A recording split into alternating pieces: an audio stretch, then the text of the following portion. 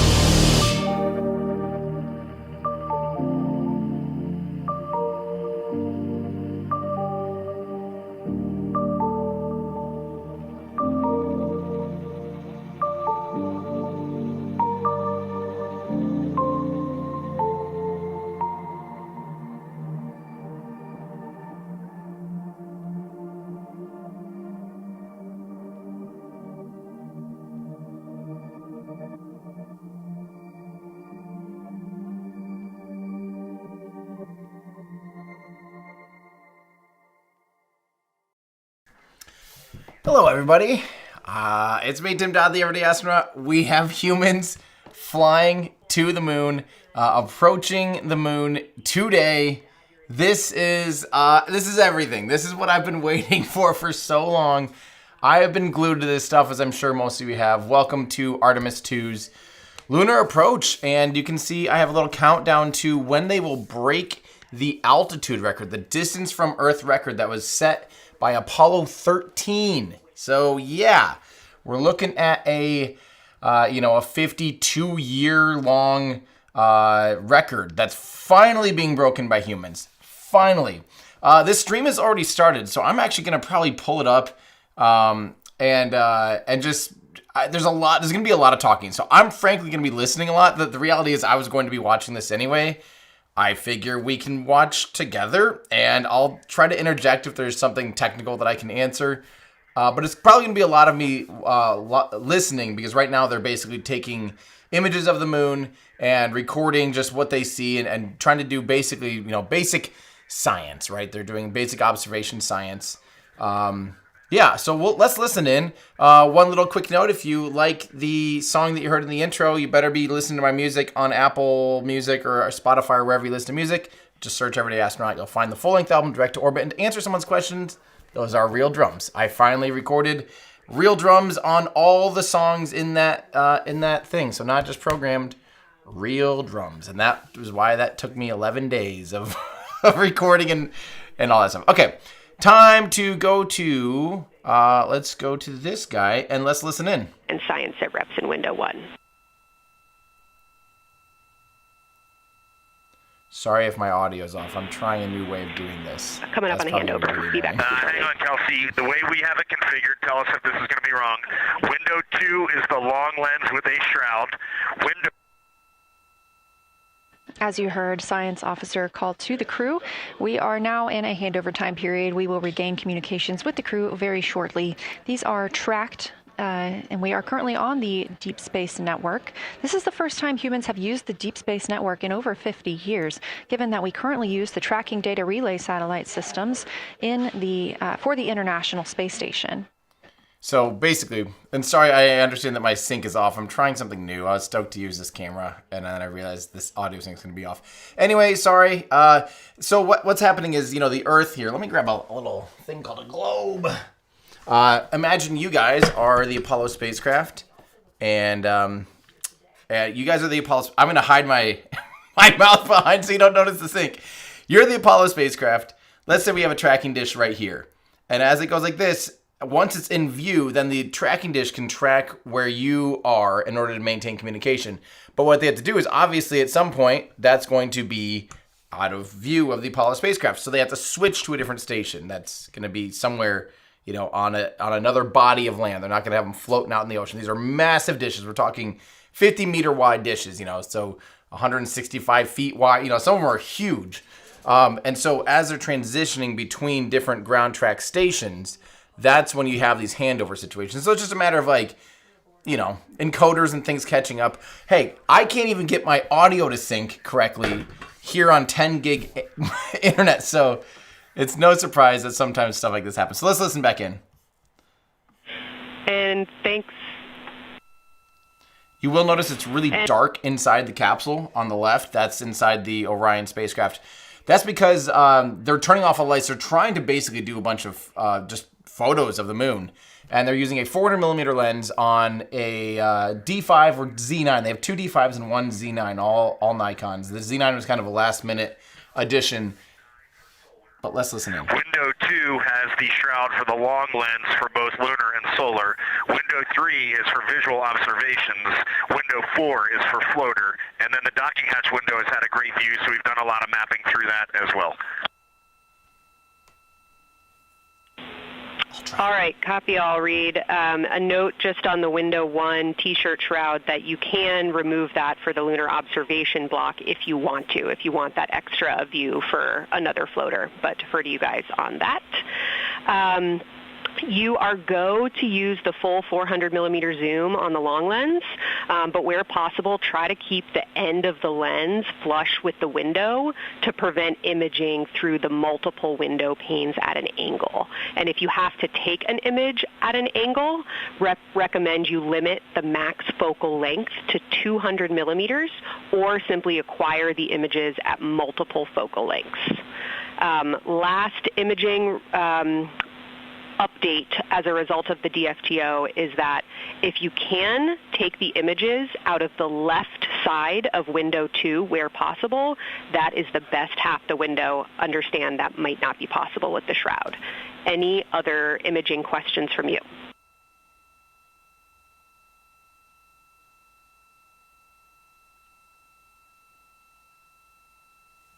Okay, copy that. Okay, last couple reminders. Don't forget the ability to take the wave files to tag imagery that you are wanting to follow up on using the FN3 button on your camera. And then a couple quick notes on your LTP. We have refined your precise flyby timing since generating the LTP. Optimus has the correct timing for the LOS and AOS, but the LTP identifiers for LOS and AOS are roughly 2 minutes later than they will be in reality. Final LTP timing update is that the green line on your LTP should start automatically 45 minutes before the flyby. If it doesn't appear, let me know and I'll have troubleshooting steps for you. Last updates are on the eclipse, so only for that last hour today. Of course, remember if the sun is in view to use your eclipse glasses. And reminder that we will have a few activities for you prior to the eclipse to reconfigure all 3 cameras for corona and deep sky observations.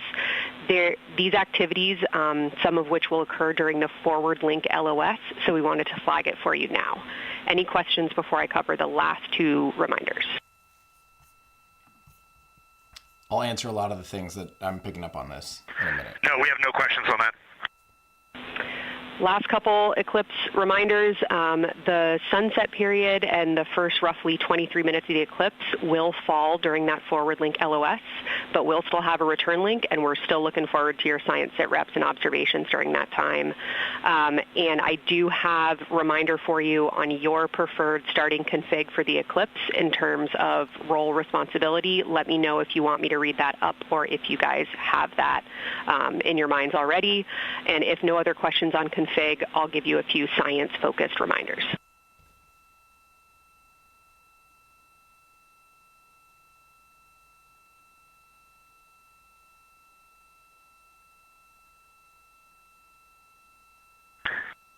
Give us a quick high level, but we see it in Optimus, and I think we got it squared away. But give us your quick Kelsey high level. Okay. A couple changes from the first LTP you studied is that Glushko is the only feature that the same pair will view twice. That's Reed and Jeremy.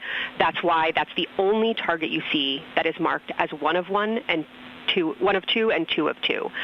So Ohm and Oriental are in there twice, but they're by different pairs, which is why you don't see them marked accordingly.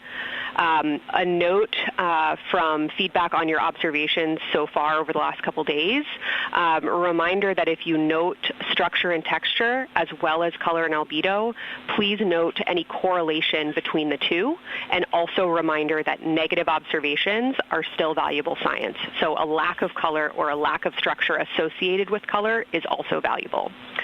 A reminder also that your observations so far indicate it will likely take some time for your eyes to adjust. We especially heard that around your terminator observations and your color observations. So reminder to know that your eye adaptation is going to kind of come in throughout your shift, and let us know when you start to see that nuance. Last reminder is around Earthset and Earthrise. When you're viewing us back here at home, you'll be looking directly at Asia, Africa, and Oceania. So I'm sure people watching from those places here on Earth will want to give you all a wave as you take their picture. Any other questions for me?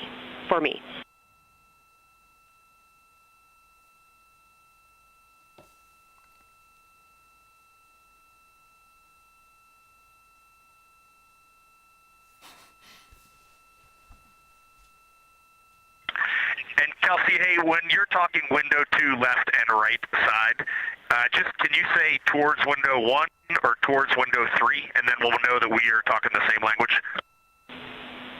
Absolutely. So I mean that the side of window 2 closest to window 3 is preferred for imaging. That's a good distinction.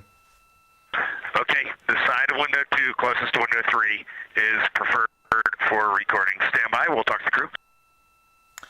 Okay, so basically they're doing a briefing as they're getting ready to start doing a lot of these the images that they're going to be taking. And so basically they're talking to the scientist who's making sure that they have everything they need to prepare for this as best as possible. I did see a good question here that's in talks of this. What's DFTO? I think it's development flight test objective or something like that. It basically means like on. Man. The only time we're strongly recommending use of the window shroud. The T-shirt window shroud for the eclipse viewing. Which window is primary for Z9? Window 1.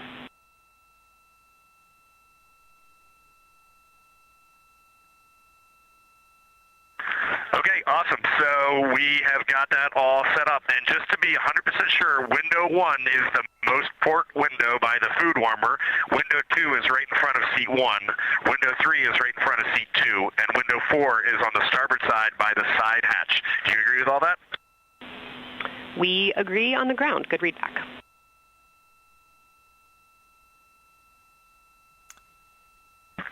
Okay, that's awesome. Kelsey, we're going to close with happy words. It's just incredible. I wish you were up here to see all the smiling faces, to hear all these terminologies being thrown around, and we are just fired up to get started on this day. Let me pass the mic around if anybody has anything to add. Kelsey, it's so great to hear your voice on the loops. I just want to channel everything that you guys are probably feeling right through my eyes and heart. It is awesome to see the side of the moon. You guys made us excited for this day, and we couldn't appreciate it anymore.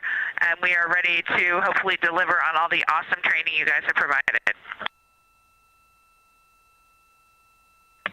I'll just add, Kelsey, it is blowing my mind what you can see with the naked eye on the moon right now. It's just unbelievable. Kelsey, and to the whole Lunar Science team, all of you, all the work you put into this, we're just grateful. Can't wait to get going. And thank you for the tipper, for Carol Crater, and for Integrity. We can see them, and we've imaged them, and can even see with the naked eye. Quite impressive. Thank you so much. Beautiful words, you guys. Thanks so much. And I got video of the science team right now, and they are all absolutely buzzing. Looking forward to today. That's cool.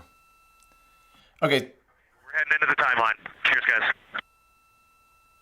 So to kind of go back and try to recap here. So they are basically on day, 4? On day 5 of the mission. It takes... They had a few days of checkout, with the high orbit, and then they raised the orbit again, using the upper stage, and then just the other day, what was that, on Friday is when they did the actual translunar injection burn. But yeah, we are 4th day, 19 hours. Is that correct? Into flight. So so basically we're on the 5th day, because remember, day plus 1 would be 24 hours of mission elapsed time. So what they're doing is they're getting closest to the record that the humans have ever flown in altitude. That's distance from the surface of the Earth, altitude, right? I've heard a lot of people say, well, they're just flying to the moon and all this kind of stuff. Well, the record, there's still an altitude record. There's still a distance in which they are flying relative to the surface of the Earth. So they're about to break the Apollo record that was set in 1970 on Apollo 13 in the next 12 minutes, 11 and a half minutes, basically. That's funny. There it says Apollo record, 9 minutes. I think my original time might have been right. I think the one on NASA's screen was wrong. I switched mine to be lined up with NASA's screen, but I was going by originally, so I'll try to match that to Apollo record, 9 minutes and 7 seconds from right now. Oh, this is going to be hard. 9 minutes, so I have to subtract 2 minutes. 7.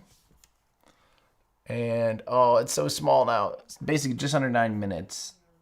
Ooh, I'm pretty close. Okay, this is close. I'm within a few seconds now, since they don't always provide it. And what they're doing is they've blocked out a bunch of the windows. They've made them dark. They're saying T-shirt shroud. I don't know if that's quite literally a T-shirt to block the windows, or if it's a thing that, sometimes a lot of times in something like this, they made something to block a window and it looks like a T-shirt, it's like, oh, this kind of, we'll just call it the T-shirt shroud. I'm not sure on that. The other thing they do have is they do have a special sunblocker. If you've ever tried taking like time-lapse photos or any photos out of a window, I've done it a few times out of like a hotel window where I'm trying to get a cityscape or something at night, and you realize, oh my gosh, all the lights inside this hotel room are reflecting off the window and bouncing back into the lens, and all of a sudden you see half your image is now, the inside of the hotel room instead of outside that you're trying to take. So what you can do is there's even things that you can buy that basically just make like a matte box around your lens to keep light from inside the spacecraft or inside your background. So now my timer's pretty close. I'm 10 seconds off now. I have to add 10 seconds. So 1 second. There we go. And they might be updating that in real time.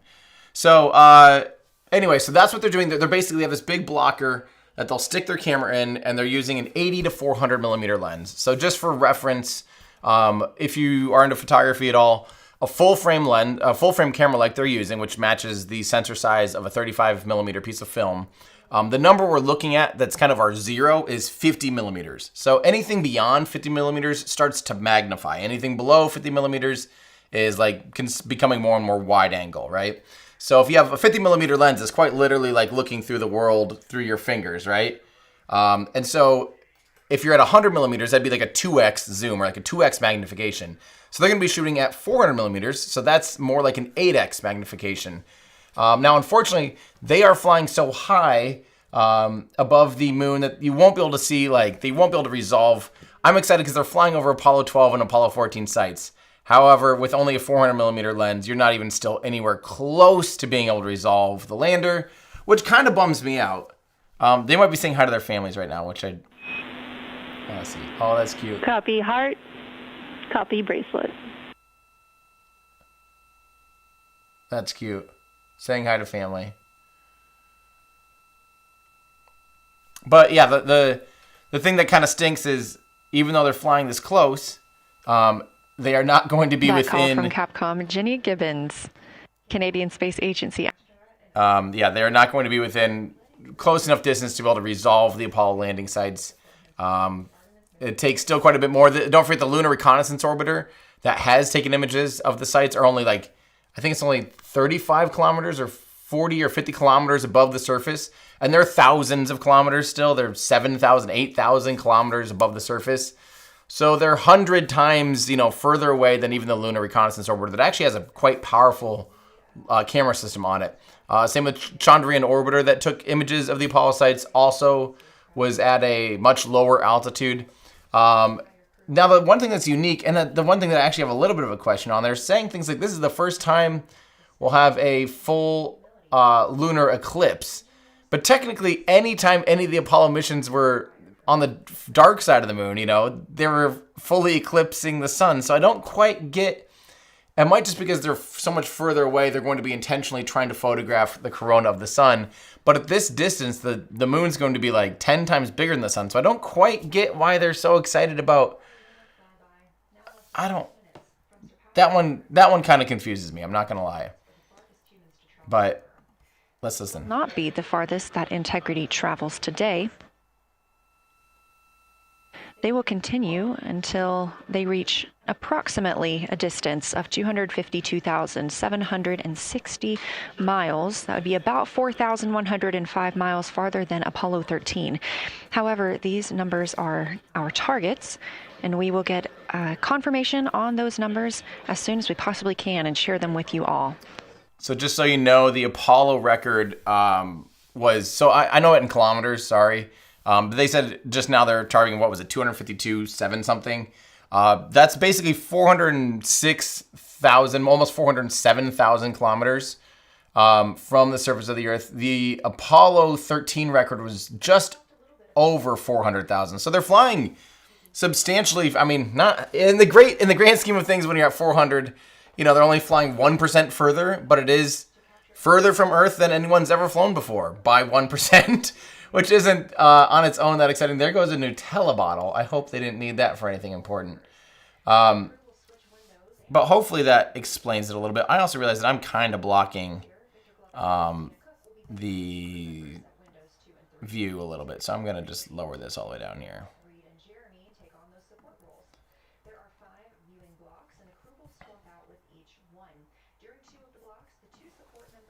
Oh, you're not hearing that. Enjoyed their midday meal. Okay, a float globe would have been good for a demonstration like this. You're absolutely right. Let's see. How long will we lose radio contact when Artemis II passes behind the moon? I think it's about 40 minutes. I don't quite remember. I don't quite remember the exact thing. The communication, blackout begins. Hang on. Provide that information from. If you watch the entirety of the flyby, you'll also notice the crew will be photographing some targets multiple times to get observations in different lighting conditions. This is due to Orion changing their location throughout the flyby. It's roughly a 30-minute. It's roughly a 30-minute blackout period.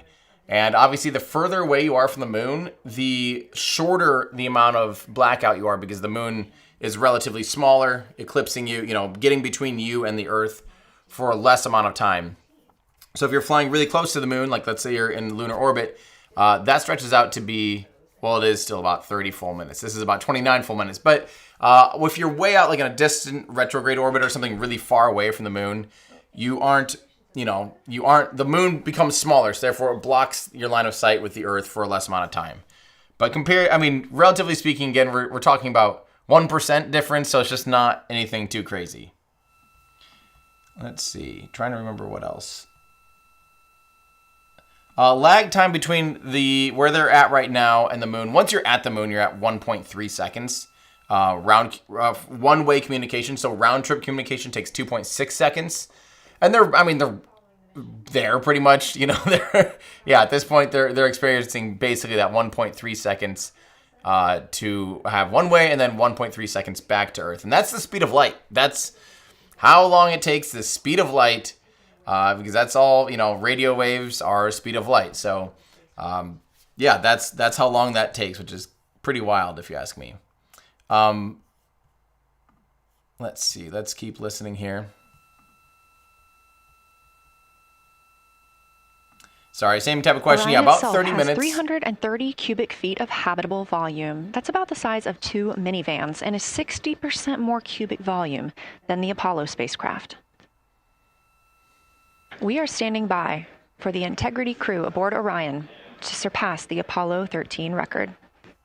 Yeah, here we go. 30 seconds basically from breaking the all-time altitude records. The furthest humans have ever flown from Earth will be broken in about the next 20 seconds.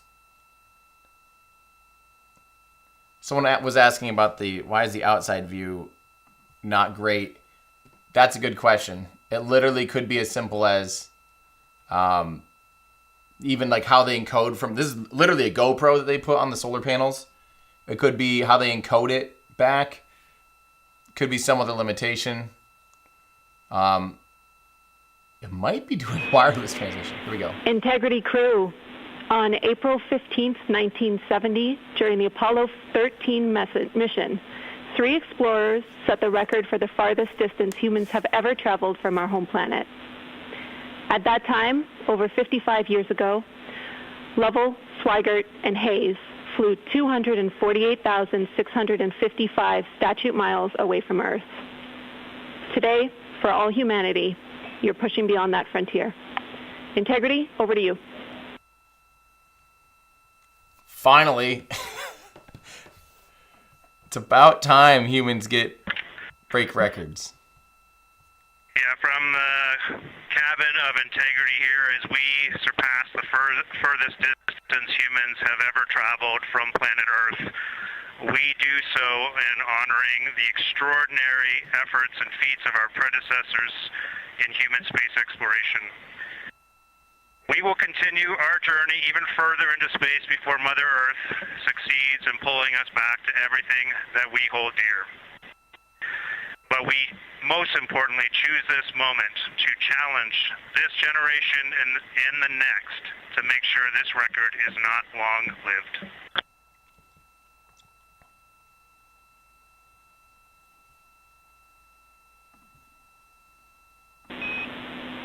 Thank you, Integrity, and congratulations to you and the rest of the Artemis II team.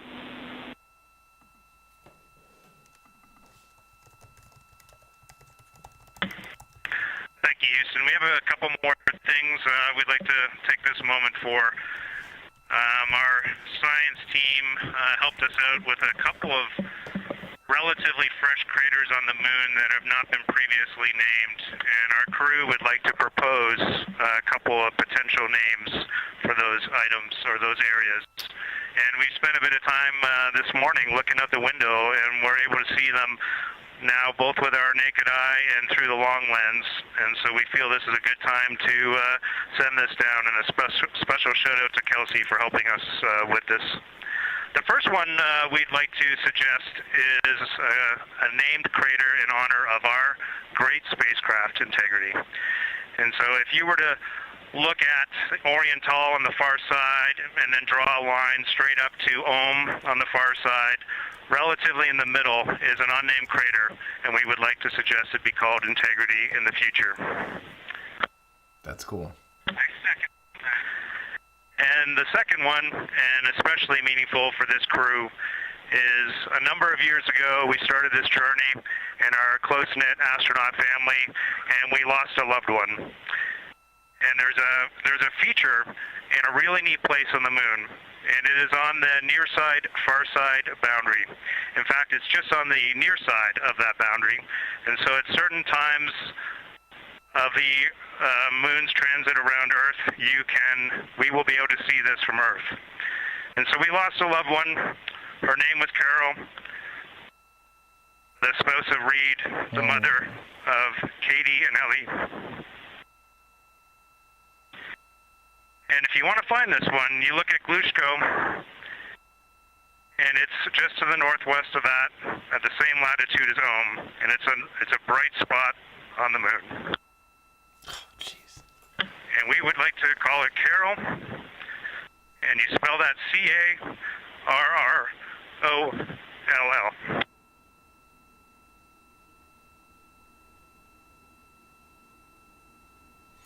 For some context for those unaware, Reed lost his wife to cancer a few years ago. Commander Reed Wiseman.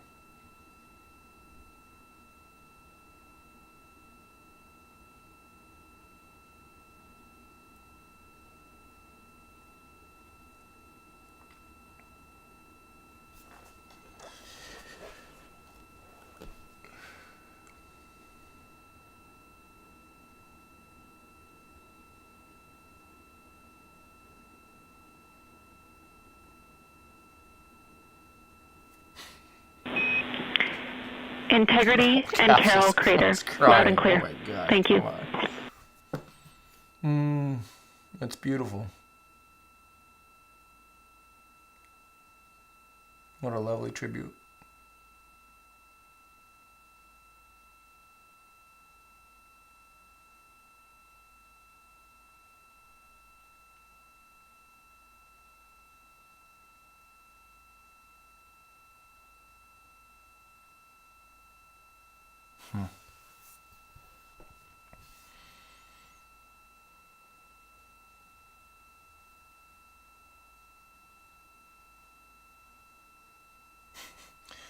A spacecraft's going to be flooded with tears at this point.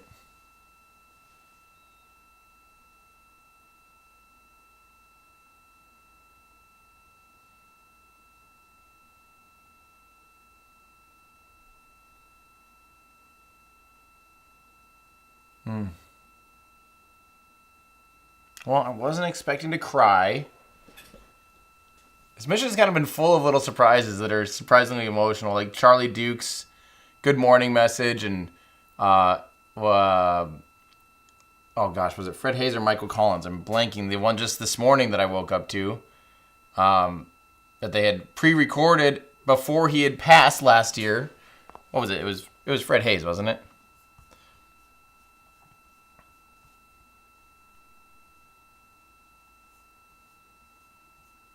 Or Lovell. It was Lovell. Sorry, you're right. It was Lovell. Man. As the Artemis II crew passed the record set by Apollo 13 for the farthest humans to ever fly from Earth at 12:57 p.m. Central Time, 1:57 p.m. Eastern Time, Canadian Space Agency astronaut Jeremy Hansen shared. We're getting ourselves all put back together now, and we are going to dim the cabin lights and prepare for our science objectives ahead. Thank you. Sounds good. We're doing the same down here, and you are maneuvering to your observation attitude.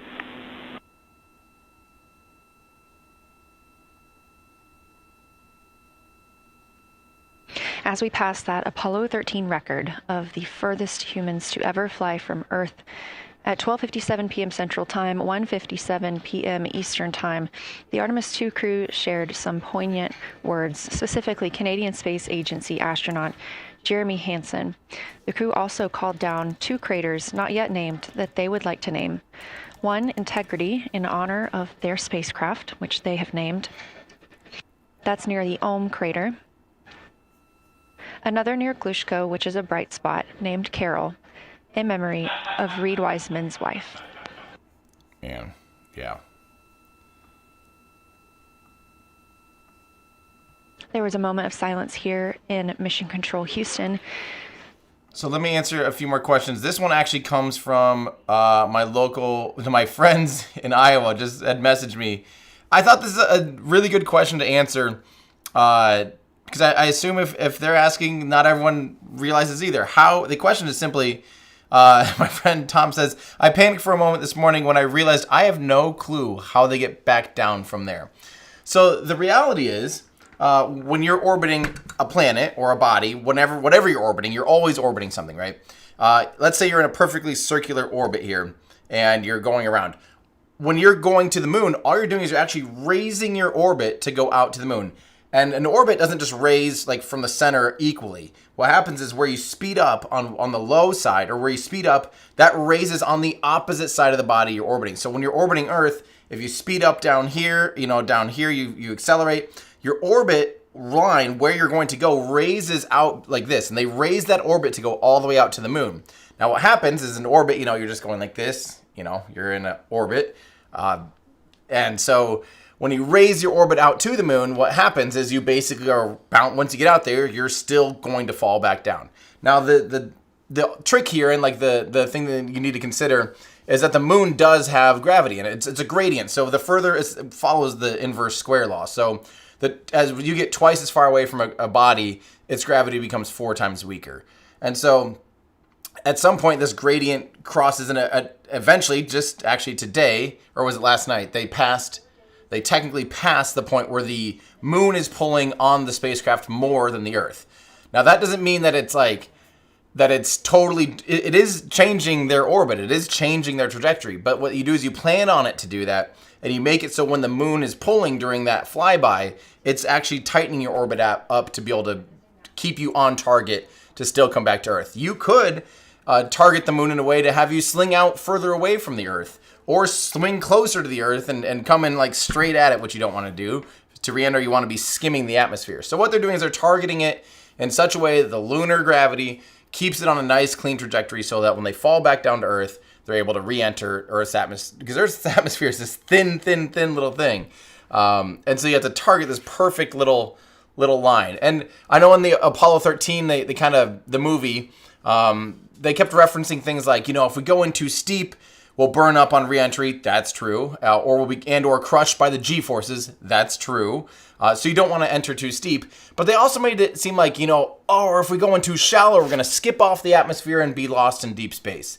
That's not really true. What happens is if you don't get enough atmosphere and you come in too shallow and you just barely skim off the atmosphere and you don't get enough atmosphere to slow you back down to be able to re-enter, because that's all you're doing. Remember how I said when you accelerate, your orbit extends.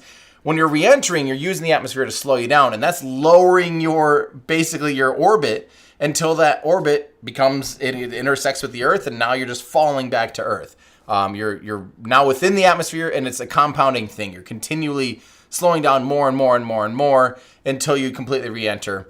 And so if you miss that, let's say you just barely skim the atmosphere, you don't go shooting off, out into space. What happens is your orbit is still going, depending on how much you slow down, or, let's say you totally miss the atmosphere. Let's say you come screaming in and you basically are not hitting any atmosphere at all. You're just going to go do that same orbit again. So you're going back out to the distance of the moon. Now the moon won't be there this time because the moon is orbiting the Earth every 28 days. So now you're flung back out to where the moon was 8 days ago, and you'll come back down again, and you'll continually do that. Now the thing is, they're targeting that atmosphere.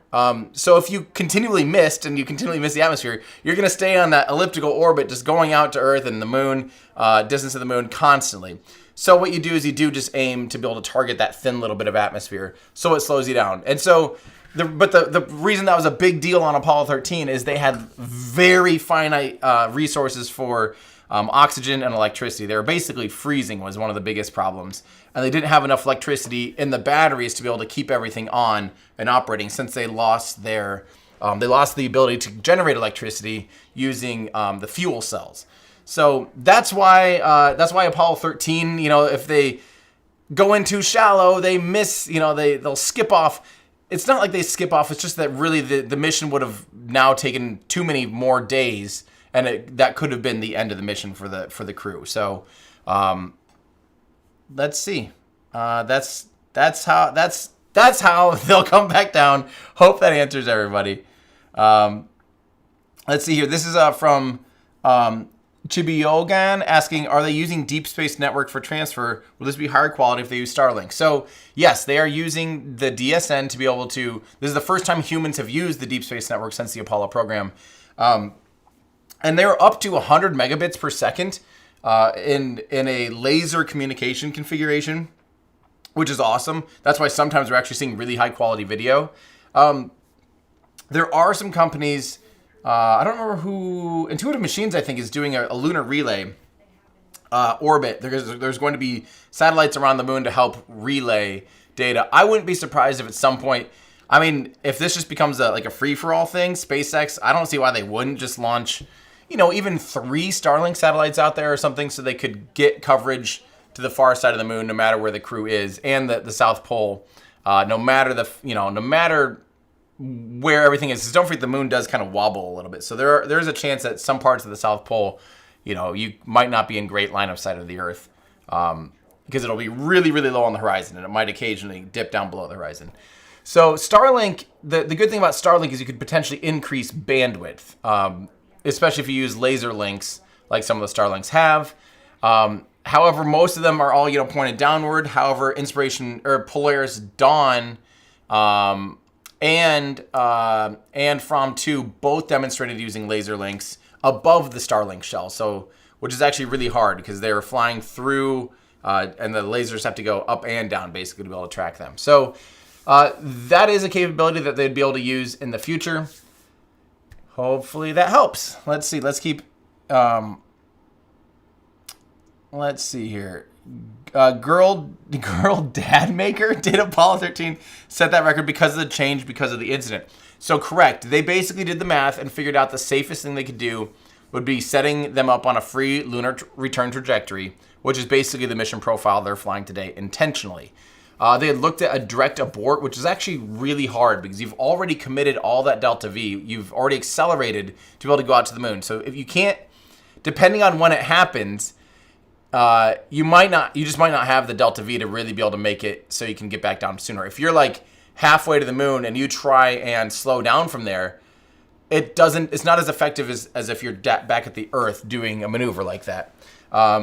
So they basically realized, the fastest, safest way to be able to do this with the most amount of margin, if we have to make any other corrections, is to stay towards the moon, but let the moon, sling us back.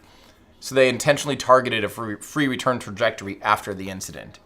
The incident did push them slightly off course, but not a lot. It was an impulse because obviously you have a tank erupting in that, like imagine if you have a spacecraft and you have a tank that erupts, that will push the spacecraft in the equal and opposite reaction to the explosion, and then it was leaking gas. So it did push them slightly off course, but it's not like it pushed them off, by tens of thousands of kilometers or something, right? It was a relatively small amount.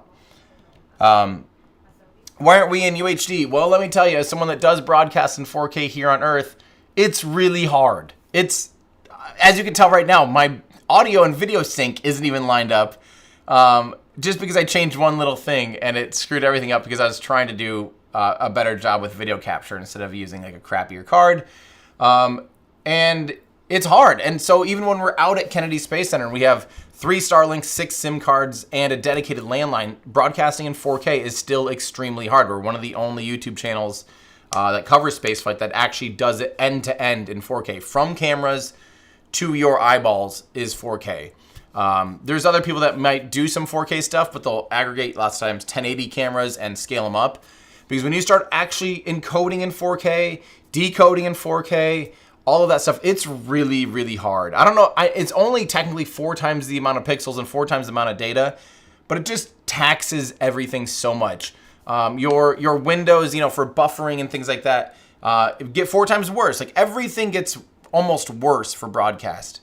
That being said, no one, and I have this from a good source, no one has broadcast in 4K live from space yet.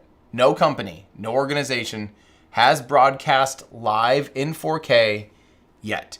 Now they're capturing in 4K. The local recordings on media easy to capture in 4K. That's no big deal. Now I'm blocking that. Can you just give me a second. Let me go to okay, so what was I saying? They are able to capture in 4K and downlink that later when you're not worried about, stability. So that's why they're not broadcasting in 4K. I think eventually someday, sure. But that's why they're not doing that. Let's listen here. By Dr. Sarah Noble, the Artemis Lunar Science Lead. Thanks for joining us here today. Yeah, it's quite a day. Okay, so let's keep answering some more of your questions here. How close to the moon's surface will they get? They're going to be about 4,000 miles, or 40, I think a little more than 4,000 miles to the moon's surface. So I think, if I remember right, I think I heard 4,600 miles. So roughly almost 7,000 kilometers in distance. Let's see. When will they be able to see the Apollo lunar sites? Technically, they're able to see them almost the entire way you're flying. Don't forget, all Apollo missions were landed on the near side of the moon, the side that we can see. So technically, the whole time they're flying, they're able to see them. But they'll have a really good vantage point here coming up. I don't know if I wrote that down. They're going to start their observations here. I mean, I have that little timer here. In about 20 minutes, they're going to start their lunar observations. And one of the things they want to photograph is the Apollo landing sites. Hey, this is from Cody Downs. How you doing, Cody? Greetings from Cedar Falls. Tim, keep up the good work. Lots of us here at work tuning in. That's awesome. Great to hear from you. Thank you, and thanks for watching.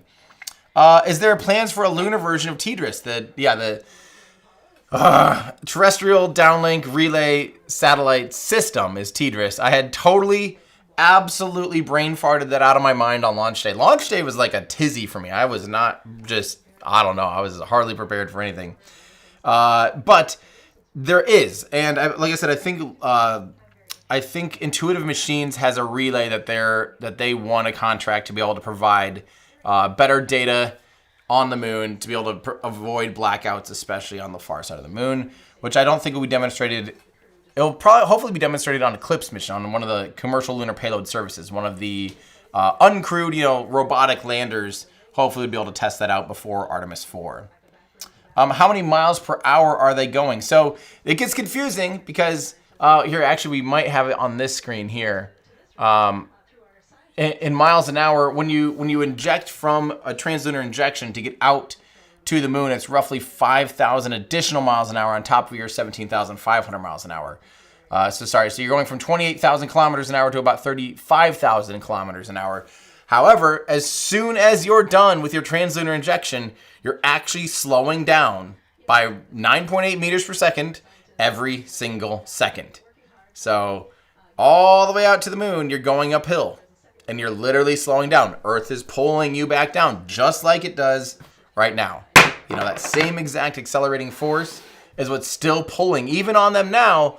However, like I said, it actually goes by the inverse square law. So the further away, as if you go twice as far from the surface of the Earth, you receive 1/4 the amount of gravity. So it does taper, but you're constantly slowing down all the way to the moon. Then they're actually technically accelerating relative to the moon when they get within the sphere of influence of the moon. So this is all orbital mechanics stuff. That if you guys have questions, if this makes no sense to you and you're sitting here going, I don't get any of this, please pick up the video game Kerbal Space Program. That's Kerbal, Kerbal Space Program. I think you can get it on the Steam store for like 10 or 20 bucks. It runs on Mac, it runs on console, it runs on PC. It's really the most intuitive way to learn orbits and rocket science in general, thrust to weight ratio, engine specific, how efficient engines are. It's really the best way. If you're with your family right now, you have kids. I strongly recommend it for kids anywhere. I think above about 5, 6, 7, 8, you can really start playing around with it. I think after about 10 years old, it's I've seen kids that are 8 to 10, 11 that have a deep understanding of the game. But it's a really fun way to build rockets and explore and literally learn real orbital mechanics. Yep. Let's see. Any notes on why no need for the barbecue roll on the spacecraft? So That's actually a really good question. I think it's just the radiator systems that they have on board. There weren't as... I'm trying to remember how they rejected heat on Apollo. I don't think Apollo had an active...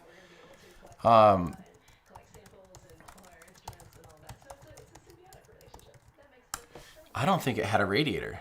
Well, it did have active radiators to manage heat using water glycol loop. But why did they... they're 30 square foot radiators. Let me see. I'm going to listen, and I'll look this up. Wings. Although, now I think they literally just stopped talking. I'm going to just do the old Google search. Why did Apollo do barbecue roll and Orion doesn't? Great question. Modern advancements in thermal shielding and coating allow it to manage thermal activity without needing to rotate continually. So, yeah, basically better thermal management, I guess, is the long... So, yeah, even things like the paint, the color, to absorb less radiative heat. Don't forget the sun's producing, something like 12 or 1,300 watts of energy that converts into thermal energy per square meter. So every surface that's, having sunlight hit it goes from radiative energy from the sun into thermal energy, and that warms up, and then you have to be able to reject that heat. And so the real thing is, with any object in space, let's say this was floating in space, you're going to be absorbing some heat, and then the opposite, and you're also going to be radiating heat. And this will, it will increase in temperature until those two things become an equilibrium. So it can only reject so much heat. So obviously it'll keep warming up, but the warmer it gets, the more heat it rejects, or it kicks out. So eventually you reach an equilibrium but it might be beyond the melting point of an object if you don't have the right considerations. So let's see. Let's keep going. If I remember correctly, there's a joke they didn't want to load Apollo 10 lunar module because Cernan might have attempted to land. Is A2 fully loaded? Yes, so Artemis II is fully loaded. However, there's no landing spacecraft and the Apollo command and service module. So let's pretend for a second here that this is the Apollo spacecraft. I'm going to go full screen for this. Or let me see if I have like the little one. Maybe I don't have a little one. I'm going to go full screen for a second. I'll let you know if we're hopefully not missing anything. So let's say you have a spacecraft. Again, I'm going to block my mouth because I know it's out of sync. The command module is so much smaller relative to the command module is so much bigger. Oh, crap. Hang on. Ready to copy.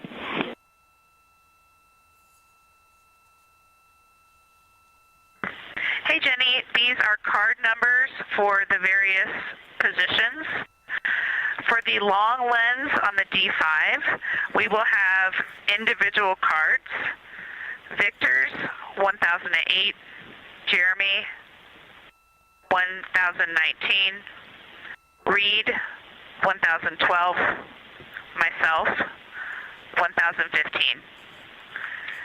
For the Z9, we will have one card that is dedicated for today, serial number 1007.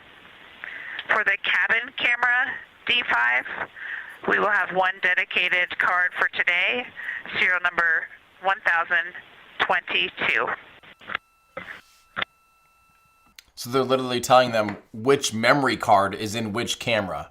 And different astronauts are actually using different cards for their primary. They're taking turns. They're basically doing 2 astronauts at a time, then 2 switch. One astronaut will be photographing, the other will be doing an ocular assessment, so using their eyeballs to kind of make observations and write down notes, and then they will later downlink all those images and make sure the cards are noted of what's when, where, why, and how. 3, and it gives you the best idea of scale we have had yet. The moon is about 3 to 4 times the size of the Earth, and it is almost full, and the Earth is just a small crescent out there. It's magnificent. I got a picture of it with the wide lens. Such a majestic view out here. Amaze, amaze, amaze. Thank you, Reed. Project Hail Mary sneaking into official communications. That's amazing.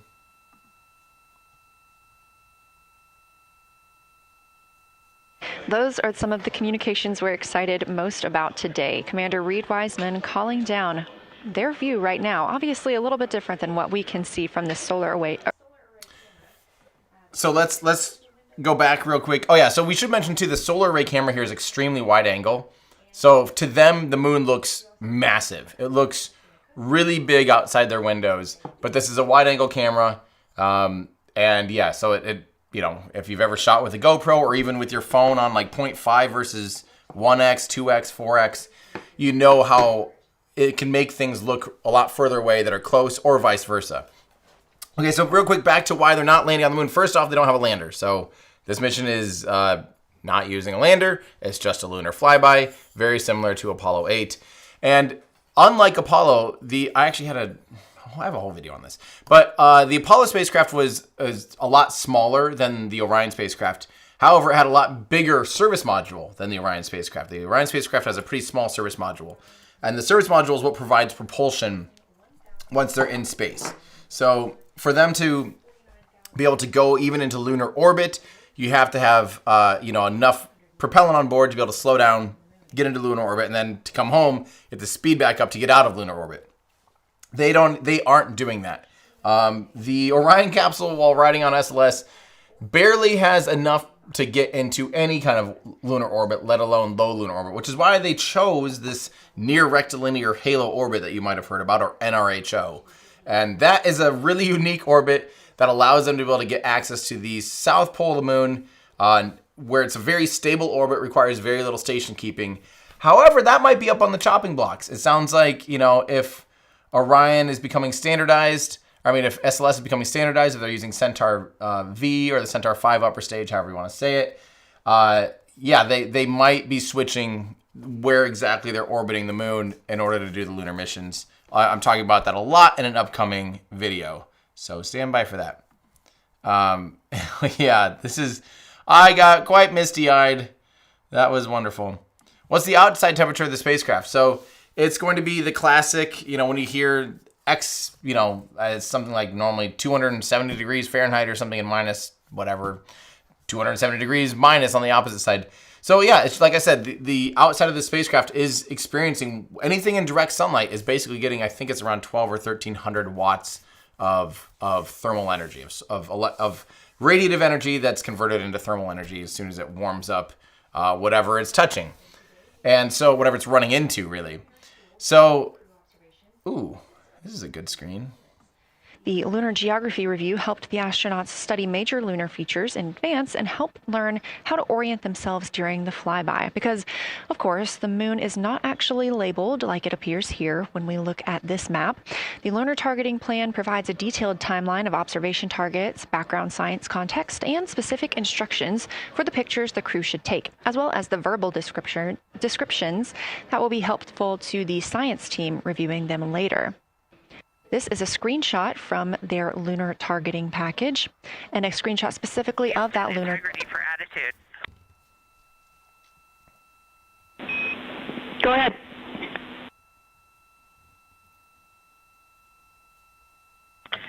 Hey, Jenny. Understanding we are in final attitude now for the lunar flyby, would it be possible to pitch the vehicle down 5 degrees? That would allow us to get the D5 long lens flush and have the least amount of window distortion. We're checking.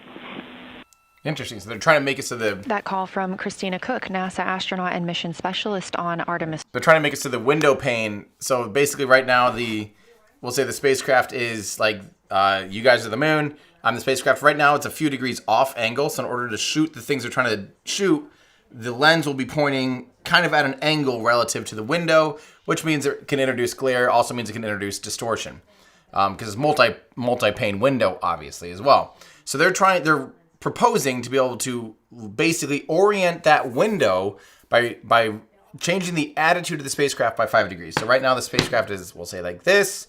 And a window is pointing about like that, and they're trying to change the attitude by 5 degrees they're asking for permission to do that because there are still a lot of considerations for solar energy, for the radiators, all of these things. It's a very coordinated consideration to be able to know where they're pointing, why they're pointing, and how. So they are basically asking for permission to make it so it's better for imaging, and they're checking before they give them the go-ahead to orient the vehicle in that way. From Discuss Russell, I love your channel and your access to the main players in space exploration. Well, thank you for your super chat. A question, if I may, can you organize a live chat with Elon Musk for all to partake in, as I have a question from? I know Charlie well. Unfortunately, no. Those days are a little bit, I feel like he doesn't really do that kind of stuff anymore as much. For a little while, he was kind of doing X spaces, or whatever you want to call them, Twitter spaces. And I was on one of those once to help kind of moderate and things like that as well. But he doesn't really seem to do that kind of stuff anymore. I miss those days when he was very clearly focusing on spaceflight, especially in the early Starship stack days when they were doing the full stack. Those are kind of the good old days in a sense. Just to make absolutely sure that we start observations when expected, we are showing in Optimus that observation time starts in about 15 minutes, and in LTP that our first target, discussion 1, starts in about 29 minutes. Can you confirm you'd like us to start discussion 1 in 29 minutes at 1900 GMT?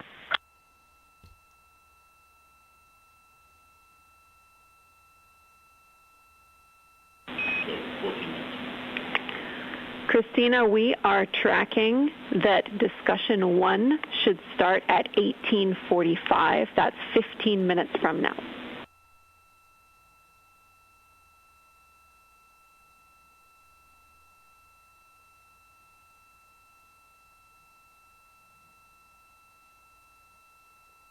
Okay, copy all. It may be a granularity issue with LTP, but understand that we start that observation in 15 minutes, and I bet when we get there, the green line in LTP will match the start of the white band for discussion 1.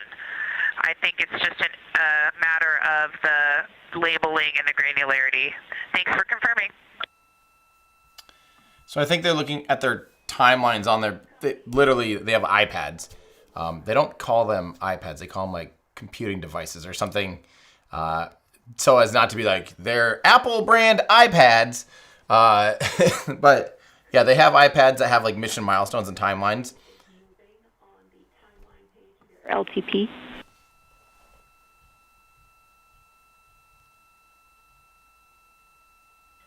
Affirm.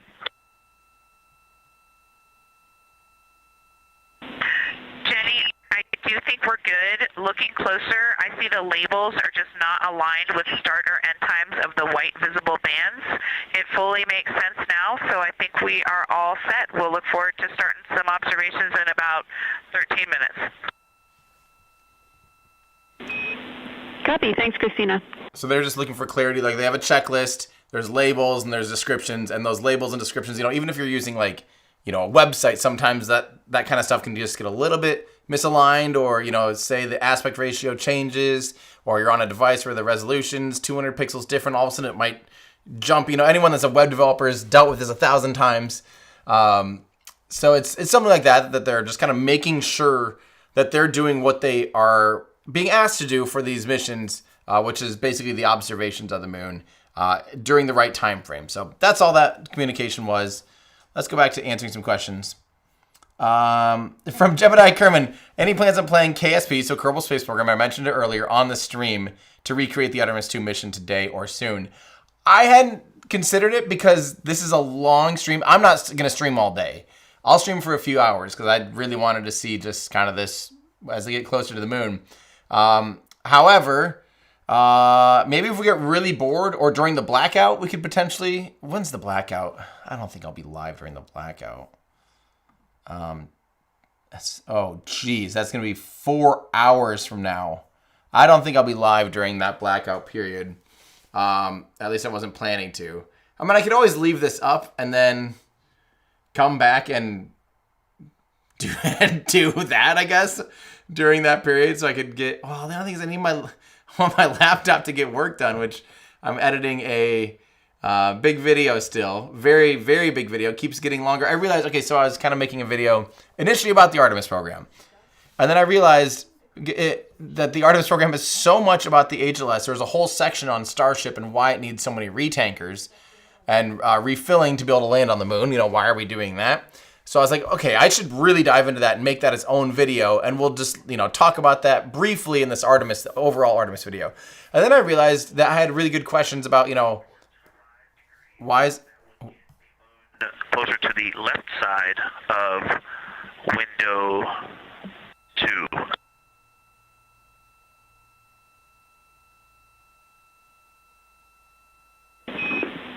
Copy, Victor. We'd like to know if it's pitch and roll or one or the other.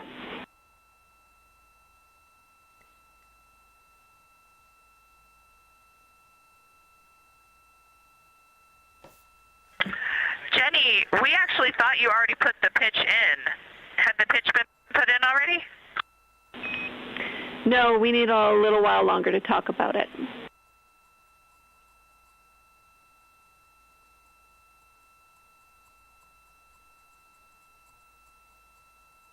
So again, they're working on making sure the window is lined up for optimal observation. I guess what's happening is just as our orbit's changing, where it is in the window is changing, so maybe these fancy little adjustments aren't worth it. It's going to continue to move in the window. Or is the spacecraft going to keep the moon at the same point of the window if we adjust the attitude? I assume the previous.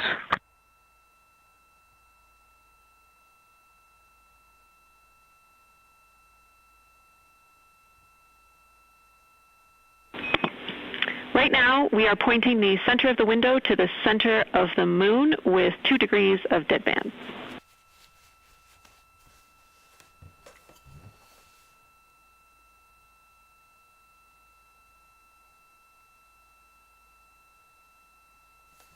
So again, they're basically discussing what's the best way to orient the vehicle window towards the moon directly, so you have as little distortion and any off-angle glare and things like that as well.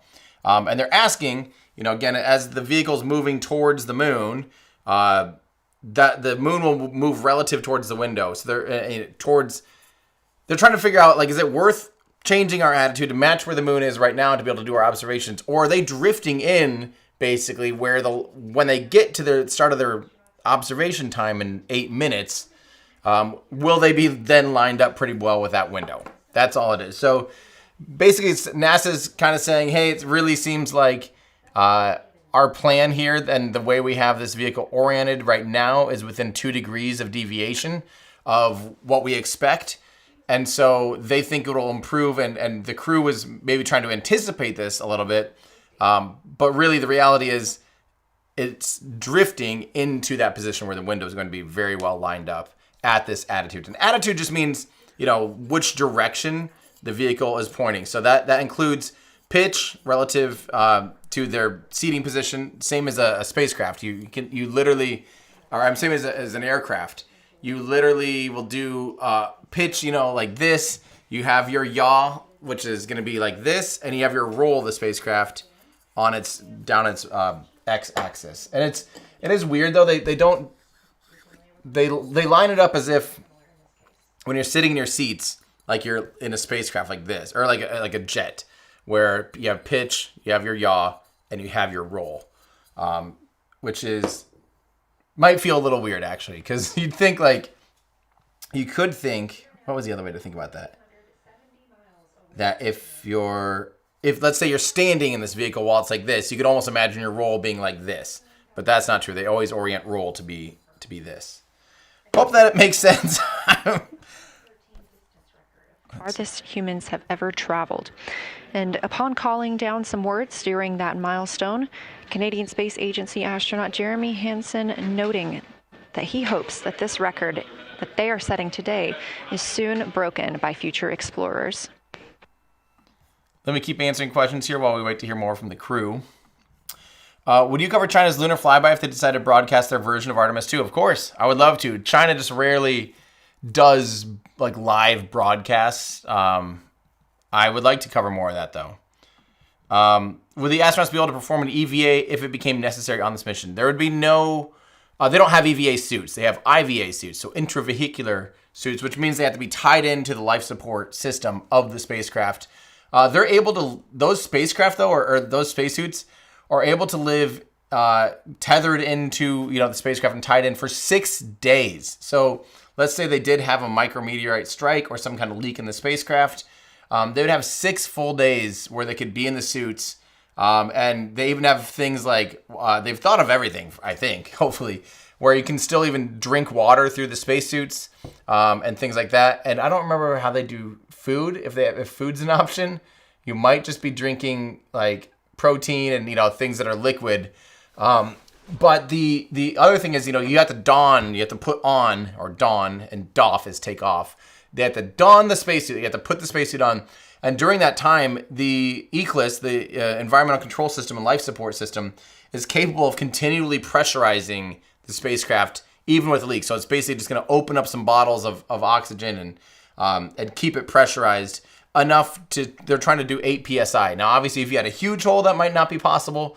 But the chance of it being a huge hole is we've never really seen something like that before, ever, where it'd be like a massive, with a human spaceflight mission at all. So they have that capability though of a small leak to be able to keep the vehicle pressurized for a certain amount of time. Obviously, at some point those bottles run out. So I don't remember what the amount of time is, but it's plenty of time to be able to put their spacesuits on in that emergency situation. Is it true that Artemis will still return to Earth even if they miss the moon? So the moon essentially not having any effect on its trajectory. Yes, if they missed the moon, which they didn't, they would still be in Earth orbit, like I mentioned earlier. So the trajectory that they plan, though, does have the moon pulling them back to Earth. Said it last time, but the petition to name the first moon dome on the moon the Moonadome. That would... I'm in, Scoob Drew. Let's see here. From Salty Pogue, how do we convince them to take photos of the C-2025 R3 Pan-STARRS comet? That's a good question, but remember, they're only shooting with the 400 millimeter lens. And if a comet is 20 million kilometers away, they're only and that's if they're going the same towards that comet. Only then would they even be improving, but they're still shooting with a relatively short lens. There's way better optics, space-based and ground-based optics for shooting a comet. People ask that all the time, why don't we shoot, the landing sites from the Apollo landing sites from the International Space Station? The International Space Station is 0.25% closer to the moon, basically, than us on Earth. Yeah, it's all relative. You have to remember that. Or I guess people ask about Hubble. That's what it is. Why don't they point Hubble? Hubble is not by any meaningful amount any closer to the moon than Earth. It's skimming the surface of the Earth at 500 kilometers in altitude out of 400,000 kilometers. So it's nothing. it's not any discernibly closer. And this mission, it's on a long trajectory out to the moon. It would only be beneficial if it happens that trajectory lines up with the direction of the comet. Space isn't just one direction. Like, space is up, there it is. Space is 360 degrees in all directions, right? So it's they might be flying further away from the comet than we are. But again, it would only be by like 1% or 0.5% or 0.25% or whatever it is. And the best lens they have is 400 millimeters. So they wouldn't, if they have a chance, maybe they would just for fun, but it's not going to be better imaging than anything else we have. I once saw Al Warden describe how astronauts use the bathroom during the Apollo mission. Not pretty. That is so true. Artemis II was at risk of an inoperable toilet, basically. What is their backup methodology? Is it similar to Apollo asking for a friend? That is correct. So the Apollo crew had a very not pretty way of going to the restroom, specifically of going number 2. They had to use a bag. And to get the, we'll say the excrement into the bag, sorry if you're eating, you might want to plug your ears, they had a finger loop, a finger hole thing that, we'll call it a finger condom. inside that bag that allowed them to help remove it, because there's no gravity, so it's not just there's nothing to assist it in pulling down.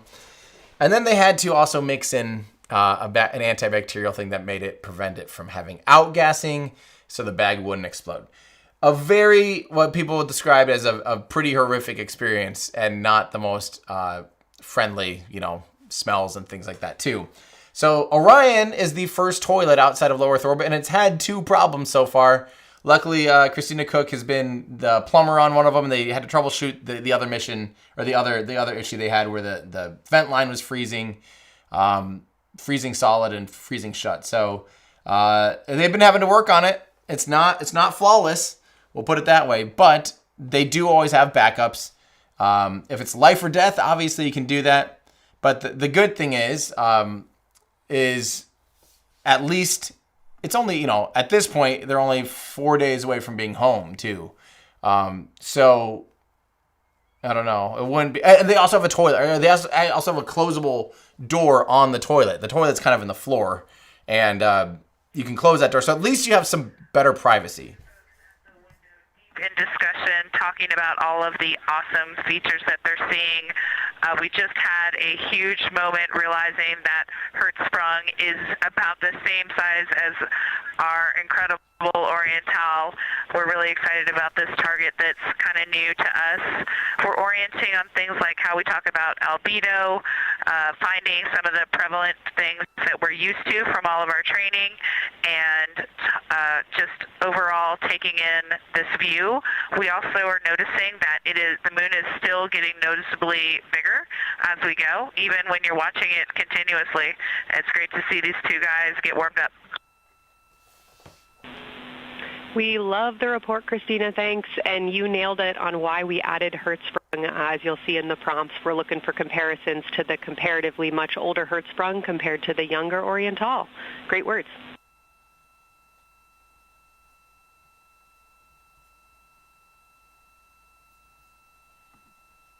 So they're still getting closer and closer to the moon at this point.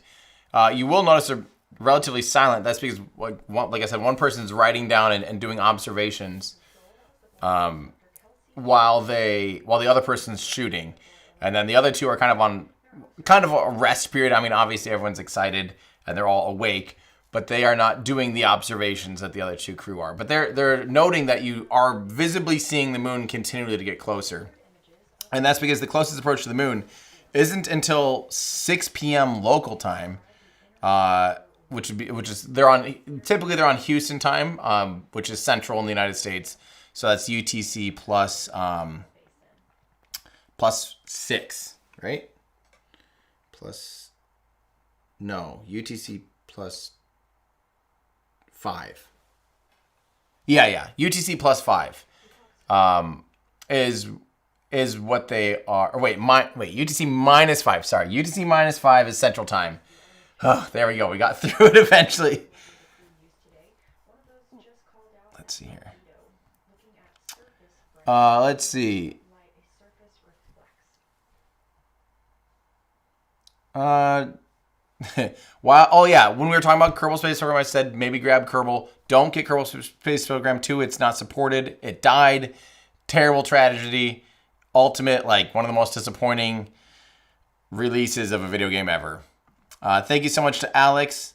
What is the current amount of delay for audio? About 1.3 seconds each way. So 1.3 there and 1.3 seconds back. Will Orion transit the moon so I can image it with my 14-inch telescope? I'm thinking so. It will not it'll be going behind the moon. We can actually see the moon and Earth at the same time right now. It's interesting because the Earth looks way brighter, so the Earth itself seems to have a much higher albedo than the moon. We think this is independent of our eyes focusing because, of course, the Earth is much smaller than the moon in our view. So you could think that your eyes focus for the darker sky, and that it means that it only has apparent brightness more than the moon. But since we're seeing both in the same view, we do think that this can be inferred as the Earth as a whole has a higher albedo.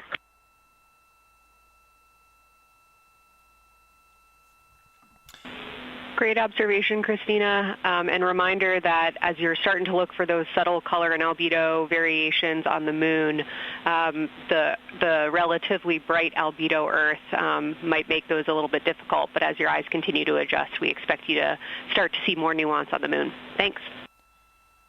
So the reason this is significant, it might seem insignificant compared to some of the things that were done during the Apollo program, but the reality is the Apollo program were very task saturated during every mission. Every mission was like a, risky, doing a lot of calculations. A lot of stuff had to be done to maintain the spacecraft. In comparison, this is way more about, hey, we have the spacecraft, we can fly things autonomously, we can, it's a 21st century spacecraft, and it frees up the crew to be able to do these long duration, missions like this, where they're and observations. And I know it might not seem significant when we have amazing modern day cameras. They're even using iPhones up there, just something we're all regularly used to. And they're using, like I said, Nikon D5s and Nikon Z9s. And it might seem insignificant because you go, well, who cares what your eyes see? Our cameras can see, even better and more detail. And especially using high telephoto lenses, able to see detail. But there is significance to the observation of what your brain interprets for brightness, because our brains are actually really good at filling in. Our brains and our eyes, essentially, it's actually our brain does most of the work. To fill in that gap between the brightest of the brights and the lowest of the lows. So a dynamic range, right? Our eyes actually have still almost unbeatable for any true camera system. It's just an unbelievable dynamic range where and so they're kind of trying to see, like, what do you experience is actually brighter? So the albedo, how reflective of the surface is the Earth versus the sun? And the Earth, when you're looking back at the Earth, it's mostly water, and water's actually quite reflective. So Christina Cook was actually making the observation that from their point of view, even though only a small amount of the Earth is illuminated, it actually appears brighter. Which and don't forget also the if it's back ray scattered, if the sun is mostly behind the Earth, you might get refraction from the atmosphere and basically direct sunlight glinting off the edge of the Earth as well. So she's pointing out that the Earth is. Yeah, which it's just interesting. I know that it might not have the greatest significance scientifically, especially when you have it in photographs as well, and they're able to shoot both of them in the same frame. But that's the type of stuff that they're doing, and that's the type of stuff that the Apollo spacecraft and the Apollo missions, they really didn't have that luxury of, hey, just write down and make actual observations of what you're seeing. And I think that's great because it is that human element that we didn't always get to have when we had, hardened test pilots whose lives were at great risk doing the Apollo missions. So, why does it seem like, from Alex Marquez, thank you for your super chat, why does it seem like half the people on the internet are brain dead and think this is AI? I think it's a big problem nobody's talking about. It's a huge problem. And I frankly think we're to the point where the social media companies need to start bearing some responsibility. If someone posts something that is AI, claiming it to be a fact, then, obviously people are going to be dumb, and they're going to be, they're financially even, what's the word? Not responsible. They're financially motivated to make rage bait content, to make content, and to get eyeballs on it. You can literally sell ads. You literally make money on X. So there's people out there that will sell their soul to be able to do whatever gets the most engagement, right? Even at the cost of complete misinformation and actual full-on just falsities. The bigger concern for me isn't necessarily the flat earthers and people that don't believe. It's people that are like, oh my God, look at all these amazing images from the Artemis program. And they're all AI generated. They're not even real images. You see like huge different solar panels like from the ISS, and you see wrong shaped windows. And hearing some great discussion of browns and greens in the Aristarchus Plateau and how those disappear as you go toward the North Pole, and then over to the far side, you lose the color. You've got Jeremy in window 2, Reed in window 1, having a great discussion. Reed is in window 3. Christina's under window 1, documenting the discussion. And we've got the lights completely off in the cabin. There are some LEDs that we cannot put out that do provide some light scatter. But we have all of the internal lights off and are letting our eyes adjust as best we can. The window 4 view, you only get about a third of the moon. Tycho is going to go over the horizon soon, and you can see Aristarchus, and then you start to lose the view as you go to the west in Oceanus and Procellarum. So far, the team is on the plan, and the long lens is being put to good use, and recordings are being made, and internal documentation of the configuration and the observations is ongoing. Science, do you have any questions for us at this time? Integrity Science. Victor, very glad that you provided the first formal science sitrep, as these were indeed your idea. One follow-up question, any relationship between those browns and greens you described? Do you see them blending into one another, and do you see any topography associated with either color?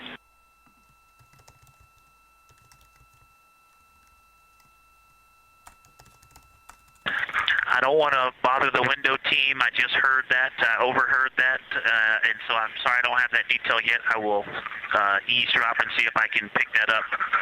I will try to answer that at some point.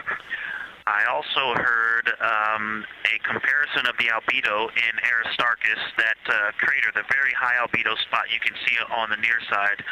There is a feature called, I believe, Burgess alpha, that is equally or maybe higher albedo.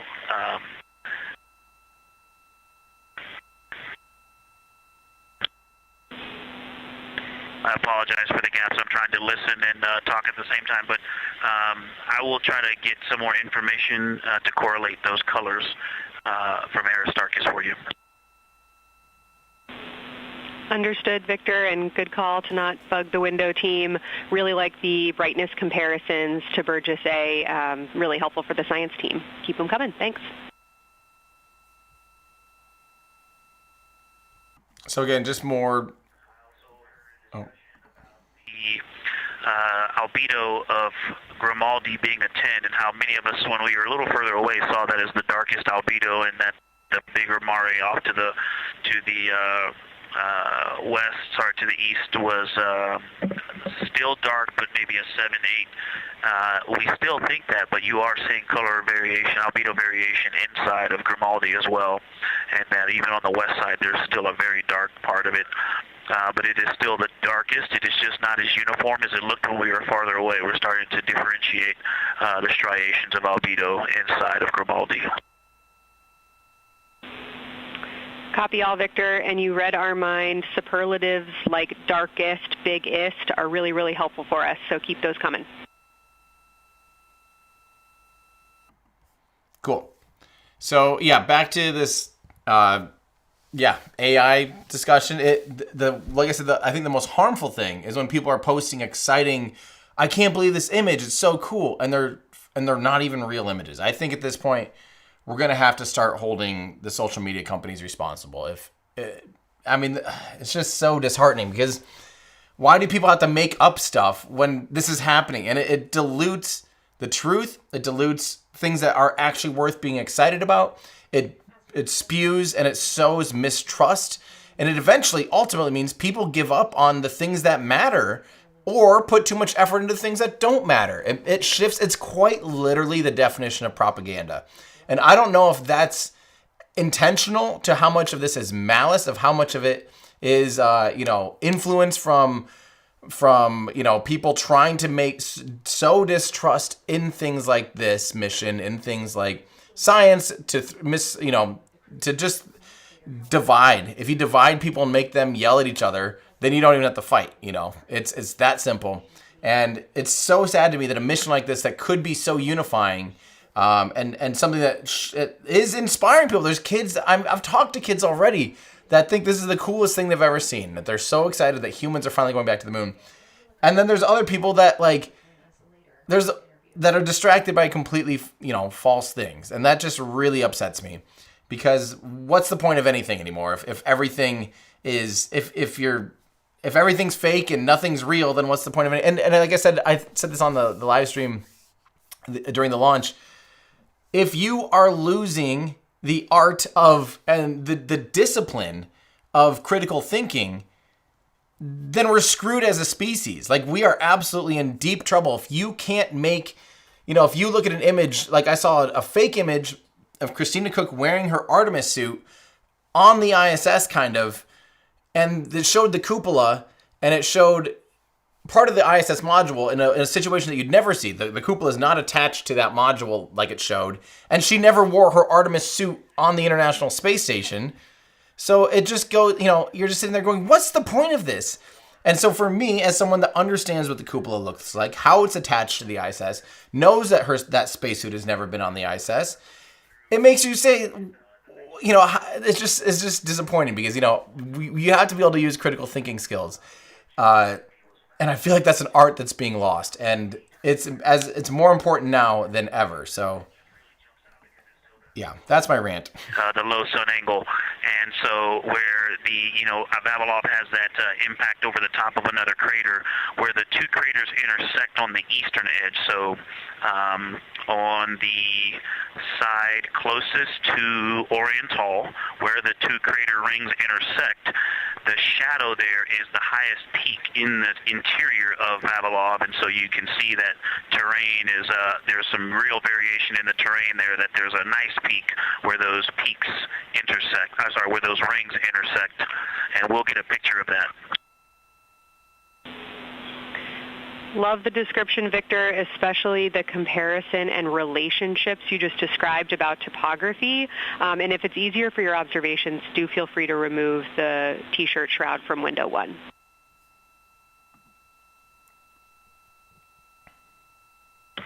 Yeah, absolutely, we will do. Thank you.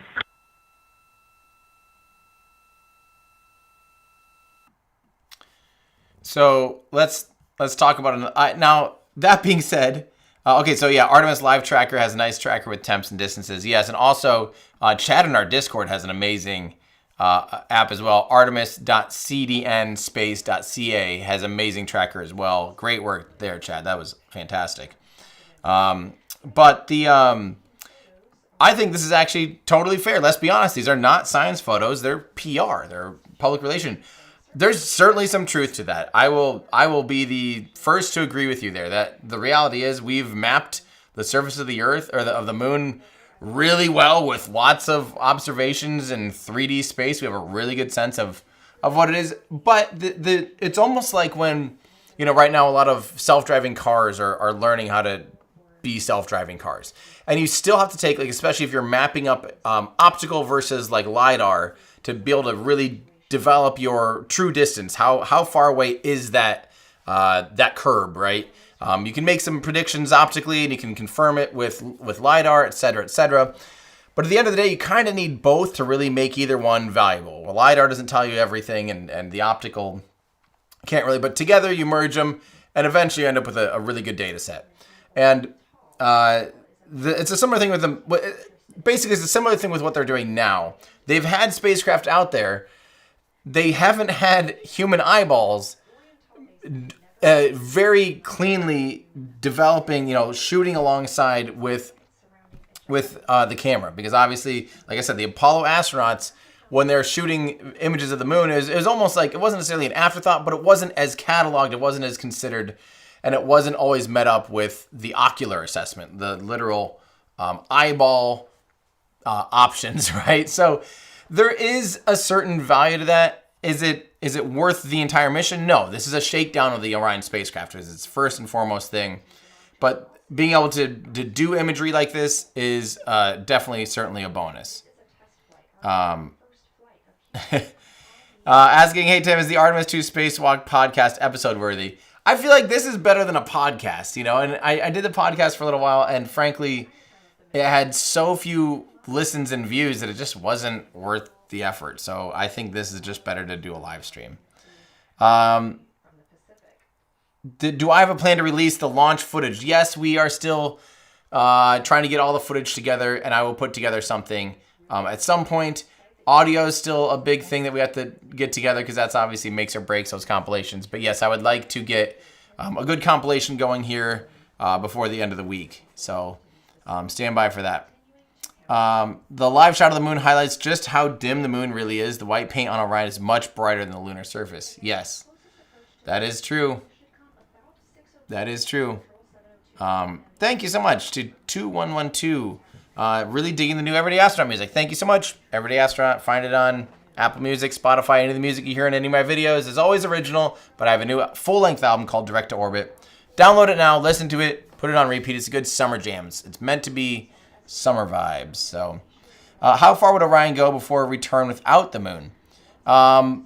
Good question. I don't know the answer to that. It would go further, though, because the moon is a little bit further. The moon is pulling on it, but I don't know the exact altitude.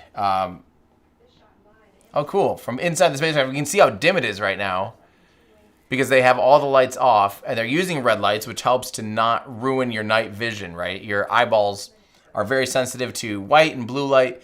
Red light does not ruin your night vision as much. It's closer to, infrared.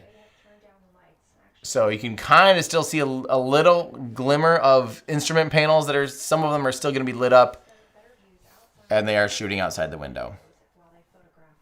This is from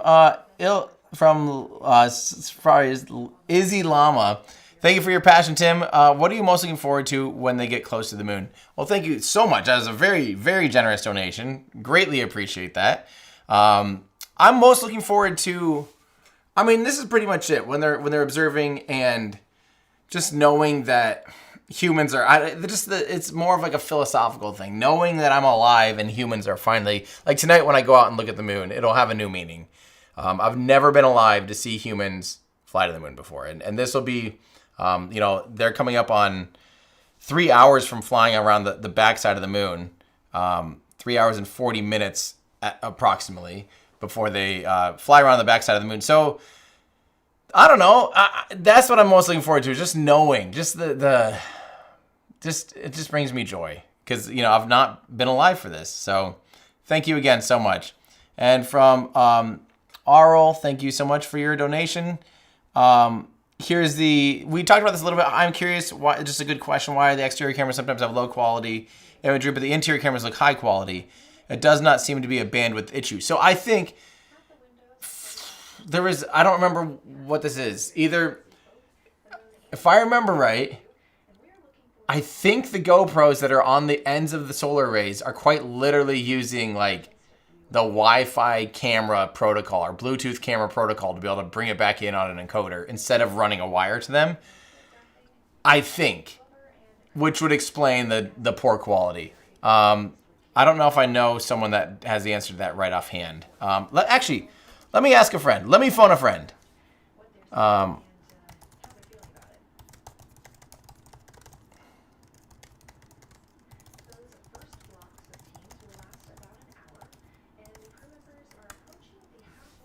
Let's see if we get an answer on that.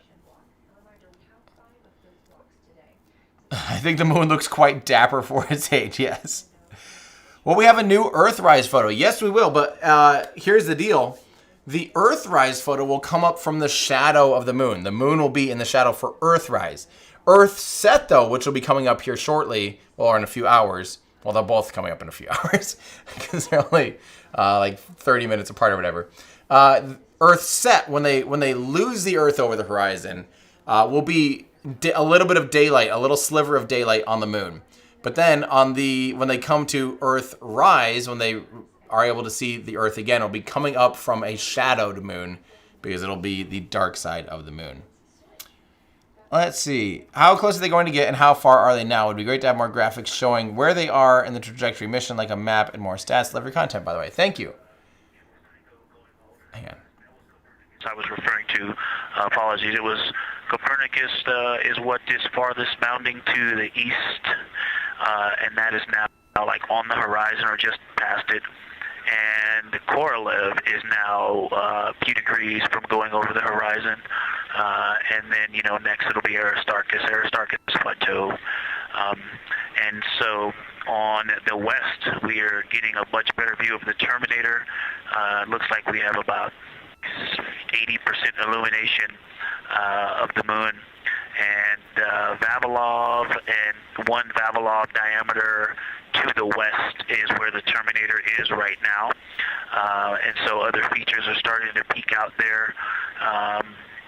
The center of the illuminated part of the moon is to the lower part is Oriental, and just around Oriental, a lot of light structure is starting to show up. A lot of high albedo, similar to the feature, I cannot remember, Burgess Alpha, and Aristarchus type high albedo in the ring. So when you look at the interior ring and the external ring, it's almost as if the edges are starting to dry up and turn white. If it was something that was wet and got dry, the edges would be the part to dry first.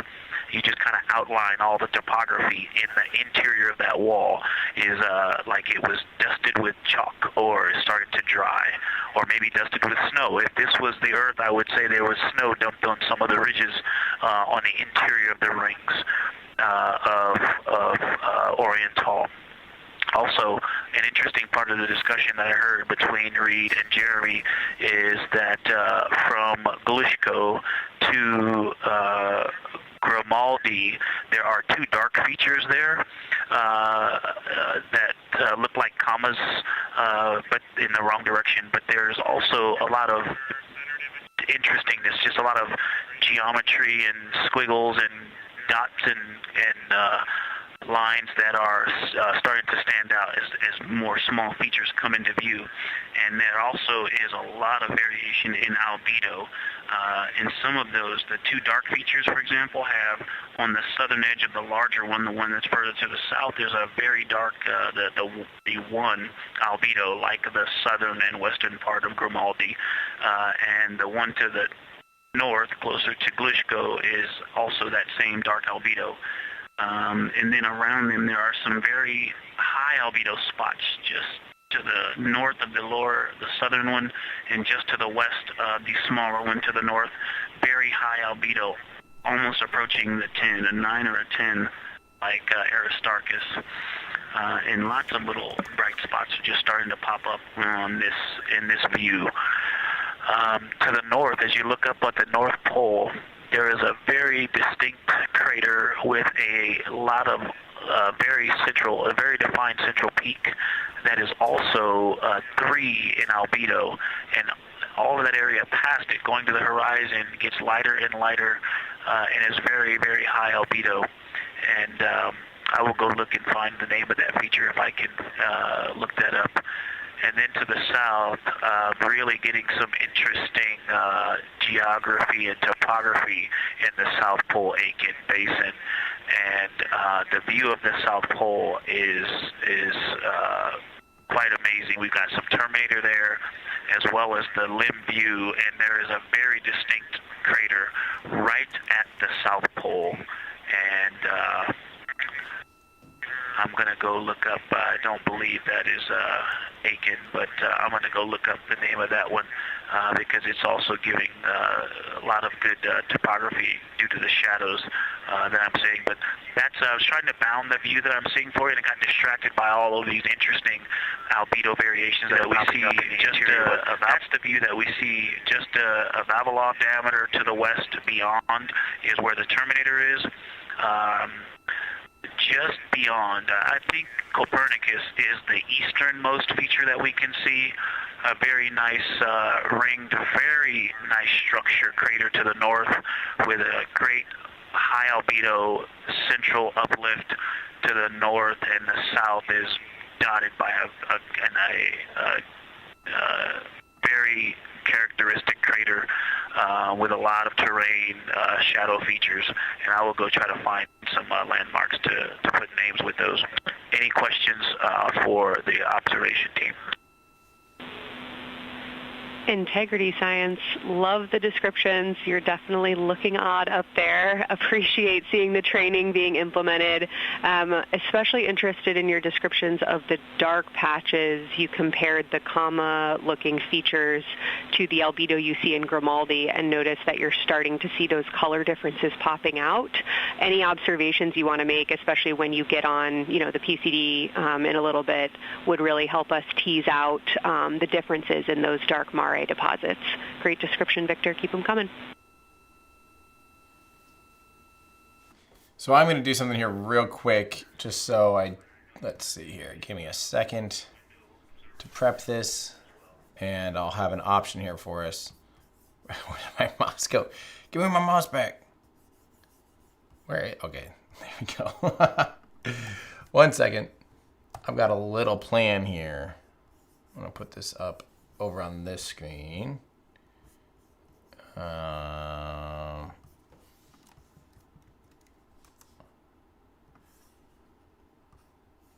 not that.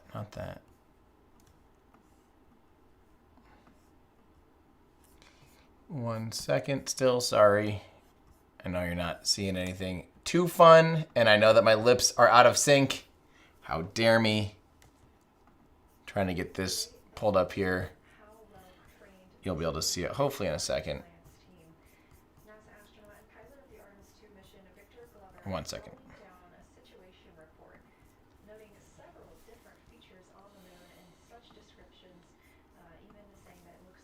I have that muted anyway. You can't even hear what they're talking. Okay, so they're just saying they're talking about how Victor described the surface of the moon. So, so this question about can you have more stats and stuff, I did pull up this, which is a really deep website here that Chad made. Again, it's at what was the website? Artemis.cdnspace.ca.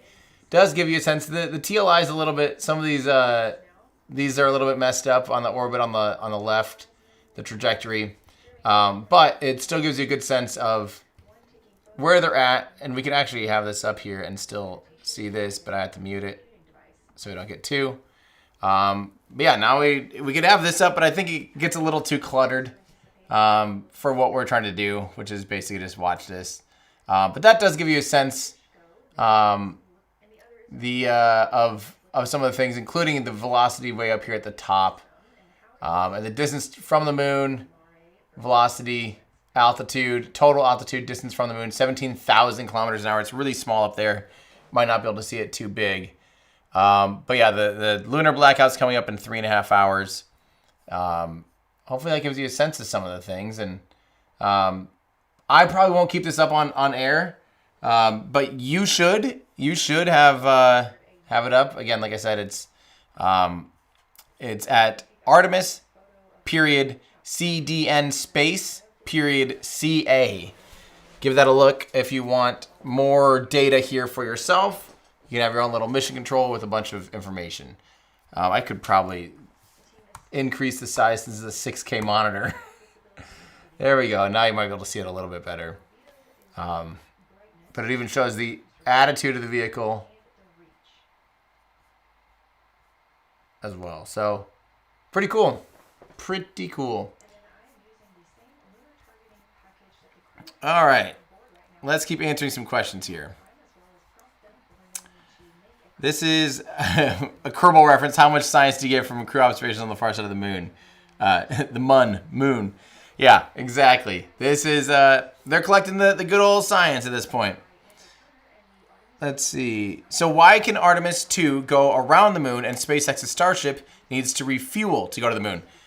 Let me show. I'll give you a little sneak peek, my friends. I will give you guys a sneak peek of an upcoming video. So let me get this. Let me find this real quick. I do wish that sometimes the way that I do things is backwards.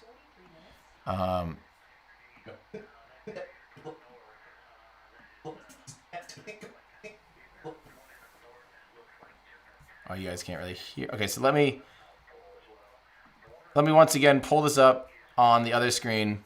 You're gonna see a Premiere project. It's gonna be a mess, but it will be, you'll get a sense. I'm just going to play it from Premiere because I don't really have another good way. I don't know if you'll be able to hear it from Premiere, though. Hang on. Actually, I'm going to abort that. I'm going to find that file locally. Show in Finder. Here we go. Okay, I'm going to put this over on that screen.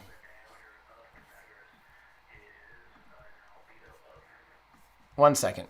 Here we go. Okay, so this is why they only need one launch. It's because, we'll listen to this real quick. Actually, probably means I'll have to mute this for just a second. Oh, I don't think this will have audio on it anyway, so never mind. I'm going to put that back. 1 second. Okay, so I'm going to play this. This is the Apollo lunar lander. It's going to be popping up on screen. The Apollo lunar lander, it weighed between 7,000 and 8,000 kilograms. And it was launched on a rocket that weighed almost 3 million kilograms. So it was really only about 0.25% of the mass of the entire liftoff stack is what landed on the moon, right? 0.25%. All of that rocket got expended. 0.25% landed mass. Don't forget the descent stage was basically empty by the time they landed. So although it was 15 tons in total, by the time it landed on the moon, it had burnt through about 8,000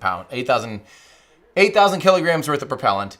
Starship, on the other hand, weighs, when it lands on the moon, will land almost, it would be hundreds, somewhere between 2, 3, 4, 5, 600 tons. That's still up for debate exactly how much.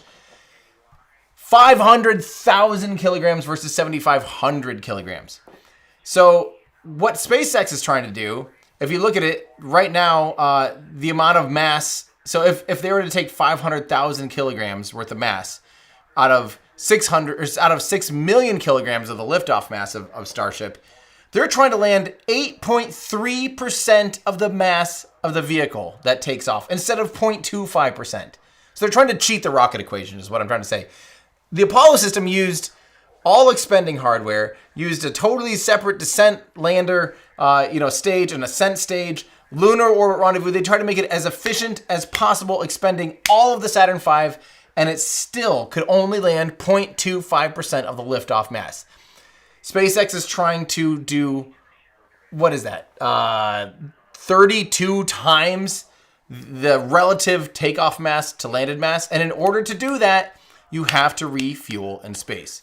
And if you have a reusable spacecraft and a reusable system, that refueling is completely arbitrary. So if you were to do this with expended hardware, if you were to expend and basically just put, like, you're saying, hey, we want to land 500,000 kilograms on the moon, but we want to just do it like the Apollo program and land, which can get about 2.25%. The size of the Apollo spacecraft, or the Saturn V, or the rocket you'd need to land 500,000 kilograms would be this freaking big. That big. That big. That is why Orion can do it in one shot, because it was using an expendable rocket and a tiny little vehicle that weighs 26.7 tons, or 26.5 tons, so 26,500 kilograms, versus Starship that they're trying to land 500,000 kilograms on the moon. By the time it lands on the moon, roughly that. Might be more, might be less. We talk about that a lot in this video. That's why. Because they're trying to cheat the rocket equation. They are going to cheat the rocket equation. This is obvious. Wernher von Braun wanted to do this. If you look at his 1955 film where he's talking about how humans can land on the moon, he's using a reusable upper stage. He talks about refilling it in low Earth orbit. Because that makes sense. Because you can land so much more. You can do so much more if you're able to unlock orbital refueling. We just haven't been able to do that yet. We've never done orbital refueling at this scale, but it is a way to basically cheat the rocket equation. You can reset your numbers on your propellant mass and do a lot more work. So that, my friends, is why. I hope that made sense. I'm going to listen back in. The North Pole compared to the near side of the North Pole around Pythagoras. Copy all, Victor. You really help paint a contextual picture of what you're looking at. We really appreciate the way that you're guiding us into the areas you're seeing by drawing comparisons between recognizable features. Thanks for that.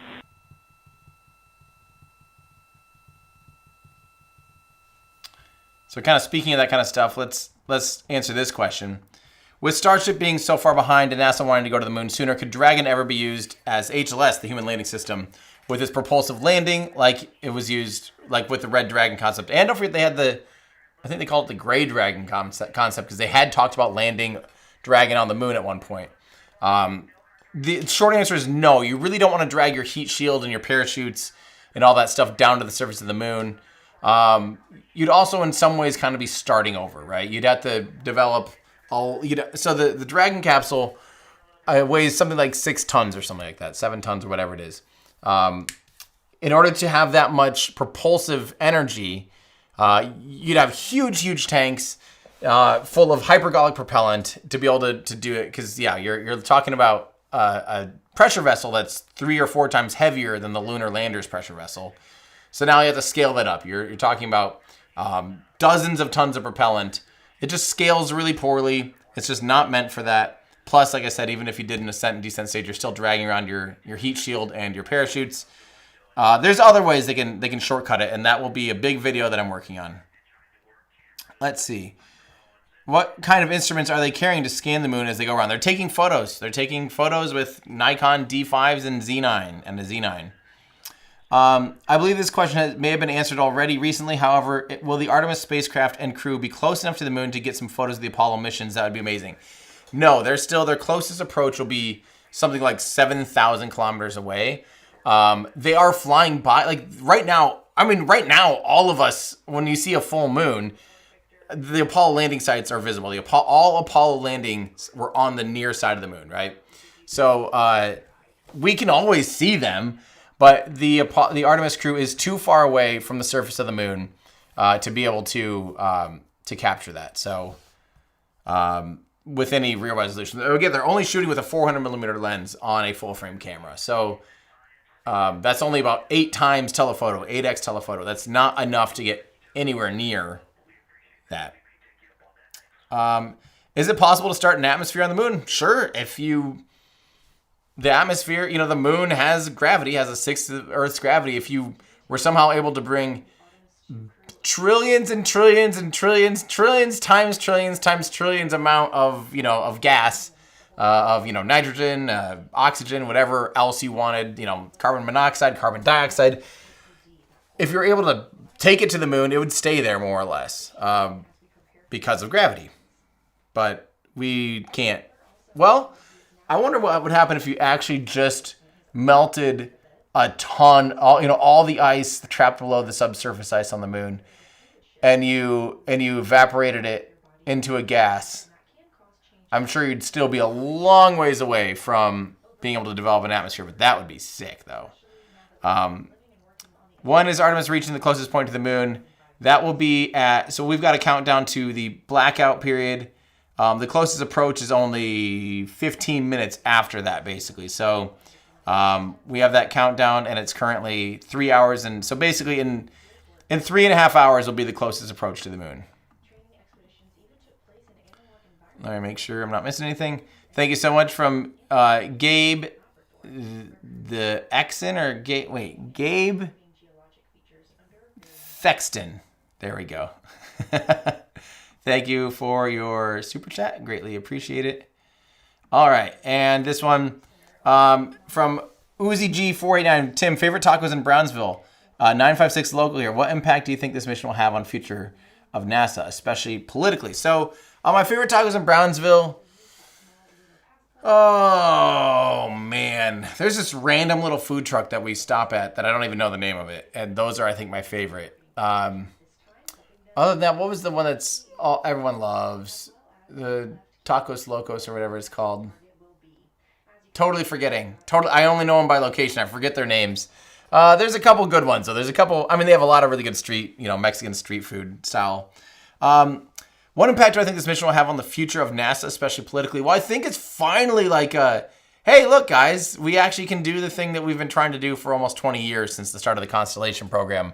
When George W. Bush tried to start up a Sparker program to be able to return astronauts to the moon. That's how long NASA's kind of had the rug pulled out from them with funding changes and with big shifts in missions, with big shifts in hardware, with Congress changing their funding and requirements of what they have to do, what systems they have to use, which space shuttle parts they have to reuse, all that stuff. So I think politically it's just like, hey, look, we did it. We played by your rules. We did it. And yeah. Oh, by the way, on this screen right now, you do see a good sense of who's shift 1 is Reed. Shift 2 will be Victor and Reed and Jeremy. Shift 2 will be Victor and Christina. They kind of just keep going back and forth every hour, more or less. Bright new craters. Some of them are super tiny. Most of them are pretty small. There's a couple that really stand out, obviously. And what it really looks like is like a lampshade with tiny pinprick holes and the light shining through. They are so bright compared to the rest of the moon.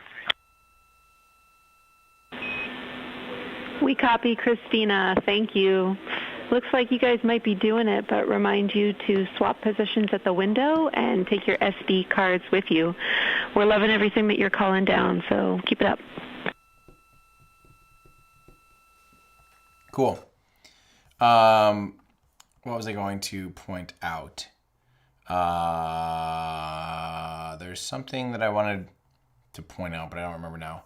Oh, I did. Okay, actually, I have something that I'm gonna interrupt regularly scheduled program, and I'm going to tell you guys about our new merch. If you order anything over $50, today's the last day of being able to get a free gift with your order. We do have new stuff, including the Translunar. This is basically all the Translunar Coast collection, more or less. But this shirt that I'm wearing, the Translunar Coast shirt, does have the crew on the back, which I absolutely love. So, yeah. Big fan of this shirt. Big fan of, actually, my favorite new shirt is this guy. The sun-kissed, orange to the core, cute little pocket tee, which has on it a description of sun-kissed isocyanate, which is one of the compounds that makes the SLS rocket's core orange, the big booster orange. And it says orange to the core. Absolutely love this shirt. It's such a vibe, such a good summer vibe. So if you're looking for some new nerdy stuff, everydayastronaut.com/shop. This is going to be another favorite of mine. I'll hopefully be able to wear this one soon. I don't have it in my possession yet because, again, we do prints, like we do runs of shirts. So these are actually pre-orders on these shirts. We don't do print on demand, which does mean we run out of product. We won't always stock this stuff. So if you want to get something for yourself, support the channel, everydayastronaut.com/shop. You can get this hat. You can see a whole bunch of stuff from our Translunar Coast collection. And Translunar Coast, by the way, does mean like the coasting in between Earth and the moon. You're translunar. After your translunar injection, you're on a translunar coast. And that's kind of what inspired this whole collection. This kind of this like beachy vibe of the translunar coast. But speaking of the fact that we don't do print on demand. These are all runs of shirts. We have some old shirts in inventory that are 70% off. You can get shirts for $10. So if you're looking for some, just to fill up your closets with nerdy space stuff, there is no better time than right now. Or especially if you have young ones, babies, children, we have a lot of gear that is all in closeout for super cheap. Stickers for $1. We found old stickers. These are literally OG from like 2017, 2018. Somehow we found a box in the warehouse. And so we have OG stickers. If you want a retro throwback to Everyday Astronaut, you can get it. But yeah, shop around. $10. I mean, again, these are shirts that are printed already, so we're just trying to free up inventory space at this point. everydayastronaut.com/shop. Support the channel. Get yourself some new Translunar Coast stuff. Show your true nerdy self to the world. So thank you for letting me rant and show you some cool stuff. I do appreciate it. Is really fun when I see our merch in real life. It's always like, it's such a treat. So thank you to all of those that support. As a young and aspiring photographer, I'm curious if you know what reason they went for Nikon cameras over Canon or Sony, which I would have guessed would have been options as well. So I don't know how that partnership got started, but they've been working, NASA's worked with Nikon forever, basically. I don't know how that partnership started versus Canon, and Sony's relatively new because Sony took over, what was that? Oh, Pentax was big for a while. I don't think Sony took over Pentax, but yeah, but I don't know the answer to why Nikon over anyone else. There might have been something early on that Nikon could do better, but it's kind of always, I mean, even in the film days, it's been Nikon. So, yeah. One of our local newspapers used an AI picture of astronauts having a full dinner at a table in the capsule while wearing those white EVA suits. We were talking about that earlier with AI. That is the most frustrating thing. Oh my gosh.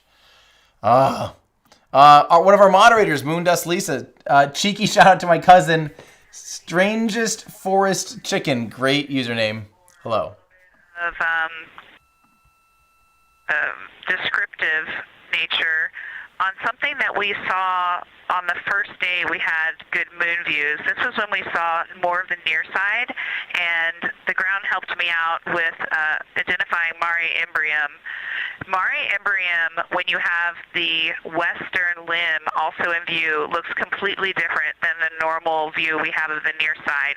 It is the most striking feature of the western limb view that we had, and the mountain chains that form its eastern side are very prominent, but they actually stand out more than I'm used to seeing even on the western side, and the whole thing just feels like a big bump.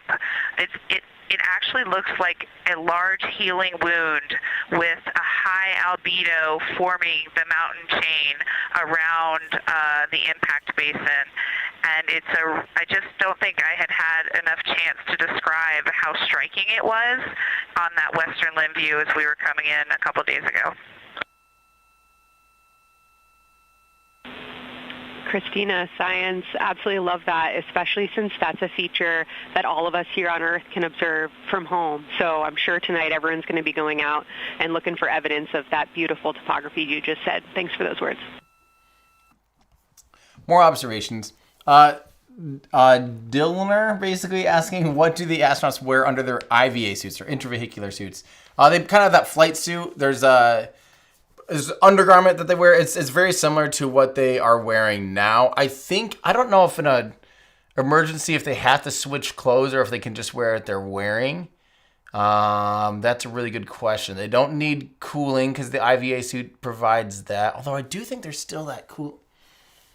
That's a great question. That's a great question that I cannot answer, and I'm happy to let you know when I don't know the answer. Thomas, D17, why don't they use silicone lens covers for taking photos through the windows without any glare, or does that not work with the thicker windows? They do have a blocker. They do have a thing that's blocking the lens. I don't know if it's made out of silicone like those ones, but they are using that. The bigger concern is if they're off angle from the window, it can provide some distortion, and they're trying to avoid that. How does NASA and the space track its current orientation in space? How accurate is that measurement? Extremely accurate. So the spacecraft tracks its orientation. There's a few things. Obviously, they have gyroscopes on board that are constantly spinning that keep a constant frame of reference in space. So even as the spacecraft is moving around, the gyroscopes will maintain a point to a similar thing. So they always know where the spacecraft is in reference to that point, that fixed point. And then they also can use star trackers that can also line up and help them understand their position in space, actually in 3D space, because of parallax. You can figure out where you're at in space by measuring the distance between stars, and you know your orientation that way. And then they know the distance of the spacecraft by how long it takes to ping. And between all those things and the velocity of the spacecraft, you can track exactly where it is and what its orientation is. This is from ASDMCC2. Hey, Tim, you have the patience of a saint answering some of these questions. Also, an excellent point about the luxury of the Artemis astronauts had to be able to make to really appreciate where they are. See, I think that's... not to bring up Dear Moon too much, but that was, I think, one of the most beautiful things about the idea of Dear Moon was there would have been a crew who are not professional astronauts, who would have just simply been able to express themselves as they flew around the moon. I thought that would have been really cool. I thought that would have been unique because the Apollo astronauts didn't have that luxury. They were extremely busy during their entire flight. Now, that being said, the command module pilot that was stuck in the moon for up to 3 days orbiting the moon, would have had a lot more time to observe. But that's always in low lunar orbit. So to be able to see so much differences of the moon while you're doing a flyby is quite different. So from Carmcraft, just wanted to be here live on Tim's stream. Well, I appreciate you logging in and saying hi. Daniel of 7RV. Were the crew's eyes tested beforehand to check if everyone perceives colors the same way? Kind of honest question. I don't know. I'm sure that, I'm guessing to be a NASA astronaut, you at least have to have, you shouldn't be colorblind, at least in the major sense. But yeah, I don't know how that works. What it is, there's a very nice crater. You're going to likely have a lot of pictures of it. What would be right in the Terminator at the South Pole or close to the South Pole, where it's intersecting the Terminator right now? Yeah, Victor, we're assuming you're talking about, kind of if you're looking at the Terminator, it's basically like 70% down from the North Pole. Is that where you're looking?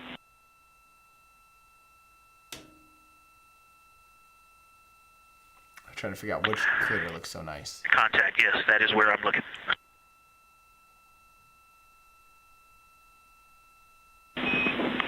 Integrity Houston, that is an enabled caution for wastewater dump required. We have hit our limit.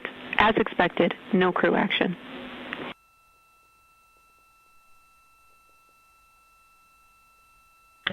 Copy, no crew action.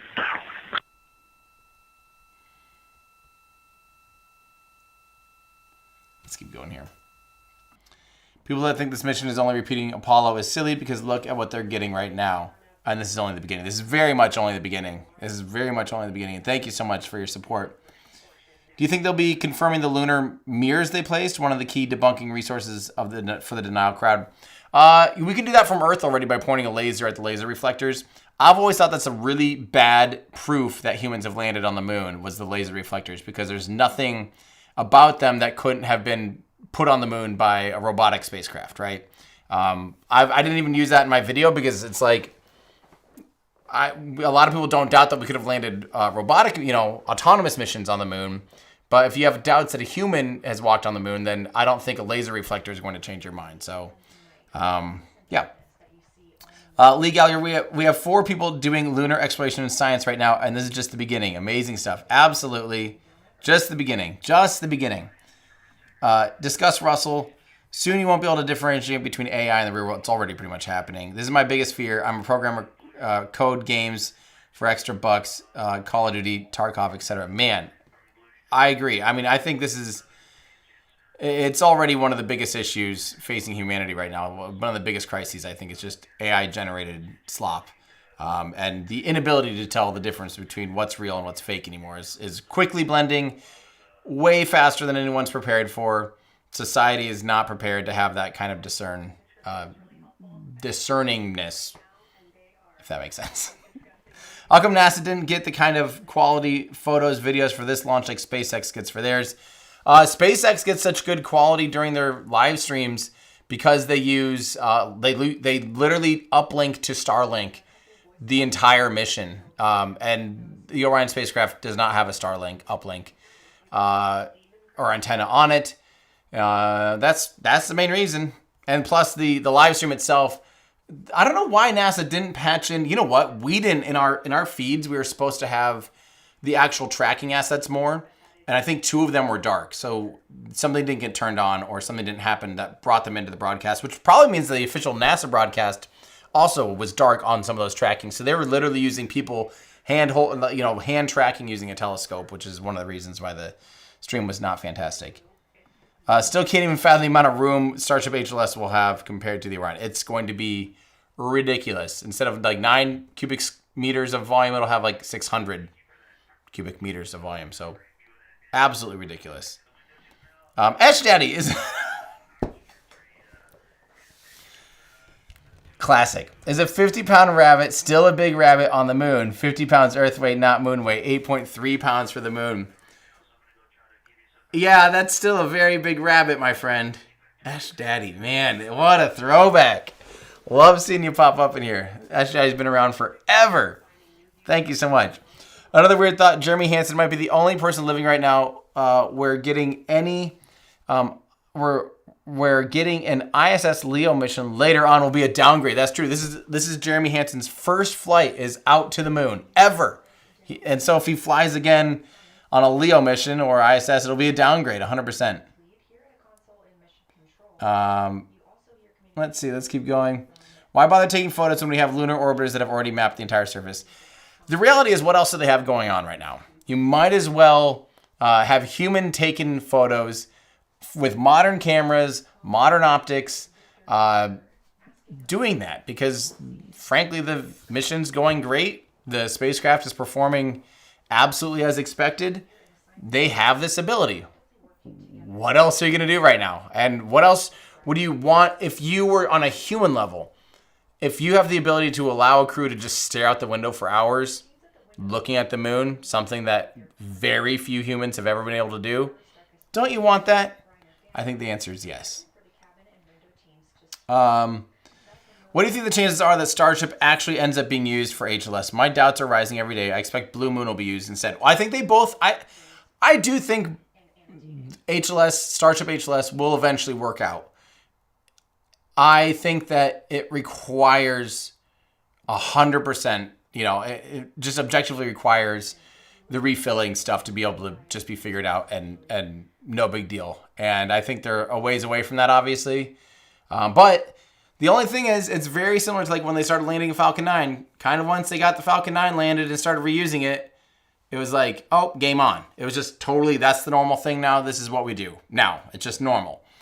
Before they landed one and before they had reused it, it was sort of like, is this worth it? Can they even do this? They're really betting their entire business on being able to reuse a spacecraft. We're kind of in that era now where it's like, really? They're really betting they can refill a spacecraft in space? But once they do it, it'll just be like totally normal. So, yeah.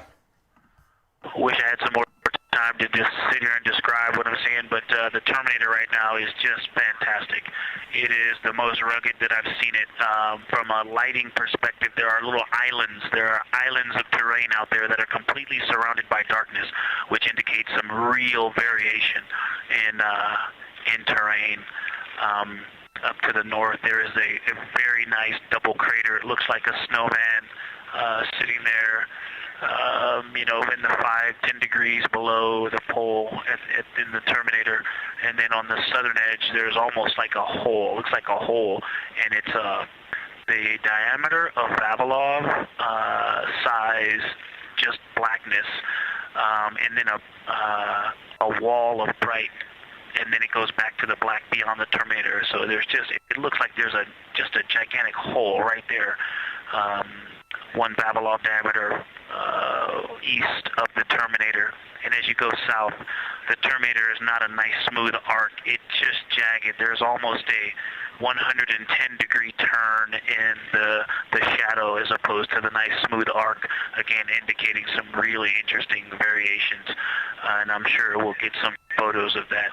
And then one of the craters further to the south of Vavilov, maybe halfway down to the South Pole, is not only it looks like just a deep hole, and then there's like 2 island rays pointing off to the west and north that indicate very high ridges and very deep canyons coming up out of that crater. So again, just some really interesting visual illusions going on with the shadows there. Like I said, they look to be islands out beyond the Terminator, because some of the things, maybe even a Vavilov diameter into the Terminator are catching sunlight on the peaks up to the north and to the south. It's very, very interesting to see.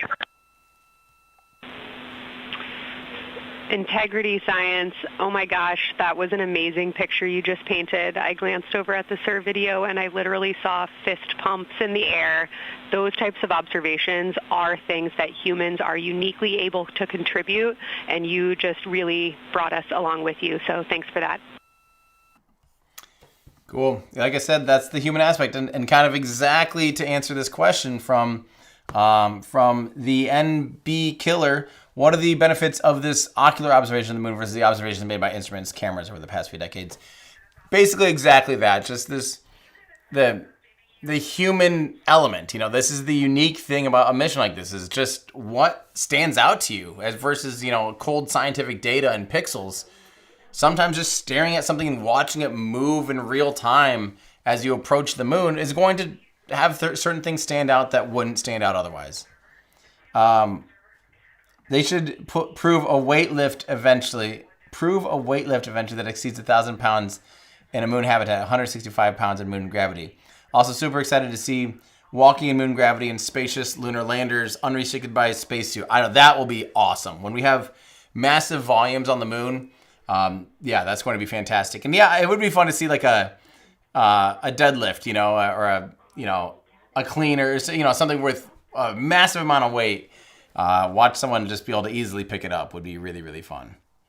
Imagine the amount of stars they're going to see on the dark side. I can imagine that's a view that changes your perspective of the world. I can't even imagine. Don't forget, on the ISS, they can experience something similar, though. When you get 45 minutes of darkness on the ISS, when you're in the night side of the Earth, which is every 45 minutes, you're going from day to night, 90 minutes per orbit. So they can also get their eyes to adjust and see a really, really, really star-filled sky as well. So that's not necessarily unique to this, but it will be probably a little extra spectacular, just all things considered. Thank you so much, Dexter M. Chase. Much for you. We just wanted to let you know that toilet right now is no-go for use as we stick with the predetermined limit for now. All crew members, please use CCUs. Otherwise, Orion is looking very good. And you have 15 minutes in this handover time where we expect Victor and Christina to switch to the windows and you and Jeremy to be in the cabin assisting. Let us know if you have any questions.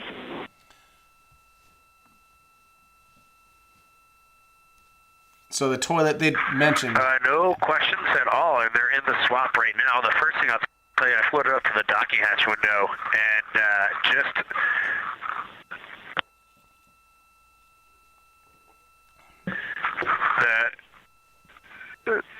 what I'm going to call the Mari around Oriental just looks so different out the docking hatch right now. It's quite a bit darker. It's the same darkness, if not a little darker, than Grimaldi.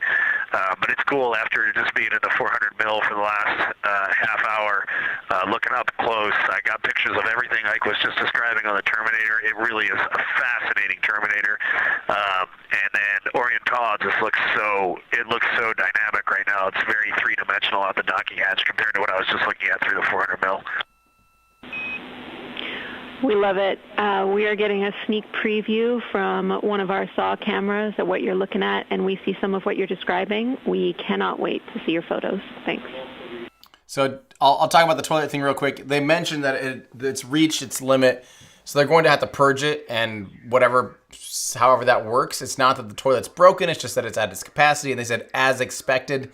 So for now, if they have to, they basically pee in these like the container things. And we'll take notes. We want a zoom lens on those saws next time. Thanks, Reed. So, I don't know what it takes to kind of reset the toilet. And I don't remember. If I remember right, they are venting pee, but not poop. So keep that in mind. So there might be some kind of thing that purges. Definitely no Taco Bell in space. Exactly, quantum foam. Tom's Scurbulus. Love your content. Thanks for providing space for all of us nerds. Check out NASA's Arrow for live stream telemetry and visualizations. Love from Latvia. Okay, yeah, I don't know about that. NASA Arrow.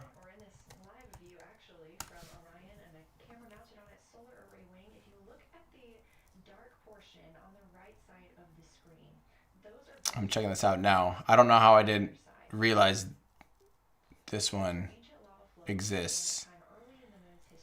Oh, okay, no, I've seen this. Sorry, I thought it was like a... cool. Oh yeah, I did forget that it has the mission elapsed time and the velocity and the distance to the moon. So they're still closing in on the moon. It's getting bigger. As you can tell there, they're 8,250 miles. So what would that be, like 13,000 kilometers or so? Cool. Love it. What would I ask the crew right now if you could? Man, I don't know if I would have anything to ask them right now. I would just want to keep hearing them talk about what they're experiencing. And I actually, to be perfectly honest, I have no idea. I don't, for once in my life, I don't have a... I mean, I'm sure if I got patched in right now, I could certainly talk. I can always talk. But I would have to probably be relying on you guys to help me come up with some good questions. But they'd kind of be the normals, like, what surprised you most? That kind of stuff. So it probably wouldn't be too much to take away, to be honest. Why they didn't take a Hasselblad like Apollo did? It would be super cool if they did. They obviously have new digital versions. Yeah, Hasselblads are sick. Still considered some of the highest end cameras you can buy. I'm not sure. Yeah, they used a lot of Hasselblads on the Apollo missions, and that's some of the most iconic photos in the entire world ever were shot on Hasselblad. So I'm not sure why they aren't and don't have that relationship, but the one thing that's negative when you're trying to use like a 400 millimeter lens, if you're shooting 400 millimeter on a full frame versus shooting 400 millimeter on a medium format like a Hasselblad, you lose effective focal length. You lose effective telephoto capabilities. So you're bringing up a heavier camera, you're bringing up bigger glass to be able to get the same resolution or the same telephoto magnification. So it doesn't scale well for space missions, but still a good question though. From JMH1189, do you think they have space potatoes and chocolate milk on board?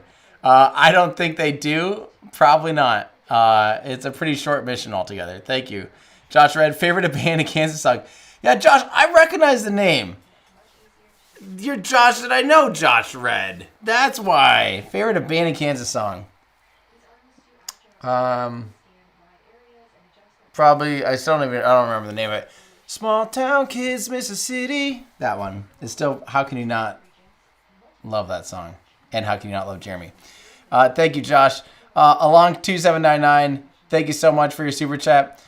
Discuss, Russell. Check out the India Space Agency. They have pictures of the Apollo remains on the moon, amazing photos, etc. And it's free. Just Google it. Yes, I did that in my big deep dive on the moon landing. I literally went to the servers on the isro.gov website, pulled the direct raw file that required a really weird program to be able to even get these like 100 megabyte image files. And then you can zoom into a very specific spot and find the Apollo landing sites. Crazy. I did it myself. You can too if you're crazy enough. Alan C2799. Hello. Hi from Ireland. How likely do you think we get a replacement for SLS prior to Artemis IV? Prior to Artemis IV, I don't think we'll have a replacement to SLS. Artemis 5, 6, 7 SLS is way more on the chopping block. I think each one after 5, it's just more and more likely.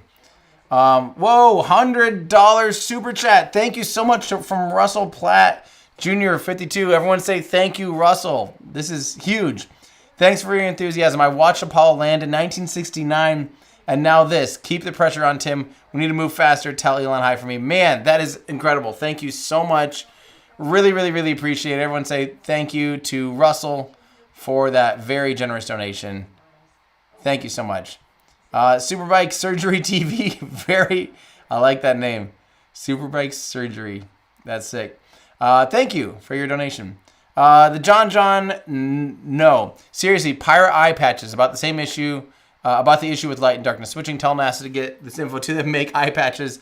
They're having an issue like simple solutions. So the story behind eye patches is that pirates wore eye patches not because they were losing their eyes, but so they could keep one eye ready for darkness and the other eye ready for light. So when they're going from the top of the deck down to below deck, you can quickly and easily switch eyes basically. So you can have one eye that's always ready to be able to go under deck and still be able to see.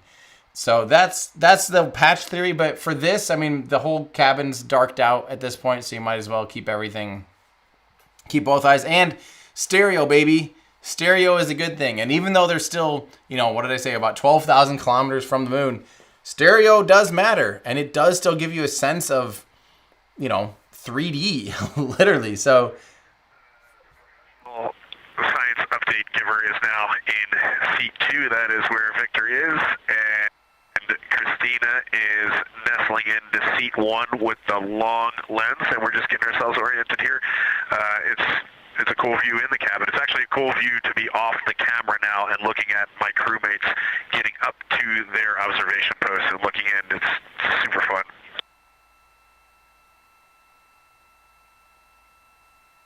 Cool.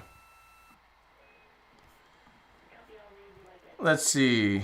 Yep, we talked about the Hasselblads briefly. Thank you. Blue Crane, will Artemis land on the moon in the future? Yes, but not the Orion capsule that they're in now. That will always stay in lunar orbit at most, and then return the crew home. That's the whole point. It has the heat shield. It has the parachutes. It has the life support. I could see it, let's say SLS eventually gets canceled, and we're using these big, huge, giant HLS systems. I could still see using Orion as basically like a life, boat, like a way to be able to get home no matter what, and I think that could become its future a little bit more than because obviously if you think about it, once it's docked to something with 9 cubic meters, docked to something with 600 cubic meters of volume, feels pretty silly, right? And at that point, you do kind of think of it like a lifeboat, a comfortable, modern lifeboat. But I could see that being its role for a while, too. Artemis IV is currently the first mission slated to land on the moon, and we don't know which lander will be ready by then, whether it's Blue Origin or SpaceX's HLS. I suspect there's a chance that Blue Origin speeds things up to be able to do a blue moon lander before Starship HLS is ready. But the fact that they're both racing towards that is fantastic. Thank you to Digital Wilk. Greatly appreciate that. And another one from Digital Wilk. Thanks for the coverage of this mission. Much better than NASA's. What is something that you're thinking of doing during your streams for future missions? I don't know I think obviously our coverage at the launch was fantastic. Being able to be plugged into NASA's feeds and then run our own show with the most experienced human technical director of rocket launches ever at the helm. Jamie Higginbotham was amazing. She's directed more rocket launches than any other human ever because SpaceX has launched hundreds and hundreds of times. And I think she ran something like 600 or 700 launches or whatever it was, 600 launches or something. So, I loved it. I don't know what we can do better besides maybe have a little bit better set design, I guess, instead of just a folding table, maybe a little thing down on the table and a few more like things to look at and play around with and hold. Would be fun. So maybe in the future we'll have a little bit more of that. But that's, other than that, I like just watching these and hanging out and talking to you guys. The Bonton, how long before moon missions become standard? So we're trying to get into, in the next couple years, a moon mission every 6 months. That would be fantastic. I would love that pace of flight. I think that's a really good push instead of once a year. Don't forget the Apollo program was able to fly within every 3 months. At their quickest turnaround.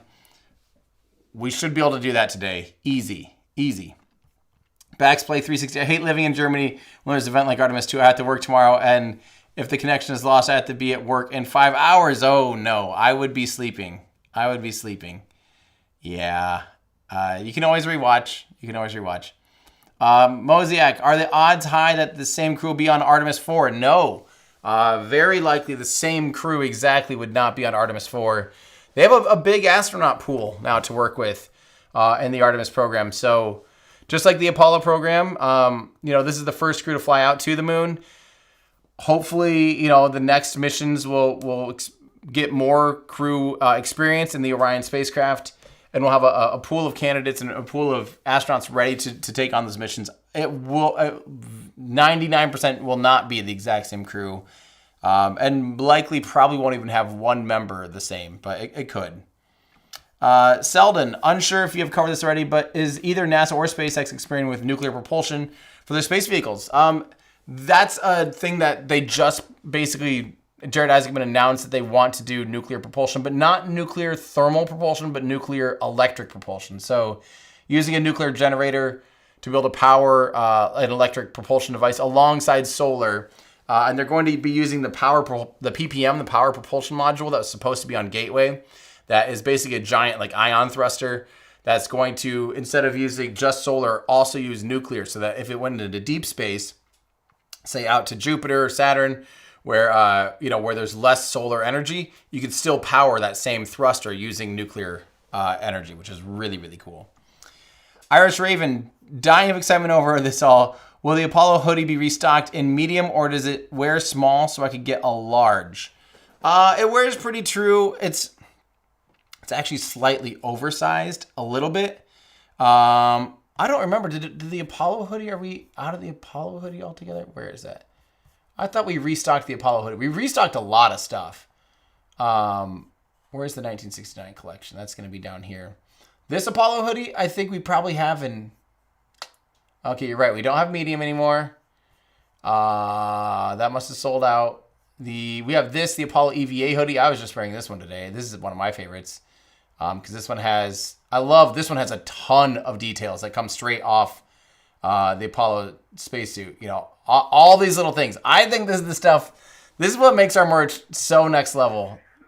Is all the attention to details.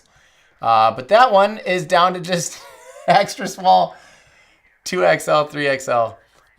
Sorry, we must have sold pretty much all those out. I don't know if we're restocking 1969 collection. So that's why it's important to get stuff while you can. We did restock the Methalox hoodie, though. People were asking about that. This is finally back restocked, which is, yeah. So if you like something, get it while you can. If you're thinking about any merch, because we don't always restock stuff. Yeah. Let's see. They did a quick little transmission, but it's really short. Allie says it is now restocking. They are now restocking the Apollo hoodie, so stand by for that. Hopefully we might. I think we have emails and stuff set up for that kind of stuff when items get restocked. So, everydayastronaut.com/merch if you want to get on that. everydayastronaut.com/merch. Do it. Support the show if you like it. Do they also have infrared cameras for the shadow side and when fully in the shadow? I don't think so, but they can do long exposure. Although long exposure, there's nothing to illuminate that moon really, besides very, very, very faint stars. So I don't know how much you can actually get from the far side of the moon. I'm making sure we're not missing anything.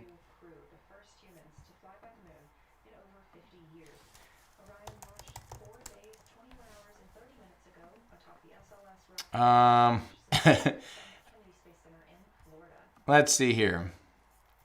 Why don't they use telescopes to look closer at the moon on the far side surface? Also love your content by watching you from the beginning. Thank you so much. So don't forget they're flying to the moon during a full moon. So basically the far side will not be illuminated, which actually I don't understand why they did that. That's actually one of my gripes.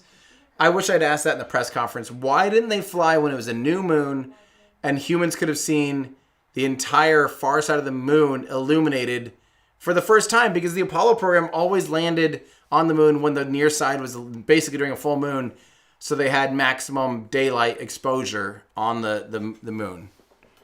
Yes, it does. Hang on. Allie's telling me that everydayastronaut.com/shop doesn't work. Yes, it does. That's what I always use, is everydayastronaut.com. It automatically redirects to shop.everydayastronaut.com. Don't worry. That's what I always plug in every video for the past 7 years is everydayastronaut.com/shop. I just think that's easier than shop.everydayastronaut.com for some reason. They're the same thing, same website. I confirmed it. everydayastronaut.com/shop. That's so funny. NC Hoosier. Far side landmarks will have a lot of Russian names. Woulda, coulda, shoulda given the Soviets more credit back in the day, including Venus landings and the RD-171. Don't even get me started on the RD-171. I love that engine. I said merch, not shop. Oh, I said everydayastronaut.com/merch. Okay, so then I did mess up. It's everydayastronaut.com/shop. Why did I say merch? I should make that a hyperlink. I should make that a hyperlink in the store in case I say that again on air. everydayastronaut.com/shop. Sorry for gaslighting you. Oh my gosh. That's funny. I made a boom boom. Jake C, 1985. If they knew this mission and others were coming, why didn't they launch comm satellites that orbit the moon, better stream photos, and no blackout? Because the Artemis program is still getting its legs, basically. Yeah, they are launching one. They are launching relay satellites. But you don't want to also launch that stuff super premature because there is a lifetime on them. You don't want to launch them 8 years ago and then wait and basically miss the entire window of operating when those satellites would be valid. So some of it's just about a matter of timing. Pato the White, I'm a massive fan of the channel and yours since before your Falcon 9 started. I just wanted to show my appreciation towards the cause and let you know that I'm so grateful for Everyday Astronaut. Massive hello from Australia. That's awesome. Well, thank you so much, Pato the White. Really appreciate it. Did you feel the rocket launch shockwave? Yes, you can absolutely feel it. It's not like a shockwave, but you do feel like, especially rumble, and actually you can kind of see even like in clothing, you do see a little bit of movement, which is crazy. Lee Gallagher, do you think this will spur interest in private lunar flybys in near term? Can you imagine billionaires on the phone seeking the next big thing? I hope so. That'd be sick. I don't know. We don't forget we do have still, even though Yusaku Maezawa backed out of Dear Moon, we still do have Dennis Tito, who has purchased a ride with SpaceX around the moon. Who knows when that will be available? If it's anytime in the next 5 years, who knows? But that is something already happening. Thanks for covering this. Amazing seeing humanity push deep into space. Very cool with agencies like JAXA playing a role in future lunar exploration. Absolutely. Artemis has been, NASA's done a very good job of making it international collaboration, and therefore that's quite exciting. I do like that. Daniel says, it's been 5 days now, Tim, and I still can't believe I was there 10 miles away from seeing NASA's most powerful rocket to date, carrying astronauts to the moon, and they're currently approaching the moon. It is just crazy. Thank you for the super chat and support, Daniel. Yeah, I'm glad you're able to catch it. It was a gorgeous launch, that is for darn sure, and now it's sick seeing the astronauts approaching the moon. Pretty awesome. Mark Sinclair, will they get close enough during this flyby that we can discern motion over the surface of the Earth or over the moon, somewhat like when filming the surface in low lunar orbit? I'm sure, yeah, if you had, because they basically will be going from one side of the moon to the other in 30 minutes when they get to their closest approach. So you'd certainly be able to discern motion, especially if you just had a camera fixed, and even a time lapse of this, but you said in real time. Maybe you didn't, but you'd definitely be able to discern motion for sure over a time lapse. But if you had a telephoto lens recording right now, you would certainly see some motion in real time. $50 from Space Extreme Zoom. Love what you do. I run a tiny channel dedicated to zooming in on high-res images of deep space objects in slow motion. That's awesome. I have a moon video with extremely close-up and clear images. Just sharing my passion with the space community. That's awesome. Well, thank you so much for letting me know. I appreciate the support, and thank you so much. It means a lot. Did I black out for you guys? I got this error on YouTube. Can I get a read back? Are you guys still there? Was that a drop in YouTube? That was crazy. I've never seen that before. All of a sudden YouTube just went like, error. Give me okay, sick. All good. 5 out of 5. Awesome. Thank you guys. And thank you again, Space Extreme Zoom. Stir Crazy Garage. How similar is Blue Moon Lander to the Apollo lander? Does Blue Origin have access to the old blueprints? Yeah, they could build it exactly. It's very different, though. Extremely different. It's a single-stage vehicle. It doesn't do an ascent stage and a descent stage. It's way bigger than the Apollo lander still. Way bigger. Even Mark 1 is going to be the largest thing ever landed on the moon. And Mark 2 is a lot bigger than that, like 2 or 3 times bigger. And it runs on hydrolox, so liquid hydrogen, liquid oxygen, and uses... For the floating crew members, so my only science sit rep is that we have Victor in window 3 doing observations and Christina in window 2 with the long lens.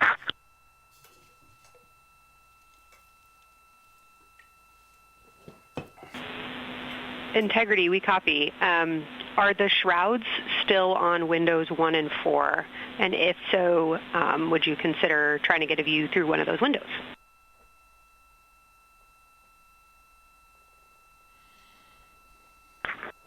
We cannot take the shroud off of 4 because the Earth is too bright and it's impacting Ike's peripheral vision. And then I can get a grazing glimpse out the docking hatch window. I can see Oriental south down to the South Pole. And the primary thing that I see from Oriental right now is just the long trenches that come out. And, when you come out the north side of Oriental, the ejecta kind of boulders across the northern half of the far side. But coming out the southern half of Oriental, I just see those large, here they look like gorges. They're almost like rain when it comes down the Grand Canyon and fingers off into the desert, kind of what it looks like. Also, Burgess Alpha is extremely bright. It's the brightest thing that I can see. Even brighter now than Aristarchus, which is heading off to the Terminator. It's almost impossible now to see Aristarchus, the thing that Jeremy and I looked so much at. I can just barely see the crater rays from Ohm, and I would say for albedo right now, I would go back to Grimati is still extremely dark, especially in that southwest corner, and there are parts of Oriental and the outer ring of Oriental that reach that same level of darkness, especially the rings of Oriental reach the same level of darkness as Grimati. And then south of Grimati, Jeremy and I were noting a few other just really dark areas of cratering, Mare there, and those have that same darker albedo, but Burgess Alpha is the brightest, and Grimati is the darkest. Integrity Science, that was a great description. Thank you, and thanks for the docking window geometry to give us that description. Any comments before you go on the annular ring in Oriental?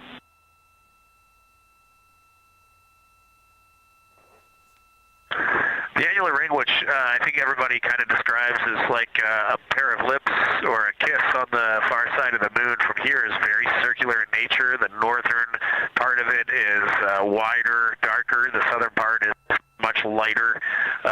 It is very neat looking, and but it is far more circular than I remember it looking in our training.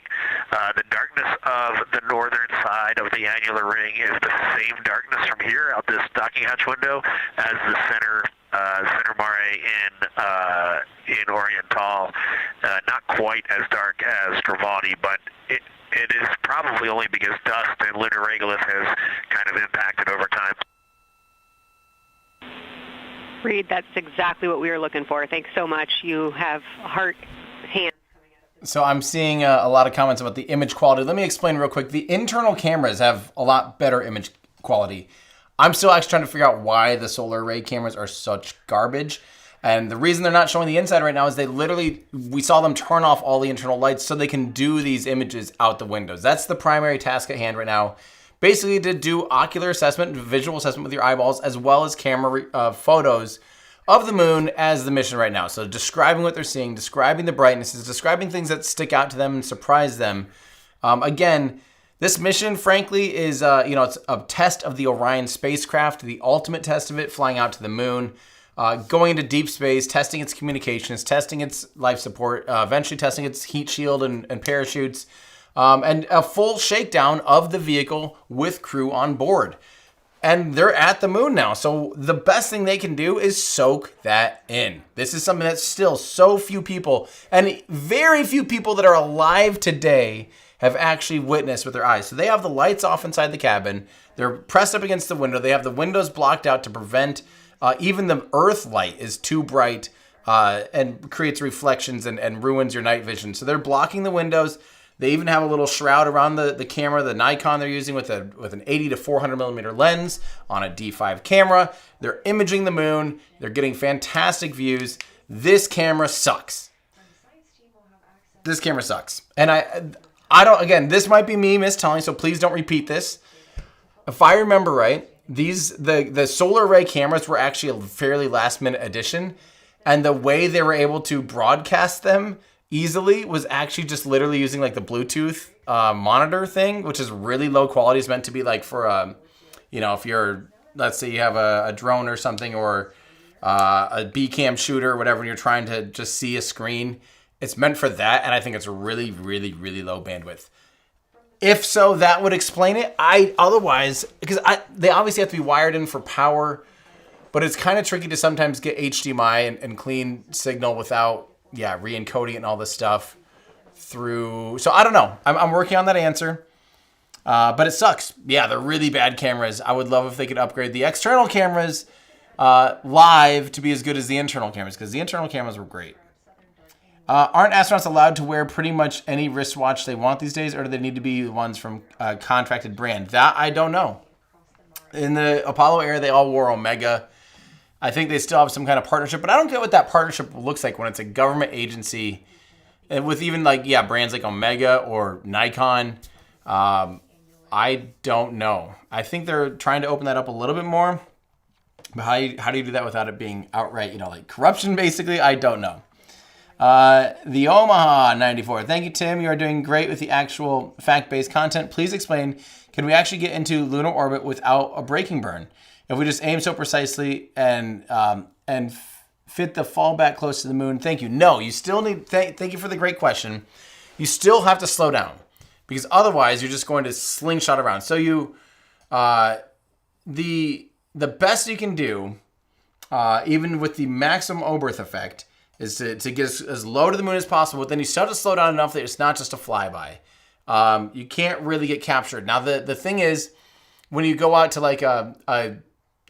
let's say out to Mars, you could potentially line it up where you slingshot around Mars and then you slingshot around one of the moons, and that extra slingshot helped kind of do the last little bit that would slow you down enough to stay at the moon, at the Mars system. But you can't really get into orbit with just a single...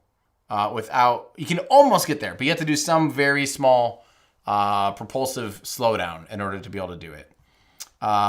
Thank you, Nick Mercurio. $50. Thank you. So from TUIAHSA. Thank you so much. Thanks for all you do, Tim. My dad's birthday is coming up on Friday. Can you please wish Ron Sopo a happy 85th birthday? He and I are both big fans of your work. Well, thank you so much. Happy birthday to Ron Sopo, 85 years old, living to see the Apollo era and the Artemis era. That is fantastic. Thank you so much for watching and tuning in. And cheers and happy birthday. Thank you so much. That is awesome. How does Artemis II's chances look for the next Astro Awards? Good. I mean, I can't think of a better mission coming out this year that would be worthy of the top Astro Award. Can you guys? I mean, this is as big as it gets. This is the biggest mission in my lifetime, let alone this year. So I'd be curious if you guys can think of anything bigger than this. But yeah, looking pretty good. Pinfinity team want to do some pins. Your pins come alive with AR. We've done NASA pins before with the sound of stars and comps. That's cool. I don't know. That would be a question for our merch team. So for Allie, basically. I don't know. We've kind of messed around with that stuff before, but we don't tend to do pins. But thank you. Gene Rousis, they want to see relief better, and for that we need shadows. Hence, why? Oh, that's true. If you want to see texture, yeah, then you need shadows. That is very true. But I still would want to see the far side of the moon more than just a little bit, more than a sliver of it. Haven't NASA pretty much run out of RTG, so radiothermal generators, like nuclear thermal generators, with no factories that can make any more since the Nuclear Weapons Treaty?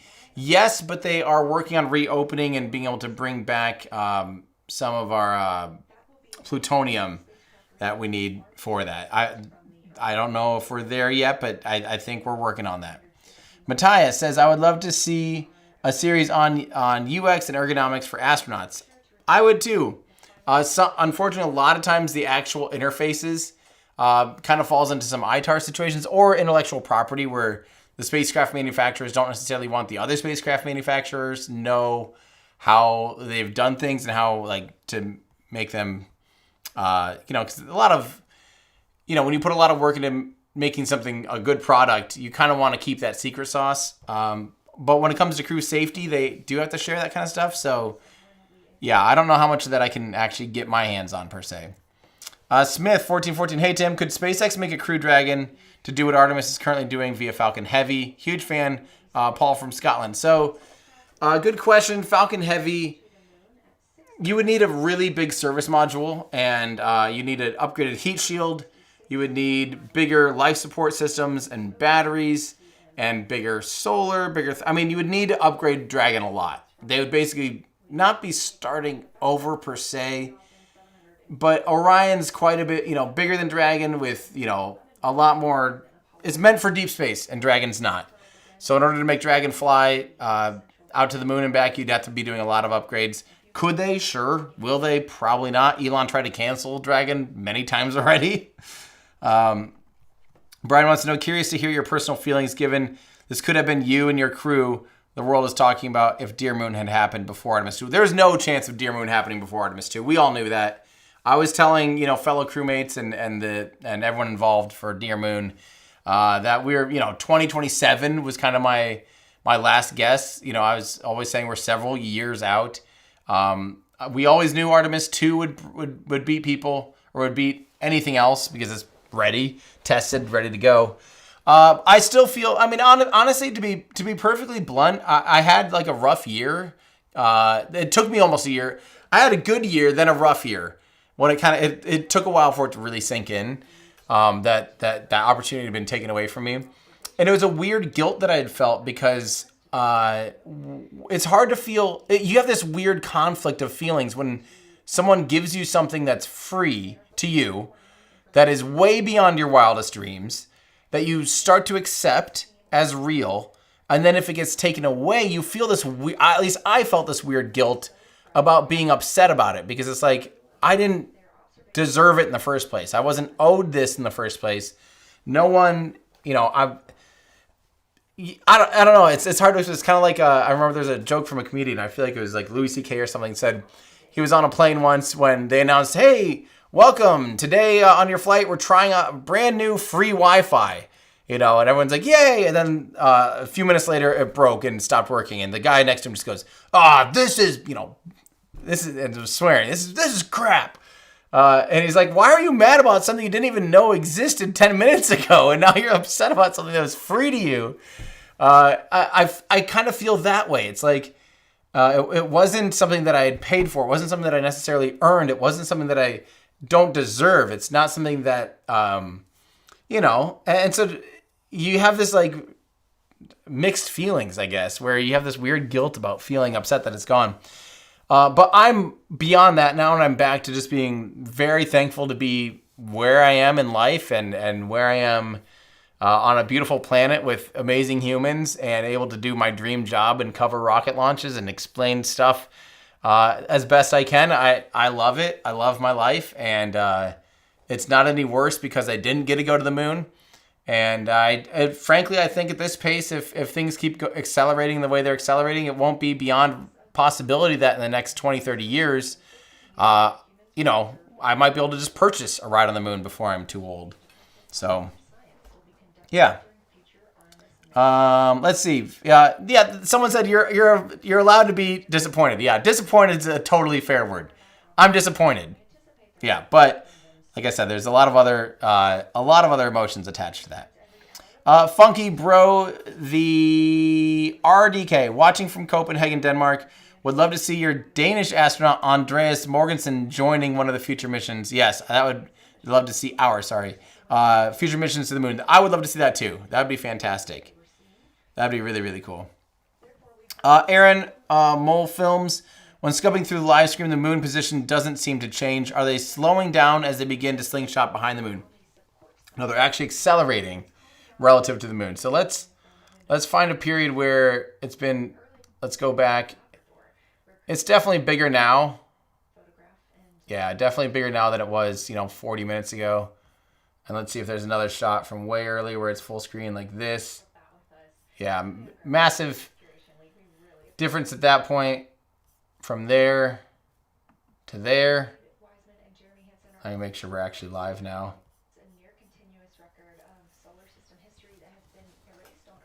Yeah.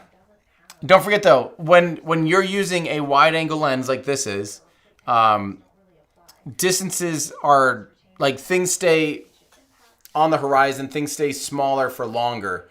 If do this next time you're like, for me, my favorite example is when you're driving to the vehicle assembly building. If you shoot that with a super wide angle lens, and let's say you shot it with a GoPro, it would be like 1 pixel for a very, very, very, very, very long time. Even as you get closer, it's very few pixels. Versus if you were shooting with a telephoto lens, filling up the VAB, the vehicle assembly building from 5 miles away, 8 kilometers away, filling it up to your frame. As you drive closer, it'll just constantly get bigger until the point where you're pointing at a single human door. It's just more. I don't know how to describe that. Johnny, thank you for becoming a member. And Logicin, I heard Artemis III won't be landing. Any idea why they want to do another flyby instead of just landing? They're not doing a flyby. Artemis III, this is really important. I think this is a fantastic thing. Here's something to remember. About a year ago, they moved Artemis III to be 2028. So about a year ago, they moved the first landing to be 2028. Now, about a month ago, they took that. They said, hey, we're still land in 2028. Let's still try to land in 2028, but let's make that Artemis 4. Let's move Artemis 3 up 1 year to 2027, and let's do a docking test of the lunar landers with Orion in low Earth orbit. The point being, let's do that in low Earth orbit in case there's an issue between the two vehicles that have never docked before. Let's not do that at the moon for the first time. Let's do that in low Earth orbit. And then the other reason is they were really trying to speed up the amount of time between the amount of time that we're seeing between flights. So if we can at least get SLS flying at least once a year and the Orion spacecraft ready once a year, we can speed that up, try to get that every 6 months. Moving Artemis 3 up a year makes that more and more of a possibility, increases a lot of that kind of stuff. Hopefully that answers that question. Let's see here. I'm trying to make sure I'm not missing anything here.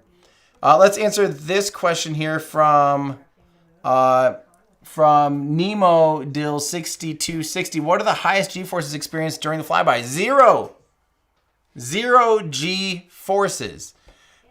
Your frame of reference is the spacecraft, right? That's the only thing that can insert a force against you, right? If that spacecraft were to land on the moon, the 1/6 gravity would be pushing on that spacecraft, and that spacecraft would be pushing against you, right? You would feel that force. When you and everything around you is experiencing the exact same acceleration, the exact same falling, basically, is literally what they're doing, you'll experience 0G. You don't feel the change in gravity pulling on you between the Earth and the moon.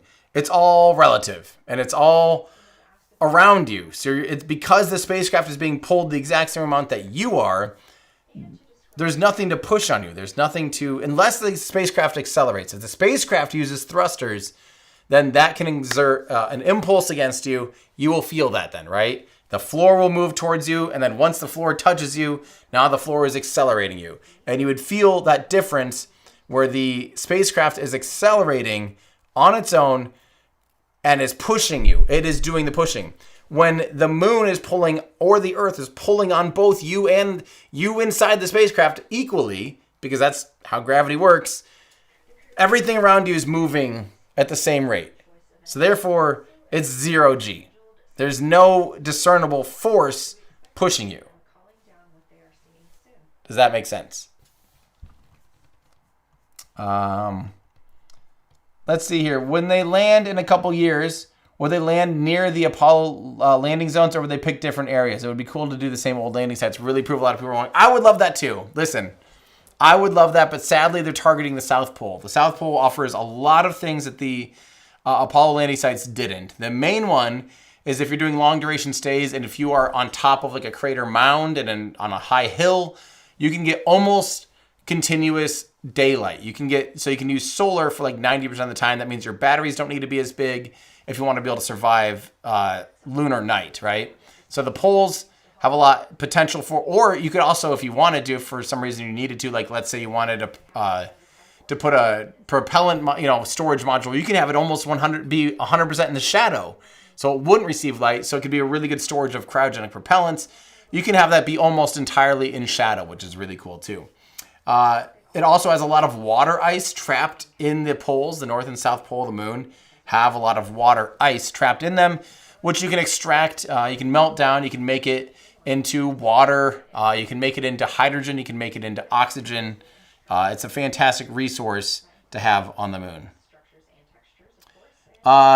JL, they are currently working on the NASA stockpile for plutonium for RTGs. That's awesome. Check out Oak Ridge National Laboratory YouTube. I didn't remember if we were actually back to making it or not. That's fantastic to hear. I knew there was a call a few years ago to do that. I love to hear that. That is fantastic. How many countries are involved in the Artemis program? That number changes all the time. How many countries are involved in the Artemis program? The Artemis Accords might be different than the Artemis program. But as of January 26, 2026, 61 countries have signed the Artemis Accords, establishing a broad international coalition for NASA's Artemis program.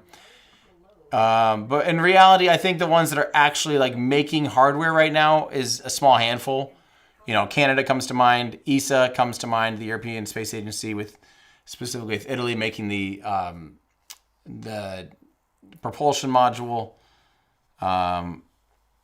Weston Miller found a NASA technical report, Wi-Fi on Artemis 1, that discusses using Wi-Fi for the SAW cameras. I was right. I knew it. For whatever reason, they're using Wi-Fi for this. Literally Wi-Fi data between the GoPro and the spacecraft as an easy way to get a downlink, which is a very low quality video, which is why the internal cameras that are directly transmitting back to Earth with a proper encoder look a lot better. I think they were kind of like, this is a good enough solution, simple, easy, that I do wish they had done better. Maybe for future missions, though, we can figure that one out. Oh man, $50 from Discuss Russell. As an aerophysicist and the rest of the bull with 3 PhDs, I tell my students, what is infinity? We are not going anywhere without new propulsion when we get that. All bets valid. At 63, I won't see it. No moon base in 50 years, and forget Mars. Thank you so much for your donation there, Discuss Russell. I absolutely see moon base being able to happen without new propulsion. 100%. The worst thing about chemical propulsion is when it costs billions of dollars per launch. That's the worst thing. If you can get chemical propulsion to cost millions of dollars per launch, just the cost of propellant, let's say $5 million. Man. We'll take it.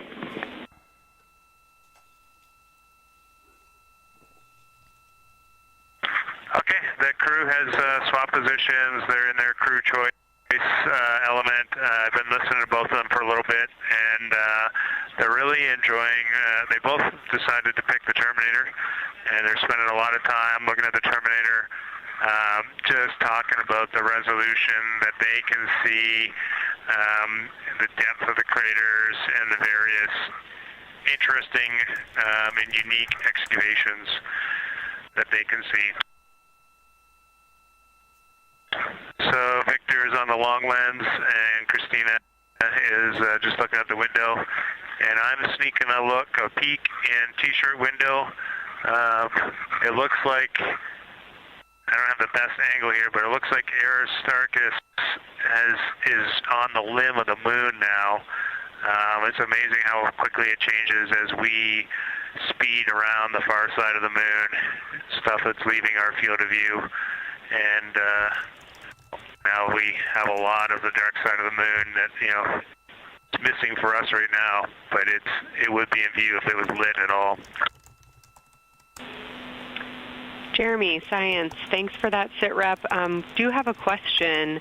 A few times we've heard you and the other crew describe change during the course of your flyby. Would be interested in future descriptions of more verbosity about how it's changing. Thanks for the great sit rep.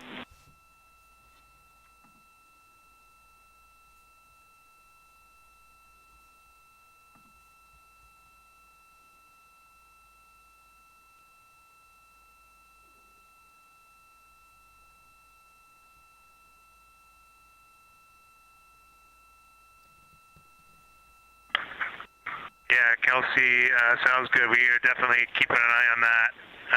My eyes have just not readjusted. The moon is so bright when you come back to the window. I was just in the interior of the cabin. I've come back to T-shirt window, and it's just overwhelming brightness. And my viewing angle is a bit challenging, so I won't be able to give you great observations from this window. But I will talk about something that I was talking a lot about in my recordings earlier, which was we've been talking about some shades, and so we have obviously the dark and the light gray, and then we've talked about naming some colors, a brownish hue and a greenish hue. And I'll tell you, like right now, Aristarchus, the plateau is hard for me to see from this window, but that had greenish hues to me and was very unique. I didn't see anything like that anywhere else on this side of the moon. And then I see a lot of these, what I would call brownish hue areas. There's a number of them. And they, for example, in the northwest corner of the highlands, to me it looks like the brownish hue is caused by ray or ejected material landing on the highlands, and then we obviously see the ray areas as a lighter albedo, but in between the rays where the deposit would be thinnest, that is what it looks like is causing the brown to me. So I saw that on the northwest side of Aristarchus, or sorry, that dark area of the highlands, northwest side of the highlands. I saw it in the highlands to the east of Glushko, and then I see those same brownish hues west of Oriental, and I drew a contact there on OneNote, but that's a huge region, kind of like a piece of pie with the point of the pie pointing at Oriental and then going up towards the northern side of Hertzsprung.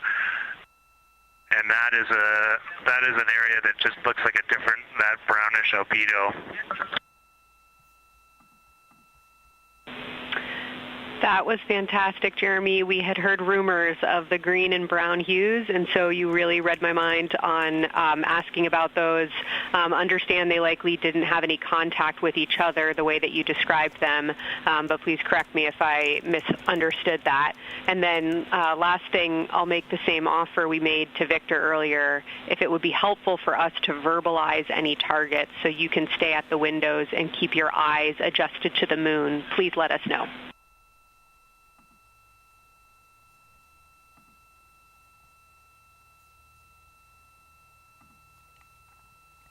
Okay, I'm going to go back to catching up on some questions here.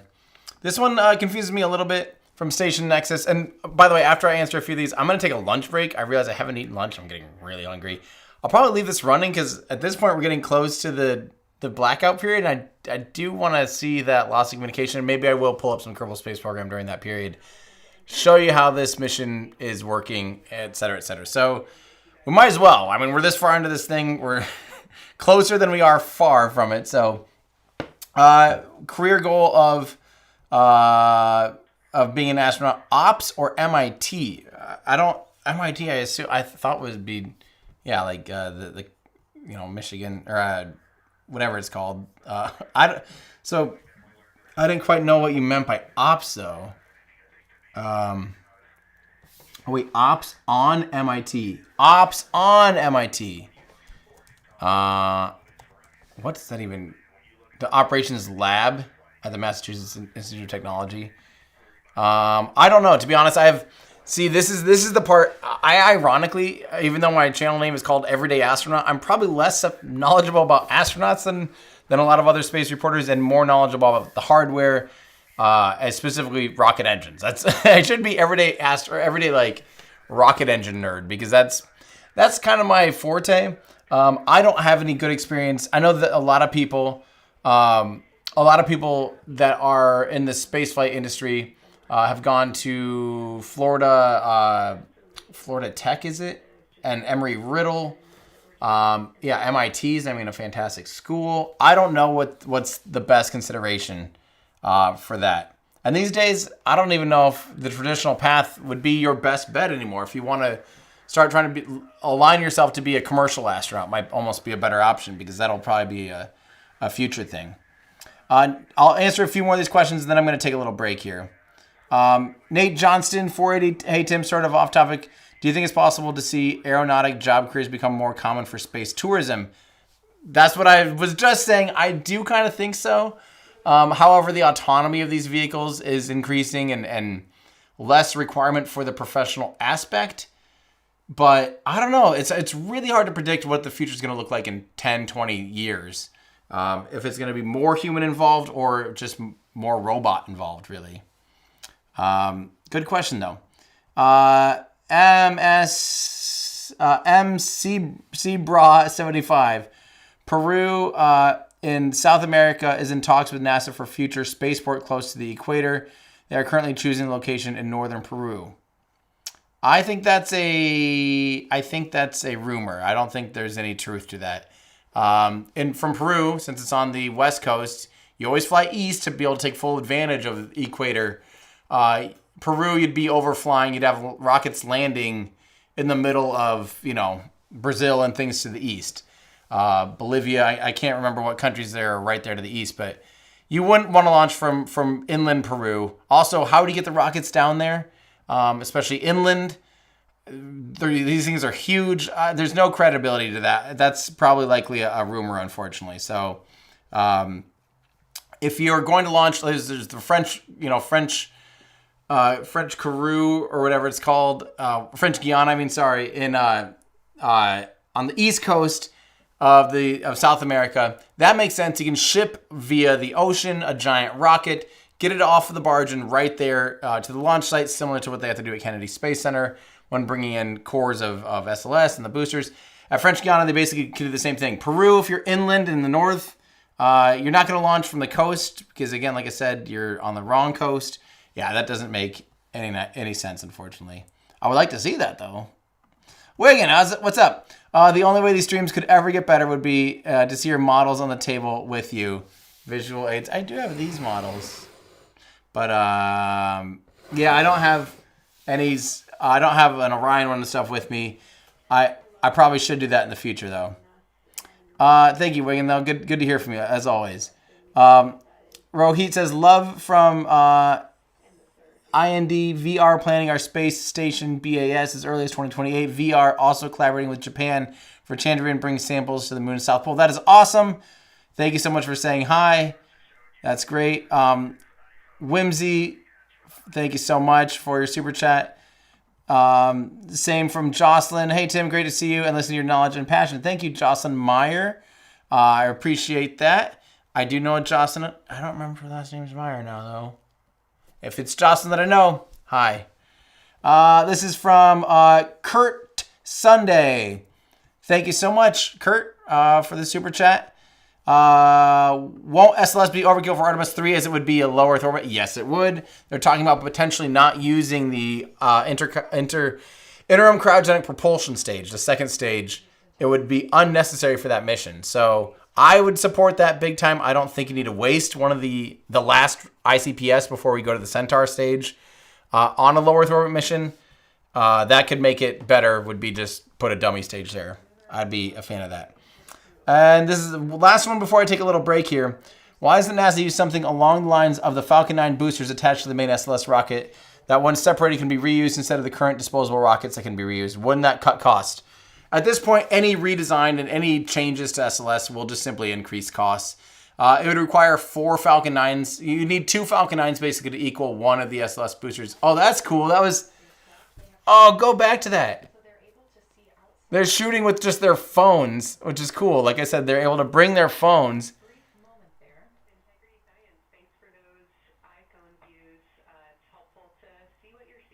That's cool. I want to see that again. They held up their phone. Just a casual picture with their phone looks amazing. That's going to be like, if that's not iPhone picture of the year, come on.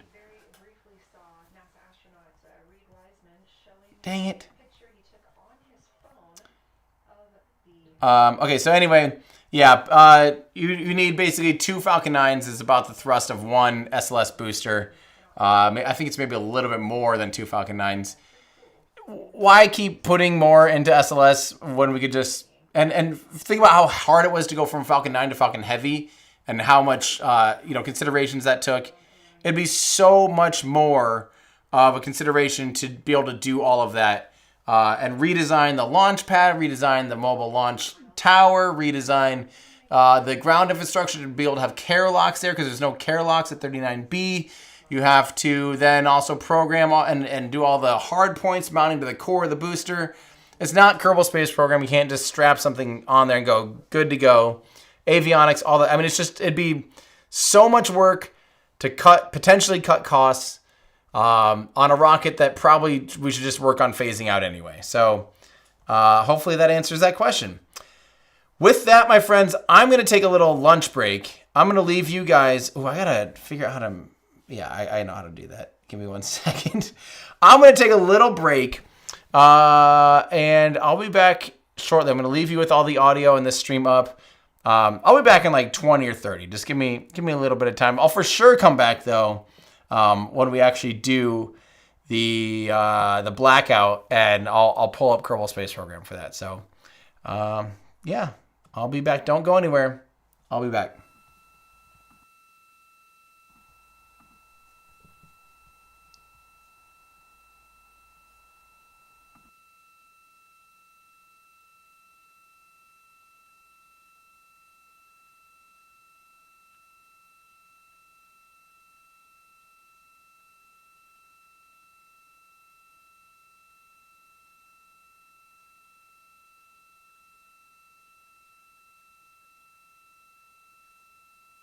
This view showing at the very top a camera coming from Orion, continuing their flyby of the moon.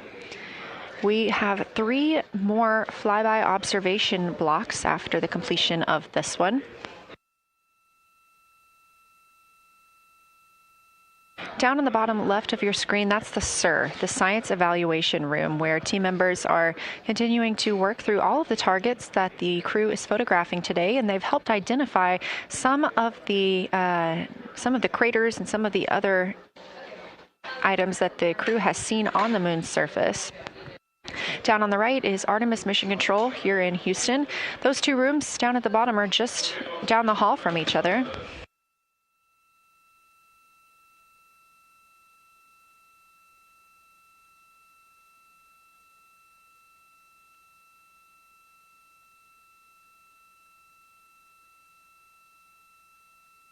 And we are just a few minutes away from the next cabin and window team swap. That means Victor and Christina, who have been at the windows, will fly to the cabin, the background essentially, and be their support crew for Reed and Jeremy. Reed and Jeremy will move back up to the windows.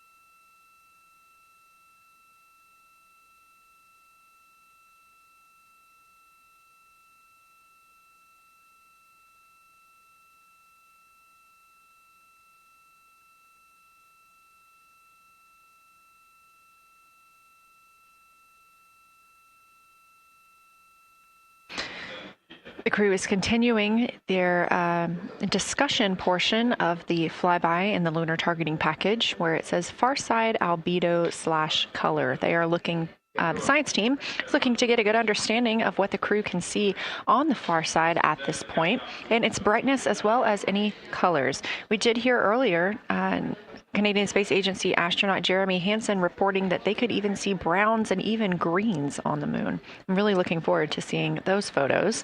And in just a couple of minutes, the teams will swap from the cabin to the window.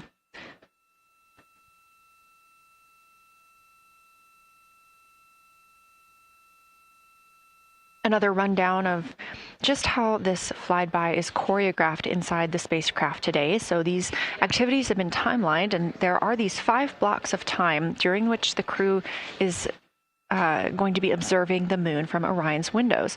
Now we are just coming up on the end of the 2nd block, and we'll start the 3rd soon. So at any time during those blocks, 2 members are at the windows working in a pair. One is taking photos from window 2 and has a blue shroud over the window to help prevent any reflections from inside the spacecraft. They are also using an 80 to 400 millimeter zoom lens. And the other astronaut on the window team will be in window 3 using their portable computing device to make annotations. Now, again, both of those crew members are making audio recordings of what they are seeing, and we are not hearing that right now. Those are going to be downlinked later to the science team, who will evaluate them and use that data to inform our understanding of the moon. Those 2 crew members at the windows swap roles. Integrity Houston, it is time for another swap between the cabin and the window teams. So we have 15 minutes of handover time, and then we will expect Jeremy and Reed at the windows and Christina and Victor at the cabin. I have no new vehicle updates for you, but I do have a photo location for some photos on Ike's PCD, and I want to let you know that Jeremy's family have arrived in the viewing gallery.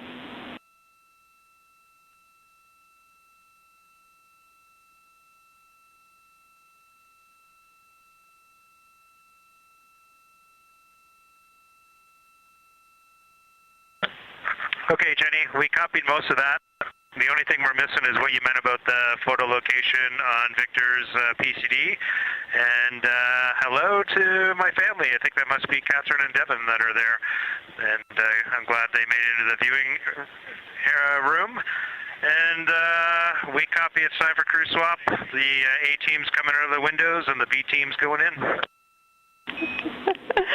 Okay, copy. All I meant to pass for Victor's PCD is that there are some late load photos that were requested that are now in his favorite photos folder. And you're exactly right. We have Catherine and Devin here. They give you a big wave, and they're super excited and happy to see part of what you're seeing.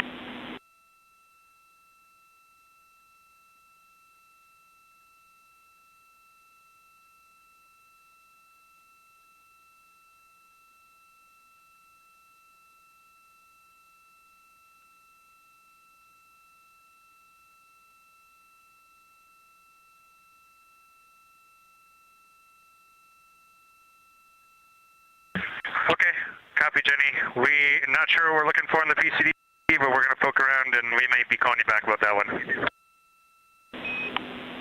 All right, that's no problem, and it's unrelated to flyby.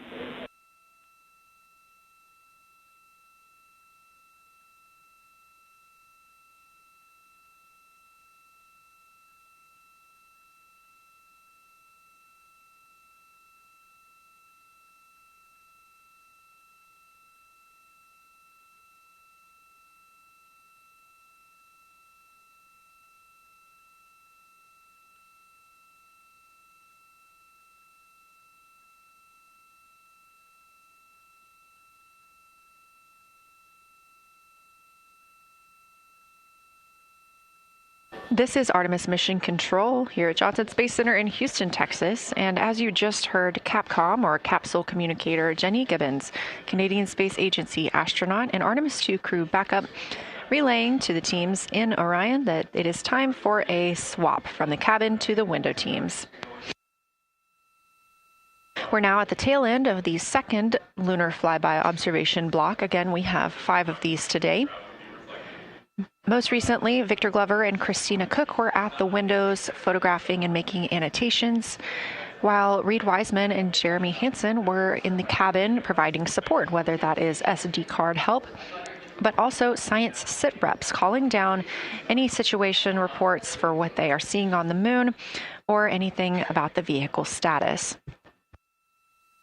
With that call to make a swap, Reed and Jeremy will be back at the windows, making observations for what they see at the moon and taking photos.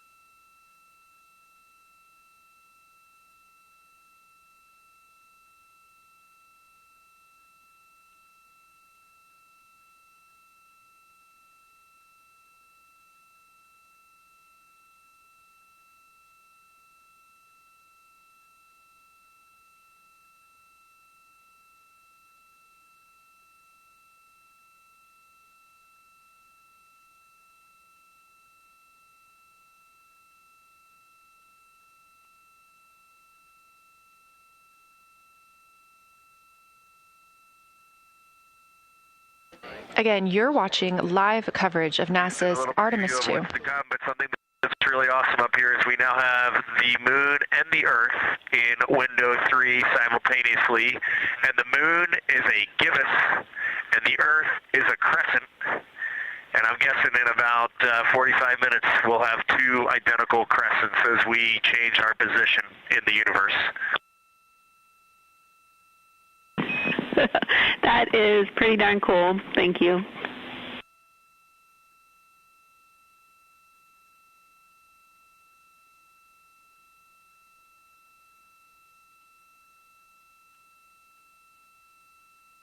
That's the Artemis II crew, the first astronauts to fly by the moon in more than 50 years, reporting that when they look out of window 3, one window, they're able to see both the Earth and the moon at the same time now.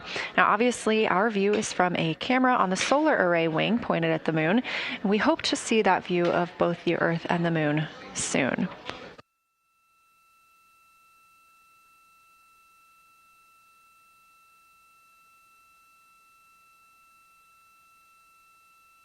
Some upcoming times for what you can expect. In about an hour and 40 minutes, we will have Earthset. And during that time, we will have a view of Earth going behind the moon. Shortly after, just a few minutes later, we will lose signal with the Orion spacecraft. This is tracked as it is going behind the moon and out of reach of the Deep Space Network. At 6 o'clock p.m., the spacecraft will make its closest approach to the moon at a distance of about 4,066 miles. At 6:02 Central, the spacecraft will reach its farthest distance from Earth at about 252,755 miles. Of course, these are approximate, and we will make sure to provide you with the final distances once those are confirmed. At 6:21 p.m., we will have Earthrise from the Orion spacecraft, but we will not have communications with the spacecraft until 6:25 p.m. Central, when we expect to acquire signal with them after they've emerged from behind the moon.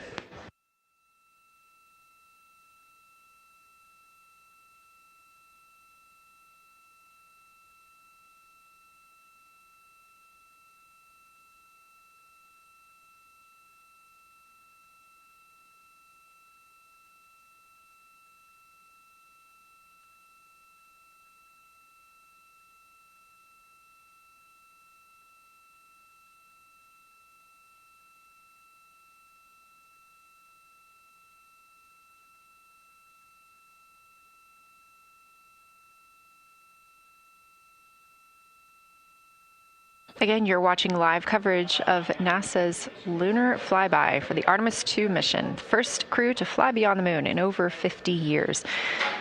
The astronauts inside the spacecraft are switching positions, 2 at the windows and 2 serving in support roles, before they start their third timelined flyby observation for today.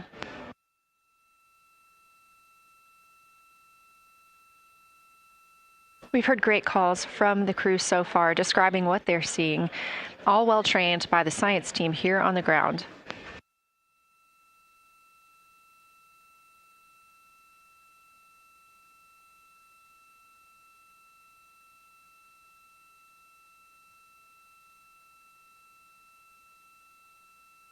Another major milestone for the crew today will be to experience a solar eclipse from their capsule. No one on Earth will experience this solar eclipse. To the astronauts, this will look a lot like a total solar eclipse on Earth, except the moon will be huge compared to the sun. Whereas if you're standing on Earth and looking at a solar eclipse, the moon and the sun appear to be about the same size in the sky. As the moon begins to cover and then uncover the sun, the astronauts will see a partial solar eclipse, so that's before and after totality, and during that time frame they will have to wear eclipse glasses so they can safely view this phase. They also intend to capture images of the sun's corona during the eclipse. This is a rare glimpse at the innermost corona that will only be captured by the astronauts' cameras. During the eclipse, we also look forward to the crew members describing what they will see, which includes unique light features like the shape and size of the corona and potentially even lunar dust. At the same time, Venus, Saturn, Mars, and Mercury will be near the sun, so they may be able to identify what part of the sky they're looking at. This can help train future Artemis astronauts on what part of the sky they're seeing, which is useful knowledge in challenging situations when they may need to rely on that information instead of instruments for navigation and orientation. That eclipse window will last about an hour, and it'll happen near the end of the day today, closer to 7:35 p.m. Central, 8:35 Eastern.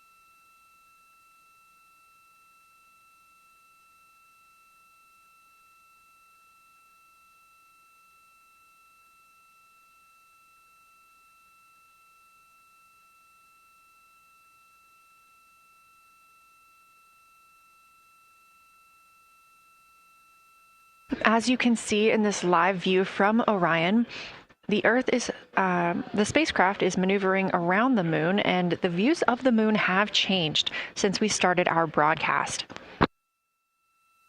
The near side is now very far to the right side of your screen. This is the side that we can see from Earth. That darkened portion are ancient lava flows.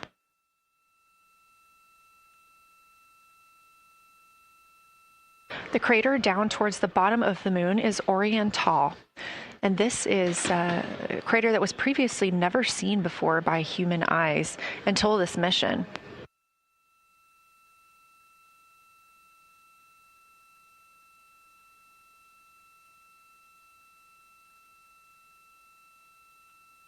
Everything to the left of Orbital is considered the far side. and this is what we typically do not see from Earth.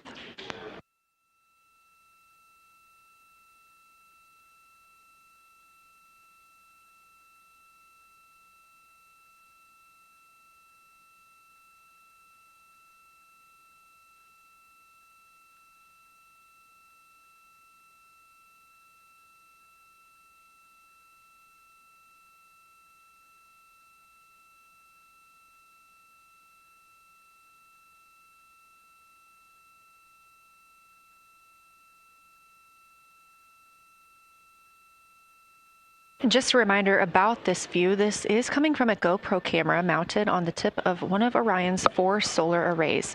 Each solar array has a camera mounted on it, and the bandwidth is limited due to we have a crew on board, and this is our first flight of crew aboard the Orion spacecraft. So having a crew means we have to have an environmental control and life support system.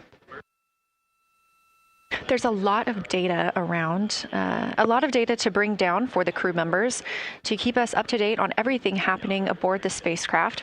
So we have to share our bandwidth when it comes to imagery and data.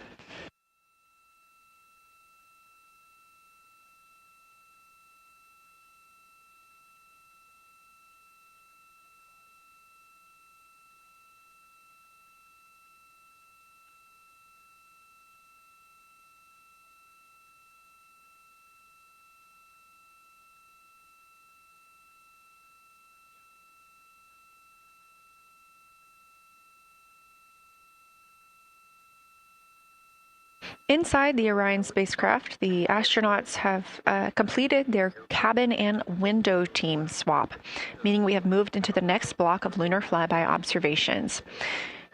Jeremy Hansen and Reed Wiseman are now back at the windows, taking photos and making annotations.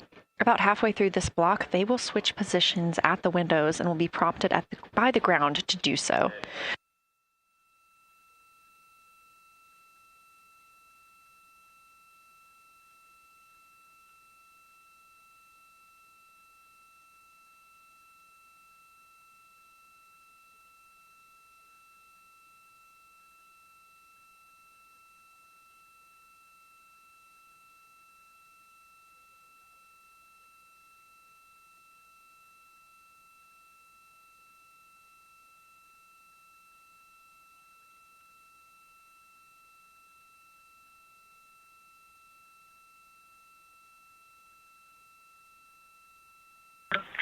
Houston integrity for SITREP.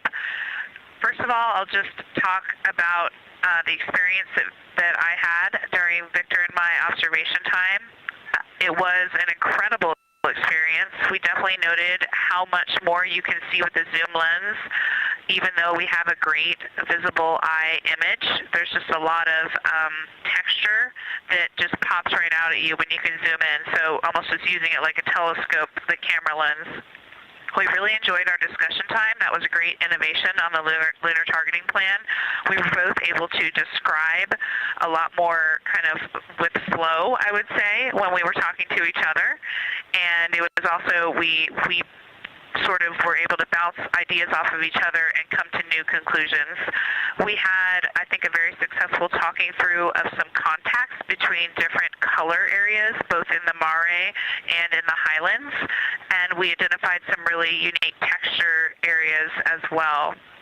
At one point, towards the end of the images of my time in window 3, I just had an overwhelming sense of being moved by looking at the moon. It lasted just a second or two, and I actually couldn't even make it happen again. But something just drew me in suddenly to the lunar landscape, and it became real. And the truth is, the moon really is its own body in the universe. It's not just a poster in the sky that goes by. It is a real place. And when we have that perspective and we compare it to our home of the Earth, it just reminds us how much we have in common. Everything we need, the Earth provides, and that in and of itself is somewhat of a miracle, and one that you can't truly know until you've had the perspective of the other. I'll switch into some logistics stuff. The Peltors, both, their batteries stopped providing the active listening, but we have verified they are still recording, and so we are able to have discussion time and hear outside our recordings by just moving the ear cup off of the ear. Other than that, everything's working well technically, and we've been able to find all our targets, and we're having a really great time. Thanks, Christina. We copy those logistics for the Peltors, and also thanks for bringing us into the cabin with you with that description.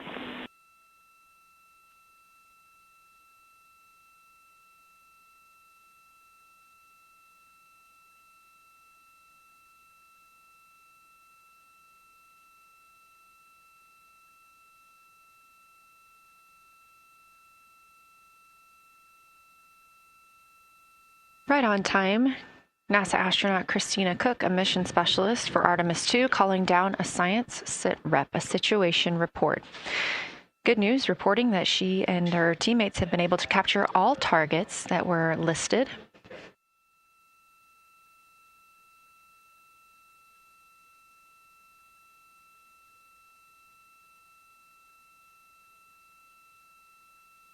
Christina also gave a vibrant description of just how it feels to be there and to see the moon up close and not just something passing in our night sky. Currently, the team members at the window are Reed Wiseman and Jeremy Hansen.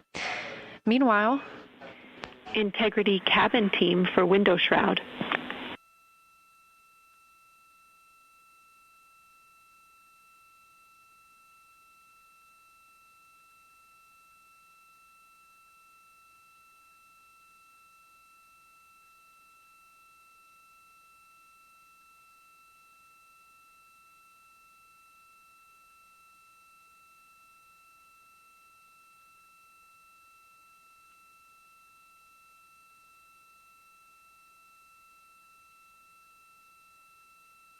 We're listening. Go ahead, Jenny.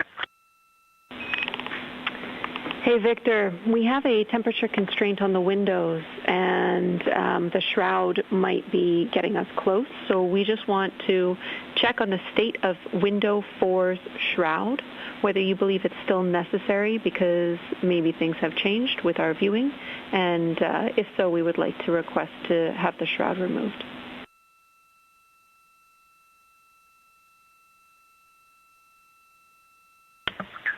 Houston, we believe it is necessary. We pulled it off just as a corner. It is very bright. It definitely would affect our night vision and maybe comfort. But is there a time? Can you tell us when we would have to take it off by?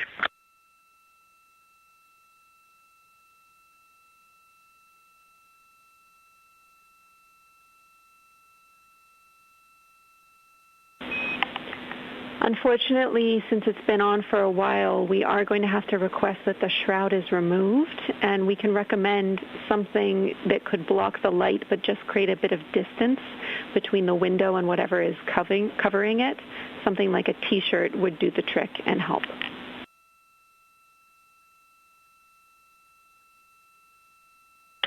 Okay, we're removing the shroud, and we'll make it work. Thanks.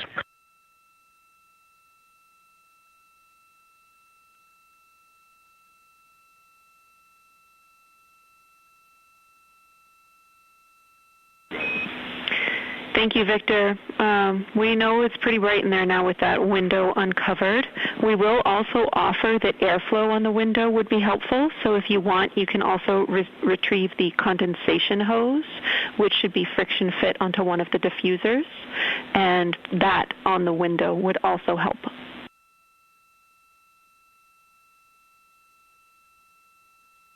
We can easily point a diffuser at the window, so we're going to start with that, and it's pointing at the window now.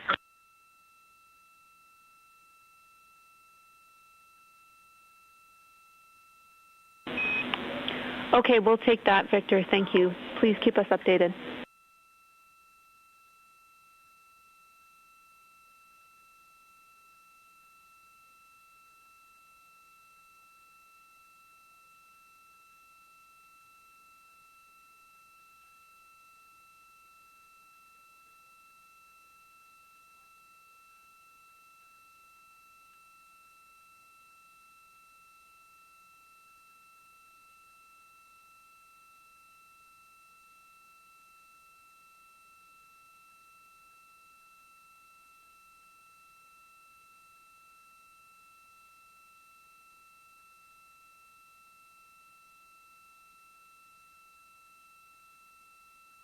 That call from Capcom Jenny Gibbons, CSA astronaut and Artemis II crew backup, to the crew aboard Orion, letting them know that they will need to remove the window shroud they had placed on window 4.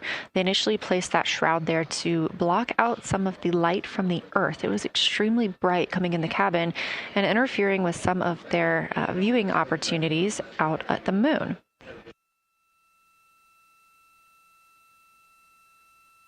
This was a request from ground teams to ensure that they are protecting other systems, and the crew has been offered the opportunity to use something else to cover the window.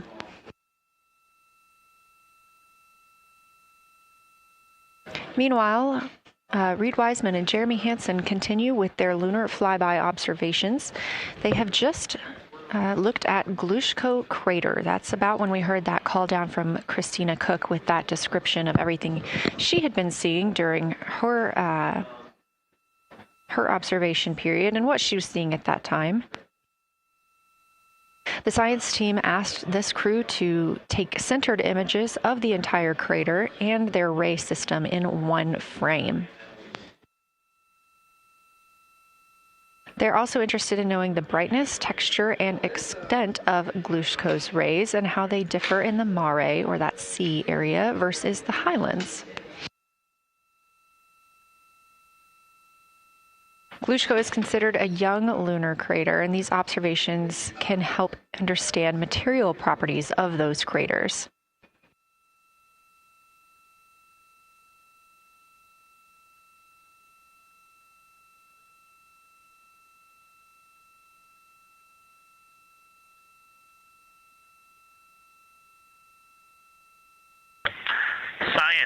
Integrity.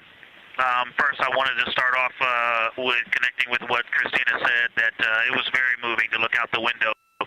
I had the unfortunate sequence to start looking out the window and then moved to the long lens, and it was hard to speak looking through the zoom because I went straight where Christina went, and I was walking around down there on the surface, climbing and off-roading on that amazing terrain. I also want to underscore something that she said.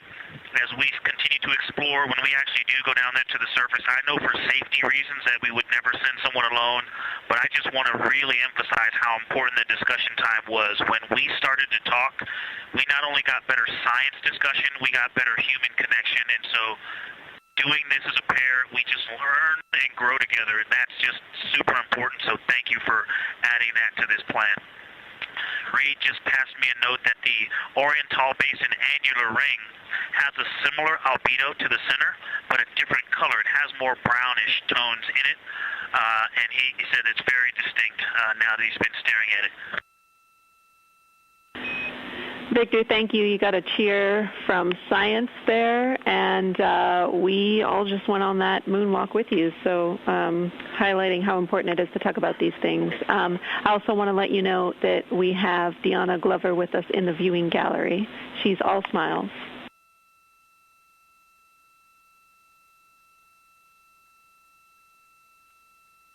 Well, you just got a bunch of cheers up here. Hey, babe. I love you from the moon. We love that we got a hey babe too, and we also have one of your lovely daughters here watching you guys work.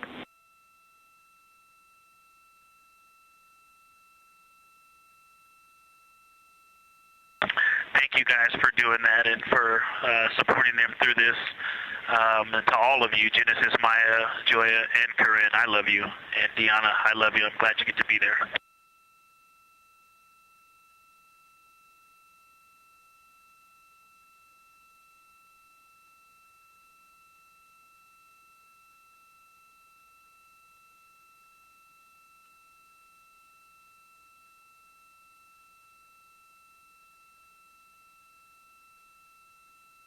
We've had some really sweet words from the crew members aboard Orion today, as their families have been able to filter in and out of the viewing room here at Artemis Mission Control at Johnson Space Center in Houston. Victor Glover also giving a great science sit rep and just a description of how it must feel if you were down on the lunar surface while he was looking through that 80 to 400 millimeter zoom lens. He also expressed how important it was to be able to talk through that real time with Christina Cook and stressed the importance of that on future missions, that it not only made their discussions better, but also more human. Glover and Cook are in the support roles right now, not taking photos or making annotations at the windows, but they are also encouraged to have their midday meal at this time.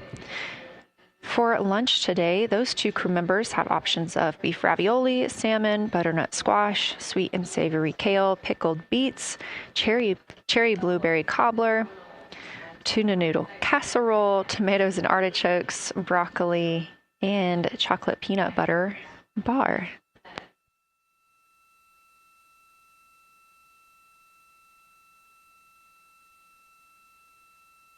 Once Glover and Cook return to the window portion of their flyby today, Reed Wiseman and Jeremy Hansen will get into their midday meal.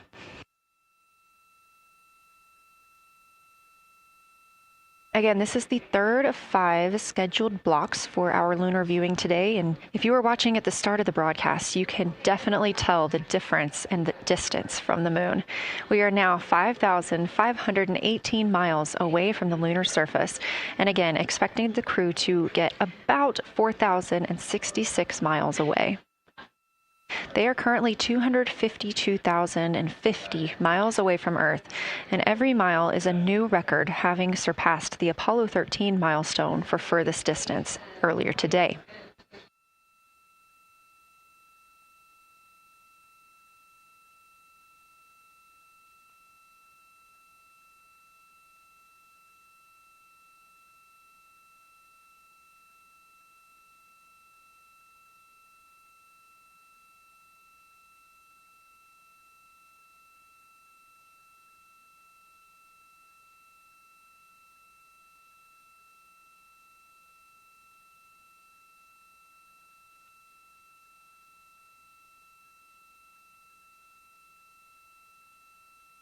If you look down to the bottom right of the moon in that darker looking area, that is Oriental Basin.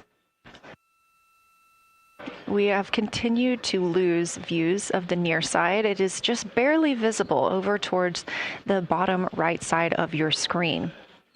And then you'll also hear later about that terminator. That's the line between light and darkness while on the moon. It is really exposing some of those craters at this time.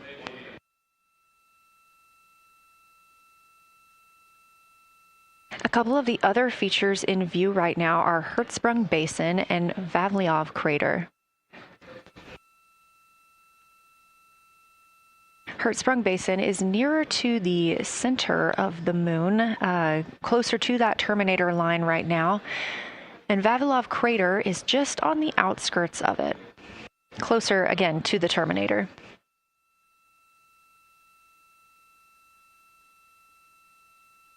Towards the bottom of the moon and to the left of the terminator line, or currently shadowed in darkness, is Apollo Basin.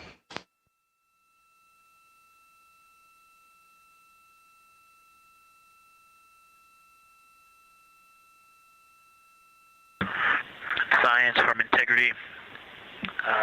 Let me find out how far we are from the moon right now.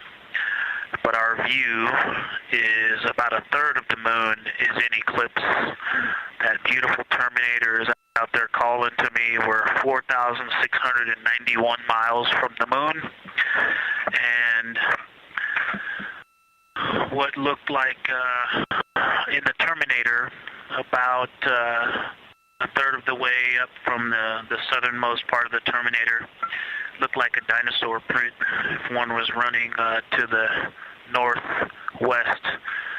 Now is clearly a crater with a bunch of craters around it.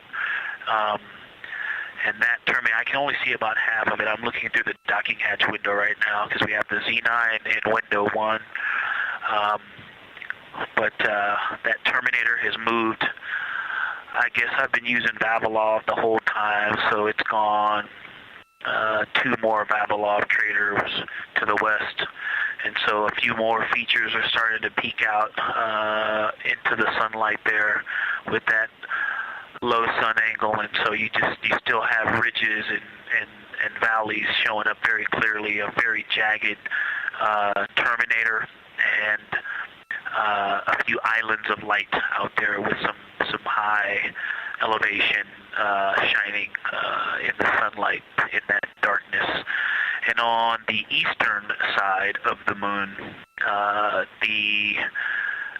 Grimaldi appears to be one of the farthest east features, and that is maybe 5 degrees from being right on the limb and going off over the horizon. It is interesting, just looking at Oriental, that my first impression of it is all of the dark areas appear lighter, which I think makes sense because it is now facing, well, it's still relatively the same to the sun, but my angle to it is different.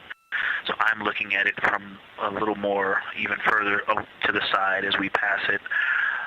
But all the darker features appear to be just a little bit lighter from this vantage point. The darker ring structure in the outer and inner ring and the interior, as well as the annular ring portion, everything seems to be just a smidge lighter at this point.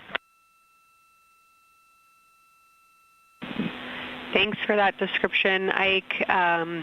Any additional words you can provide on Oriental would be wonderful, as that is such a high priority target for us. And while I have you, as we get closer to target 15, which is the Terminator target, if you can find Zeeman Crater again that you were looking at earlier, everything to your left of Zeeman would be getting into the South Pole Aiken area to help you orient yourself.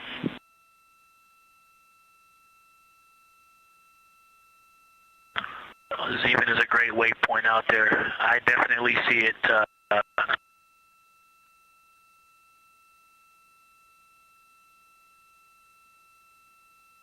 Yeah, Zeeman is very easy to find, and that is awesome. Thank you for pointing that out. Feel free to do that as often as you think of things.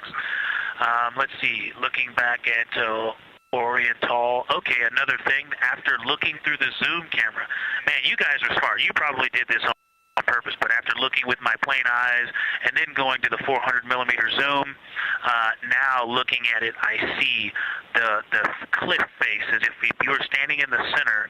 That inner and outer ring have definitely some real terrain to them, and now I can see that as terrain. Now that I look at it even with my naked eye, I can tell that there's a lot of elevation and that, like I said, a cliff face on that eastern edge where all the darker deposits are. And it's just the scale now. Looking at it from far away, before it seemed like flat with color painted on it, but now that I look at it, I can definitely see that there is, different depositional characteristics, and so the darker is some other material, but there's also some shadowing going on because of the cliff face that is a part of that crater wall. Great description, Victor. Thanks, and really interesting to hear now the distinction between shadow and color. Before I let you go back to other observations, you mentioned that Reed saw a browner hue to the annular ring than the rest of Oriental. Are you seeing that from your vantage point?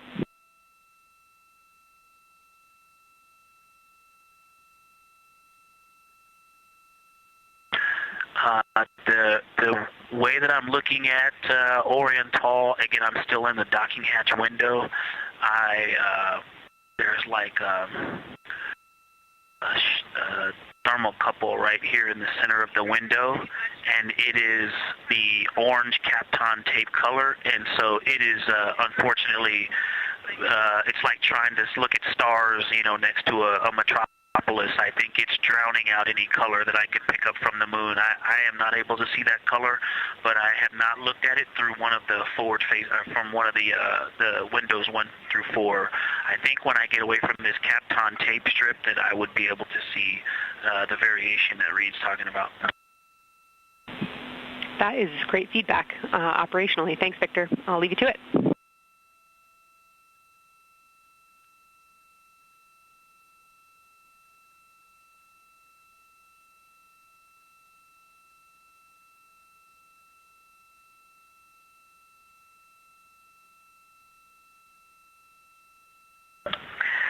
Science Integrity with a question from the window team.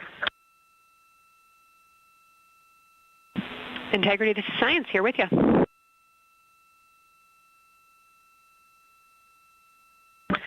Yes, they have a question to help inform a theory that they're sort of tossing back and forth. What is older, the Mare seas of the near side or Oriental?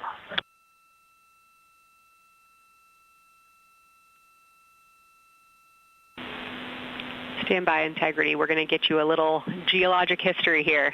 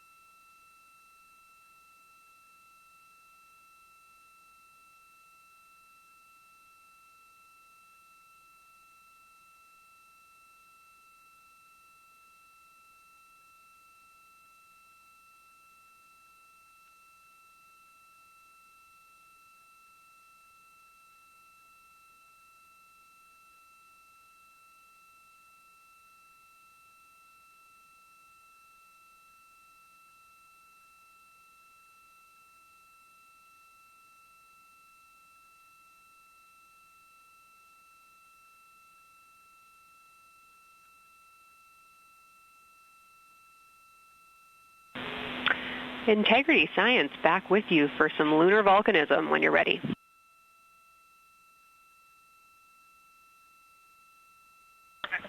Go ahead.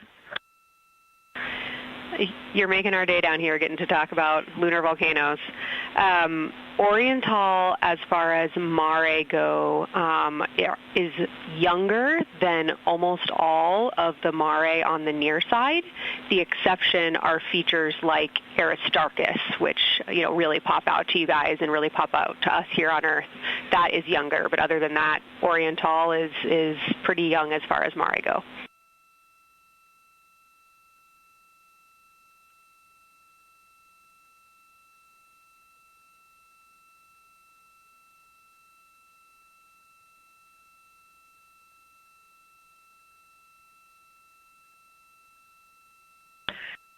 And Kelsey, thanks for that. We love lunar volcanism too. How about when the actual crater was formed?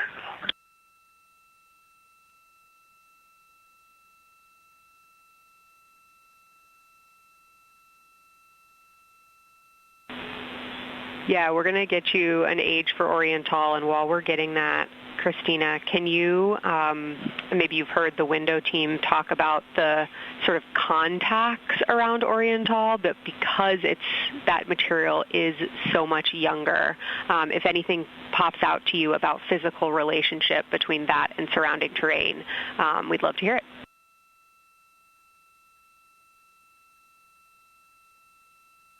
Yeah, definitely. They are discussing a contact relationship that could explain some of the color that they're seeing in certain areas. And so it was really about the ejecta of the creation of the basin and understanding the superposition of its ejecta and Mare on the near side or other features. So thank you. We'll take the insight when you have it.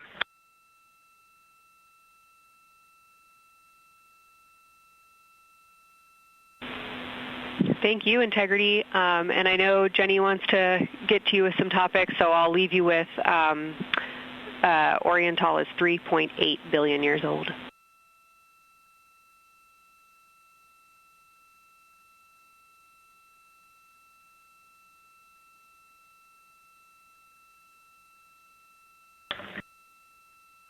Copy that. So that's on the older side. The actual basin was is very old.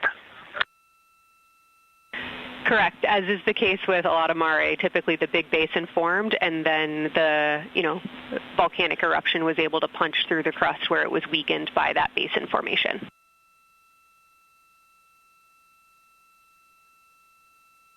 Perfect.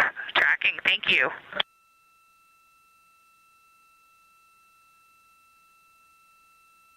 NASA astronaut Christina Cook calling down some questions to the science team on console. The voice you're hearing with those answers is Dr. Kelsey Young. She is joined by Trevor Graff on console today. Christina asking about the age of Oriental, and specifically the mare regions. Those are those dark regions that you see. They are paved or filled by volcanic deposits.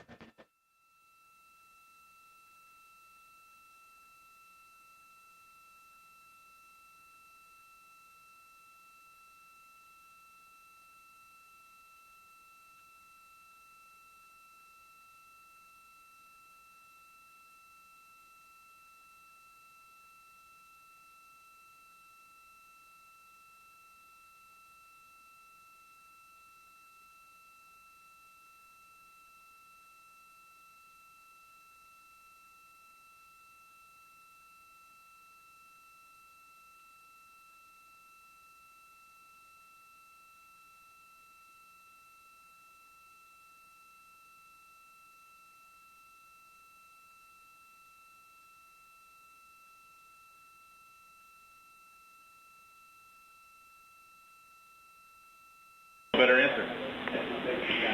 Integrity, it's about time for a position swap at the window. So we will ask Reed and Jeremy to swap positions, and I'll remind you again about your SD cards. And Victor or Christina, I have one window task for the cabin team when you're ready.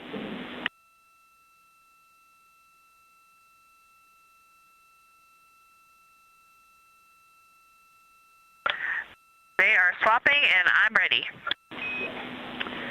All right, Tina, we found a way that we can reinstall the shroud on the window. We understand it's pretty darn bright compared to everything that you're looking at. So in order to reinstall it, we will ask that you retrieve the condensation hose and you install it on a friction fit on the cabin air outlet port. That's right by one of your diffusers.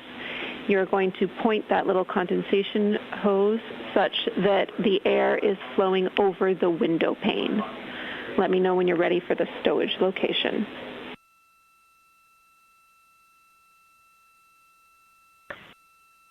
Ready.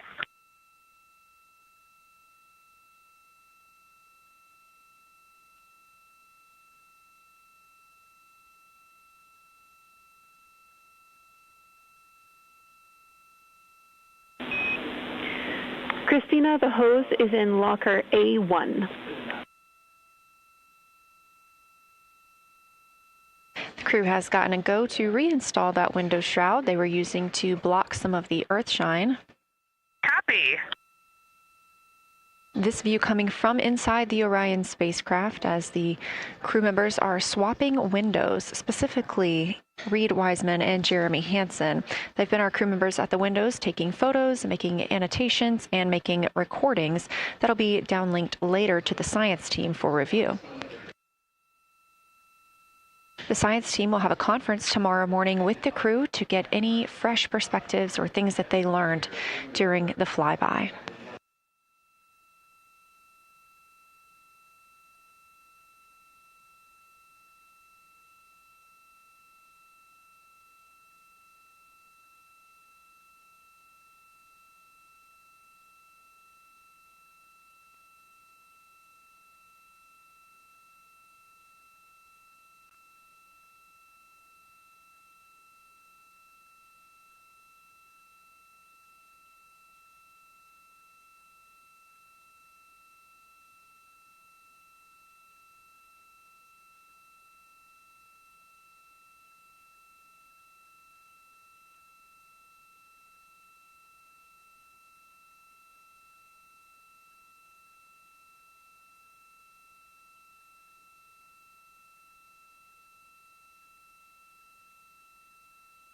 Again, we are now in the third of 5 observation blocks for the crew scheduled for today.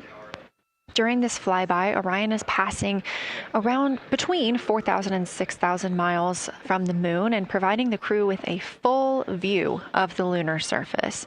It's a higher vantage point and much farther than Apollo's lunar orbits on average. So from this view, astronauts can observe both the North and South Pole and large-scale geologic features in one single view.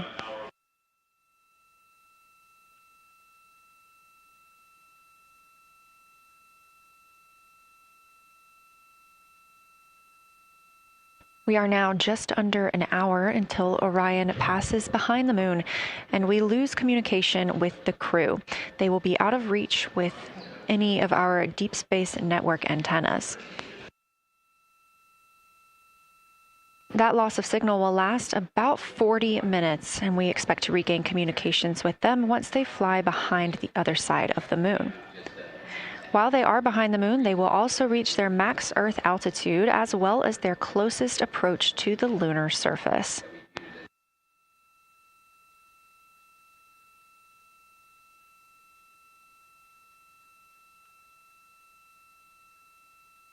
The view you have right now is a live stream from a camera on Orion's solar arrays.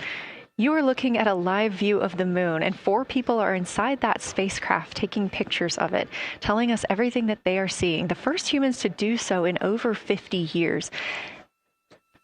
They'll be sending those pictures down for all of us to enjoy, and of course, especially the science team, who are very excited for what they are learning today.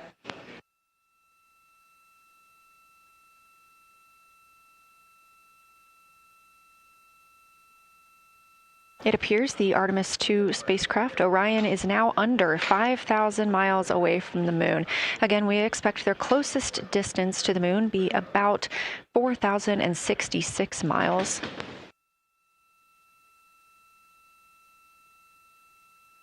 That is an estimate at this point, and we will make sure to share that closest approach distance once we receive it.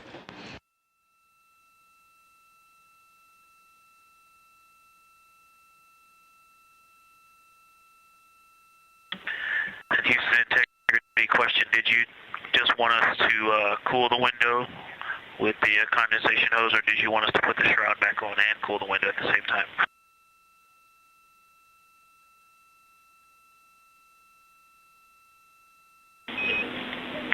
Victor, we definitely want you to cool down the window with the condensation hose. It's crew preference whether you put the shroud back on. The hose will allow you to do that if it helps with your lunar flyby.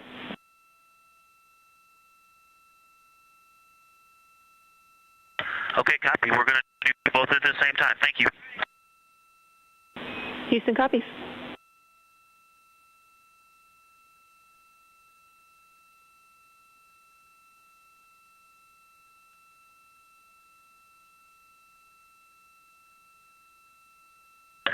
Houston, thank you for that suggestion. The cabin is darkened again, and that makes a big difference for the imagery.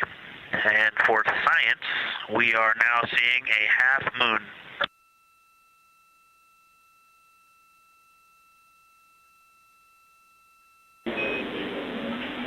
Thank you, Victor. We're happy to hear it, and we see half moon, full moon joy still.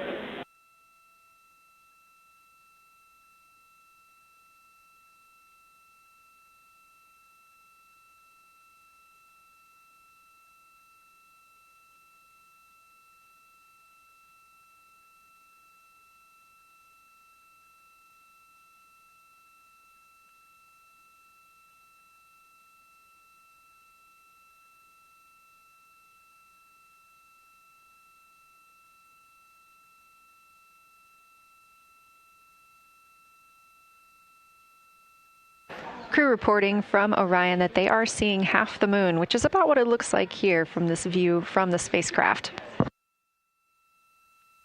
However, what has become a little bit of a catchphrase for this mission, everyone is reporting full moon joy.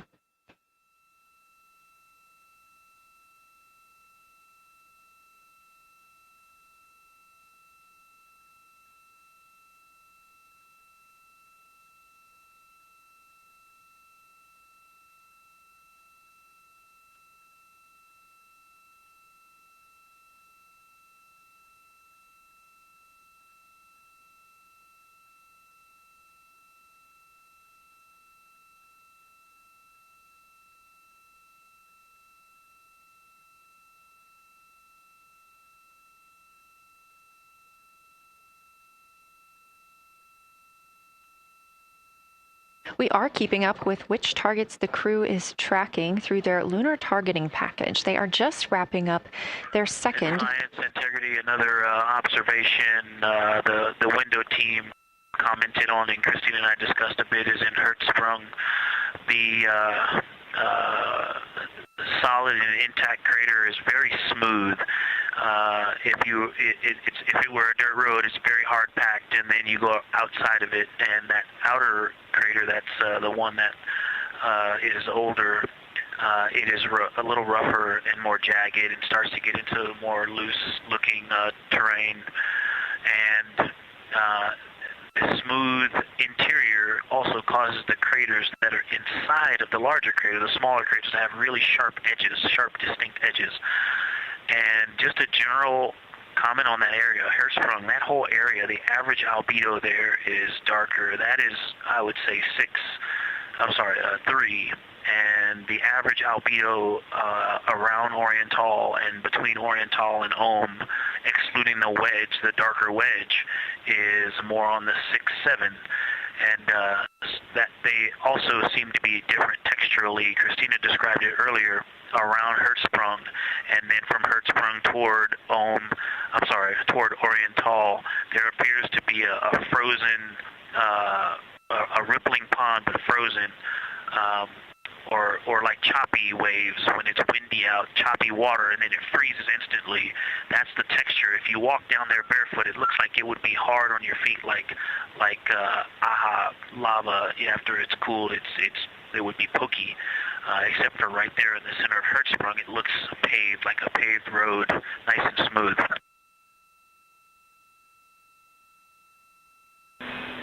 Victor, that's a wonderful description. Going from a paved road to lava reminds us of the Icelandic highlands. Thanks for that.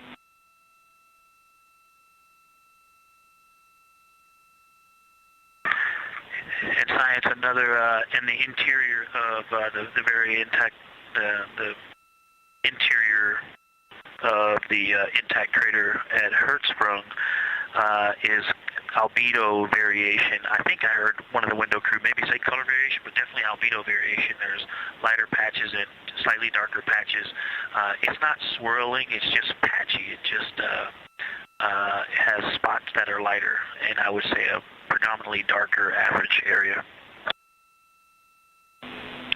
Great descriptions, Victor. Thanks. Not swirly, just patchy is really helpful for us.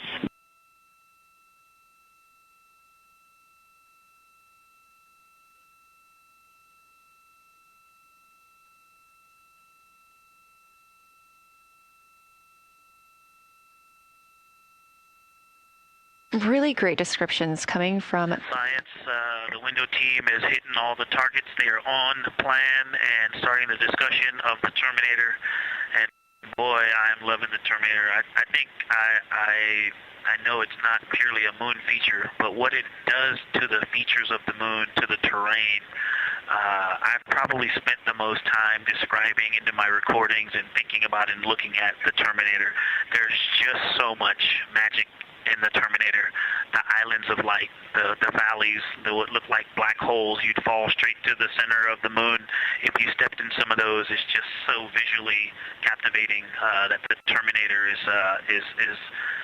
the most striking thing that I've seen so far. We've been loving your evocative descriptions, Victor. You really are bringing us along with you, and we're following along with visualizations that pale in comparison to your descriptions. Thanks.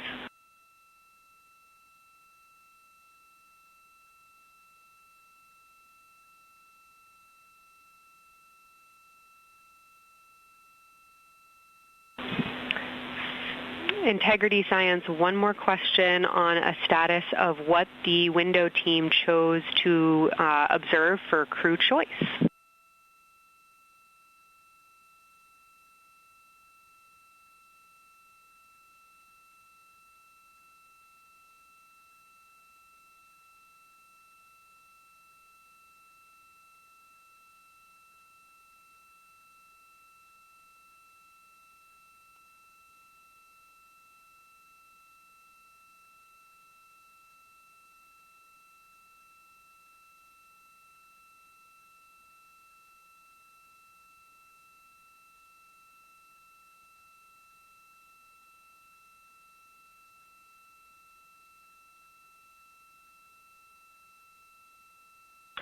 Window 2 talked about Vavilov, looked for suspended dust, and the Terminator. And Window 3 about the experience and about the three-dimensionality of the moon this close. Wonderful. And Thanks, another Victor. observation about Oriental, I would say, is the features going off to the southwest, the two large, almost look like scratches in the surface. I don't know if they're rays or canyons or collapsed lava tubes, but two distinct features that are almost parallel going off southwest from Oriental Basin. They are the first things that made me notice parallax of our trajectory looking out at Oriental. That and in the inner walls of the east side of the crater rings, you really get a sense that we're flying over something with elevation and terrain, and they look different from this orientation. Love to hear it, Victor. And you had it that those chains are actually crater rays, secondary craters formed from the formation of Oriental.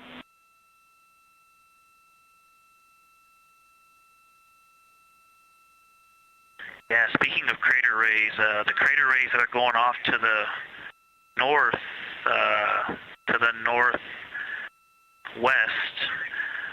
that run off toward Hertzsprung and I believe toward Vavilov. I'm not looking at it right now, but those crater rays are very interesting. They're all very small. I know you've imaged this, but they're all small and they look like, you know, a big impact launched rocks and things that made smaller impacts down the way.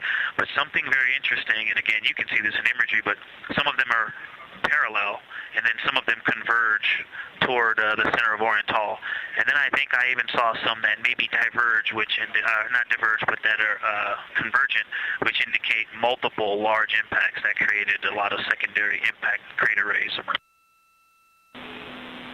Fantastic, Victor. And I'll note that we can infer that you're looking down at your freshly named Integrity crater, which is near the end of one of those beautiful crater rays from Oriental. Thanks for the description.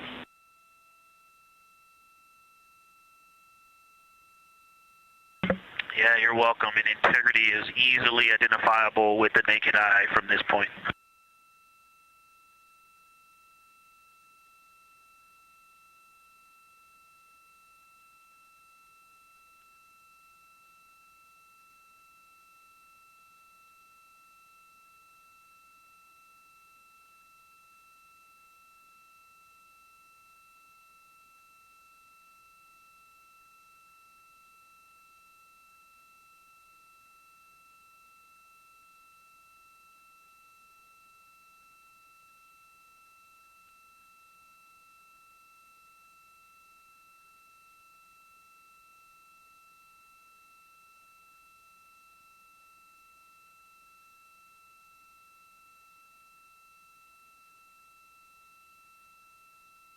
We've been hearing some great situation reports from Victor Glover, the pilot of the Artemis II mission, calling down to the science team, letting them know what he is seeing. And one of those things is Hertzsprung Basin.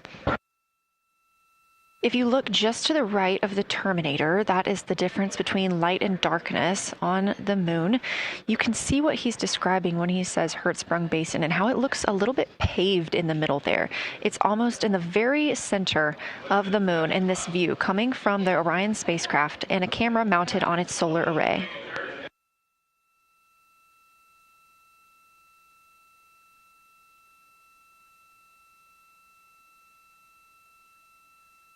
We are now 4 days, 23 hours, and 23 minutes into the flight of Artemis II, and we are standing by for their lunar loss of signal in about 43 minutes. Again, the spacecraft will fly behind the moon, and during that time, we won't have communication with them. They will be out of reach of our deep space network. However, we will regain communication with them approximately 40 minutes later when they come around the other side of the moon.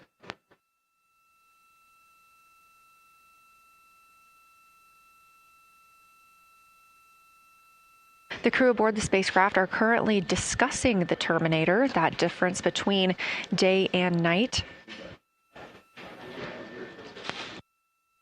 The science team is interested in learning about the topography and the color of the lunar surface, and it's already been very interesting to hear that they have seen colors like greens and browns while looking at the moon. Some of the questions that they are hoping the crew will discuss are how do the quantities and sizes of craters and mountains vary along the terminator, and they are looking for the crew to describe the topography of features along or near the terminator. They're also looking for more information on any color or tone variations, and they're hoping that the crew will take images to illustrate their findings. Glover reported earlier that the crew has missed none of their targets when they are photographing at the window. We aren't hearing the conversations that the crew is having right now, but these are being recorded to their personal computer devices, PCDs, and those will be sent down to the science team. The science team will have a conference with the crew tomorrow morning to discuss their findings and experience when looking at the moon today.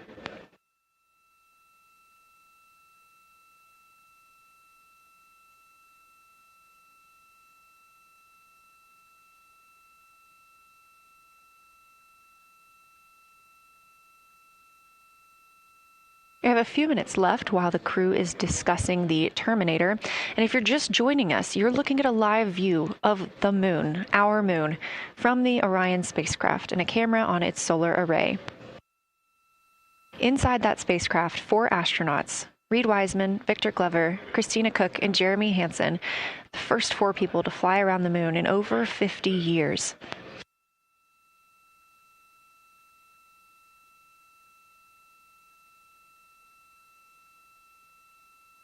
This is our lunar flyby day, and the crew has already surpassed one record today. The crew passed the Apollo 13 distance record at 12:57 p.m. Central, 1:57 p.m. Eastern. Canadian Space Agency astronaut Jeremy Hansen calling down that he hopes it's a record soon broken by other explorers.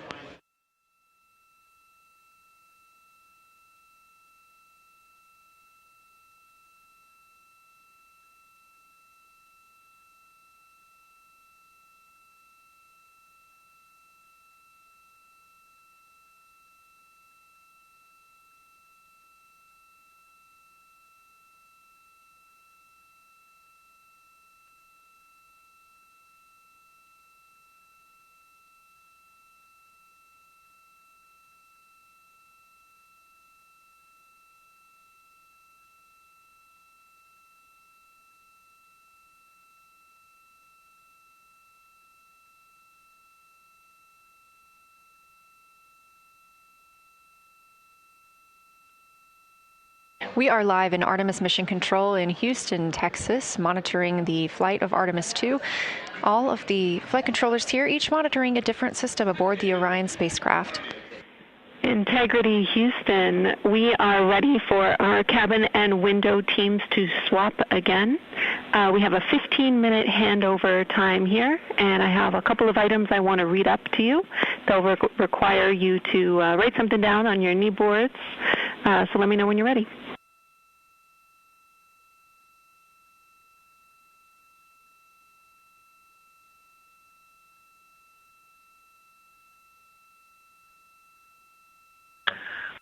Okay, Houston, we are ready.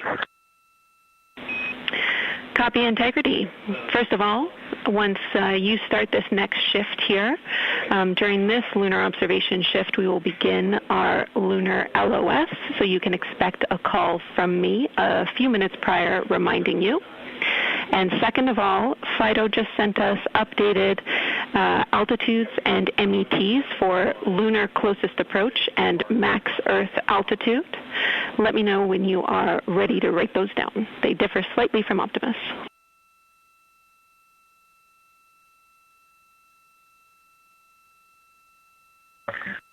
Thanks, Jenny. We are ready to copy. Lunar closest approach will be at MET 5 days, 0 hours, 25 minutes, 34 seconds. And the altitude will be 4,067 statute miles. Maximum Earth altitude will be at MET 5 days, 0 hours, 27 minutes, 39 seconds, with an altitude of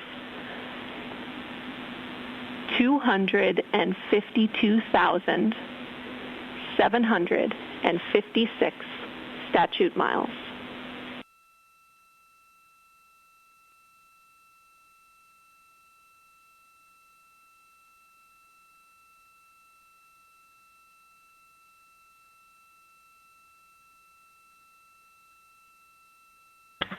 The crew really wants to ask for that in kilometers and in parsecs, but thank you for those. That is great. Thanks for that update. I'll send Fido to work, and I appreciate the metric. Other than that, I have no new vehicle statuses to pass to you. Enjoy your handover time, and we're looking forward to picking back up with you shortly.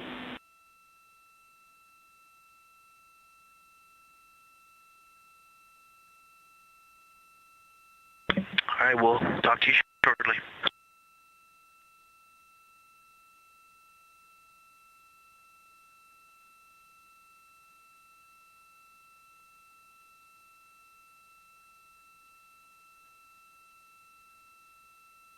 Those words called from Capcom Jenny Gibbons, CSA astronaut and Artemis II backup crew member, to the crew working aboard the Orion spacecraft. Had a little bit of a view inside the cabin. As you can see, it is very dark. The crew has turned off the lights, and the light that you were able to see is coming through the window, a reflection of Earthshine and from the moon.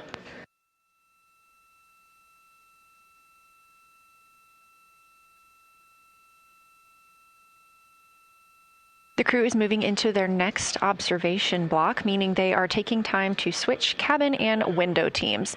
We've had Reed Wiseman and Jeremy Hansen at the windows taking pictures and making annotations and recording some audio files that will be downlinked later to the science team. Meanwhile, Victor Glover and Christina Cook were in the background serving as support. They were also timelined to enjoy a little bit of their midday meal. Now that we are swapping positions, the support team becomes Reed Wiseman and Jeremy Hansen.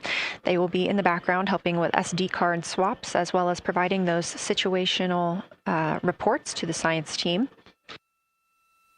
Victor Glover and Christina Cook will be the astronauts at the window, photographing and speaking into those PCDs, portable computing devices, about what they're seeing on the moon.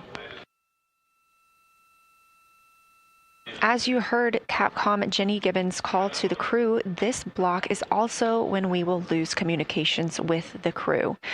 That LOS, or loss of signal, scheduled to be less than 35 minutes from now. We anticipate to be out of signal with them for about 40 minutes, and will regain that communication once they've flown around the other side of the moon.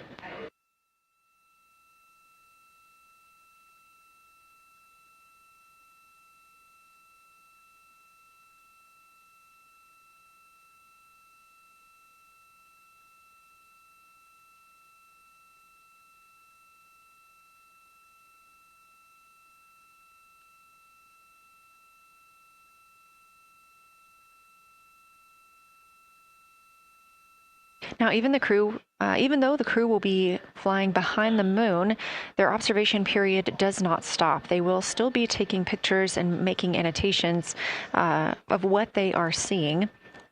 They'll be looking for the limb of the moon, Earthset, and then Vavilov crater, which we have previously seen. They'll swap positions at the window before moving into a crew choice option. They will get to pick things that are interesting to them on the surface, take pictures, and explain why they find them that way. They'll also be looking for any impact flashes. These are short-lived flashes on the lunar surface caused by impact bombardment.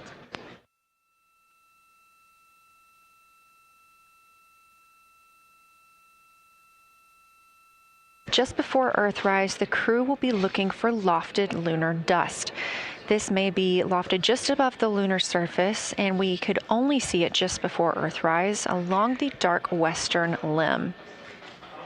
Any Earthshine would illuminate potential lofted dust. But once the crew is all the way around the Earth, the brightness of the Earth will wash out any of that dust they might be able to see. These were based on observations from Apollo missions and orbital spacecraft, and so we're very interested to see if the crew might be able to capture some of that lunar dust today.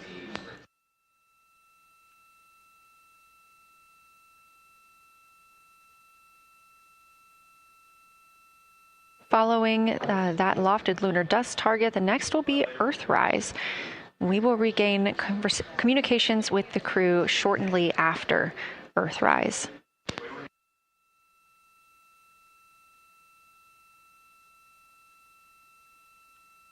There will be a short observation break period where the moon is not in view. That's because we are also anticipating the crew seeing an eclipse today. The moon won't be in view because the team here in Mission Control Houston will need to change the attitude of the spacecraft and ensure that its solar arrays are gathering light from the sun heading into that eclipse period. So we will have communication with the crew, we just won't be able to see the moon. However, we will have views during that eclipse time frame. During that time, the science team is looking to know, it will only be illuminated by Earthshine at that point. So they want to know what the whole moon looks like overall, but they also want the crew to look into deep space and potentially see if they can spot any planets.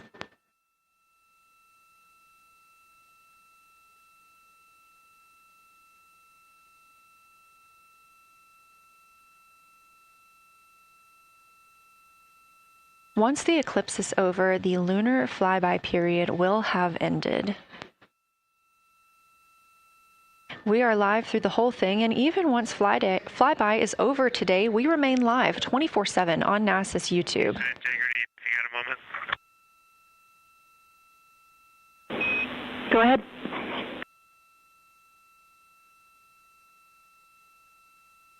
I don't know if Catherine and Devin are still there, but if they are, just wanted to just let them know how much fun we're having out here. It's extraordinary to be on the far side of the moon right now, just seeing hanging out there and looking back at the Earth. And Ashley and Kaylin, I know you're back in Canada, but if you happen to be watching too, just wanted to say hi to all you guys. Love you guys, and we'll be heading back your way shortly. Thanks, Jeremy. I hear they are watching, and your family is still here. So thanks for passing that along.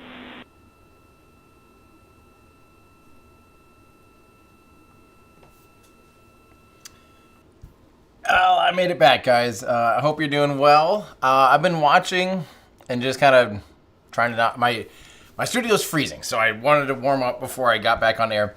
Thank you for those of you that have stuck around and been watching so far. This is fascinating because I did hear them kind of adjust the time that we expect to see the blackout. So I'm trying to keep my clock somewhat in time for that milestone.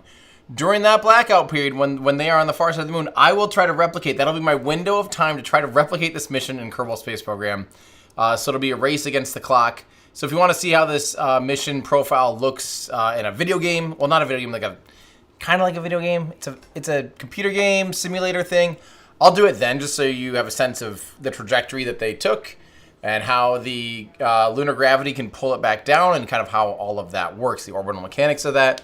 Because we really will have nothing else to have happen during that period of time since the moon is literally blocking the transmission of the spacecraft. It's between the spacecraft and the Earth. So there will be no video. There will be, you'll hear Mission Control likely calling out certain things and talking a little bit, but it'll be really boring. So that's when I'll do some Kerbal. I'll have to update our timeline once we get to that point. But this is great. Yeah, it's cool that now you can really see. I did get some information that I wanted to share about the exact cameras and why the outside cameras, we're just going to say why they don't look fantastic. I'm going to just throw this up 1 second just so I don't make this look like a mess. I'm going to do this for 1 second. I know the shots from the inside are awesome, so let me make sure we don't miss out too much here. Let me get a new screen going. and I'll pull up some stuff here that I can explain some stuff here. Okay, so this is the camera that are on the ends of the saws, on the end of the solar array cameras. They are derived from GoPros. They're tiny, and they can record. Sorry, my overlay is kind of blocking that right now. Let me see if I can just mute that for now. Hold on 1 second. Well, crap, hang on. That's not doing anything. Overlay. Does that hide it? No, it doesn't. There we go. Okay. So the camera itself can record 4K 30. But if you look over at the bottom right, the custom modifications, reconfigurable via in-flight flight via Wi-Fi 720p live stream service when not recording via Wi-Fi. So these saws, or these cameras at the ends of the solar arrays, are only doing 720 via Wi-Fi, and then again being basically downgraded. It's not a great solution for high bandwidth video. So that's why these this view here, it looks worse than 720. It's probably a really low bandwidth 720 if it's using a Wi-Fi protocol. Yeah, that's I maybe in the future they'll be able to just hardwire them in and get at least 1080 out of them, because the internal cameras look much better. So people were wondering about that. I got some answers on that for you guys. And I did want to, I could also show this real quick too. Maybe this went over here. Hang on. Yeah, this is the Orion imagery systems. It shows all of the 4 SAW cameras. There's all the cab cameras, 2 DSLRs, technically 3 if you include the mirrorless Z9. Yeah, that's where they're all at. And hopefully that helps you guys. And then on board are actual GoPros, and still kind of in their original cases and stuff, as well as their personal cameras now. Hopefully that answers those questions. I know a lot of people were asking about the imagery. I'm trying to listen in to make sure I'm not missing if they update the blackout time, so our T0 to that is pretty accurate. The Orion spacecraft with every system that is keeping the spacecraft powered and the crew alive, especially the environmental control and life support system. As this is the first flight with crew, this is also the first flight of a life support system, keeping the crew healthy and safe on the way to the moon and the way home. I see a good question here that I think I can have a reasonable answer to from Jazzy Mac. How you doing? Thank you for the question and the support. Aloha from Hawaii, my friend. I'm curious if the crew swap timeline just to make sure each individual gets a view of the window, or if there's any physical eye strain or other caution they considered. I mean, I think a part of it is just divvying up the tasks. And yeah, frankly, just on the human aspect, like, share the window. I assume is a little bit of it, but even just physically, like, if you're someone that's having to take notes and do the observations or running the camera system, running it for 5 hours doesn't sound as pleasing as, you know, an hour at a time of running a camera like that is quite a bit, let alone 5 hours. So I think just divvying up the tasks. I think they're just simply, and, you know, able to provide lunch time, because right now, I believe it was Reed and Jeremy are doing lunch at this time, I think it was, while Christina and Victor are doing the observations. And man, they're just getting closer and closer. And remember now, that lens that's shooting the moon from that distance from one of those SAW cameras from the solar arrays is very wide angle. So you're actually seeing, you know, even though they're coming up, they're about 4,000 kilometers. Will be their closest, or 4,000 miles. That's about 6,000 kilometers. Yeah, that's how close they are. But it doesn't, you know, with this wide angle lens like that, it doesn't look that close. But if you were inside the spacecraft, it would fill your entire window at this point now. And, you know, you would just be in awe because you're seeing, you know, they're literally looking out the window, seeing the moon fill the entire, you know, vantage point like that. So it'd be pretty spectacular. And I'm sure that especially Victor, I think, was expressing how amazing it was to see the Terminator line. Now, if my countdown clock remains accurate, around, T minus 23 minutes or so, we'll actually see the Earth. Oh, they just changed the view on me. From that perspective, I believe the Earth will be coming from the right to the left, and the Earth will set behind the moon. I think. I'll have to see that again, but it's definitely coming from the Earth will be in line with the daylight side of the moon for Earthset, not sunset, Earthset. So we'll pay attention to that, and hopefully my timer is correct. Like I said, I'm kind of listening in to see if they're going to update us.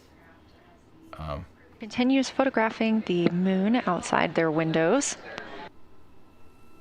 They have turned the lights off to allow them to better get photos of the moon, preventing any reflections from coming in from the spacecraft. You can see the auto exposure on the camera, making adjustments as parts of the window are occluded or not occluded, and as well as just even when it looked like Reed there was kind of in front of the window, blocking some of it too. You can see changes in exposure there quite a bit. But I saw a good question, and I don't actually know how well they'll be able to do this. Will they be able to see the backside of the moon when they're in the dark? So there's not really anything illuminating it, besides literally stars, which would be extremely dim. So I am really curious, how dark is the dark side of the moon? Can you see anything, or is it literally just an absolute black, blanket against the starry, with stars around it? Like if you see this disk, is it just a black disk and you just see stars? The other thing is you'll only be in that moment for a little bit of time, because at some point you'll start to see, the illumination edges where the terminator line is. So you'll be able to see it a little bit and then not. So you'd only be in the real full darkness for a long time. Let's see. Will the velocity relative to Earth be almost zero? No, not almost zero. They're still going pretty quick. I think about roughly about 1,000 kilometers an hour, or 1,600 kilometers an hour, about 1,000 miles an hour, I think, at apogee. And we'll play around with that a little bit in Kerbal Space Program. You'll see that the velocity is slowing down, but you would never get to zero if you're in orbit relative to Earth. If you're in zero relative to Earth, you'd be outside. You can't do that. If you got to zero, you would actually no longer be in Earth orbit. You would be orbiting. You'd be outside of its orbital velocity. So even at apogee, you still have some velocity, because zero velocity would make you fall straight back down to the Earth, like straight down to the Earth. Like you would, instead of, let's say you have 1,000 kilometers of velocity out here, just making numbers up, you maybe would have a perigee. Your lowest point in that orbit would be, let's say, 100 kilometers, right?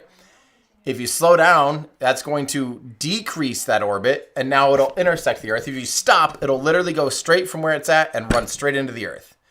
We don't want that.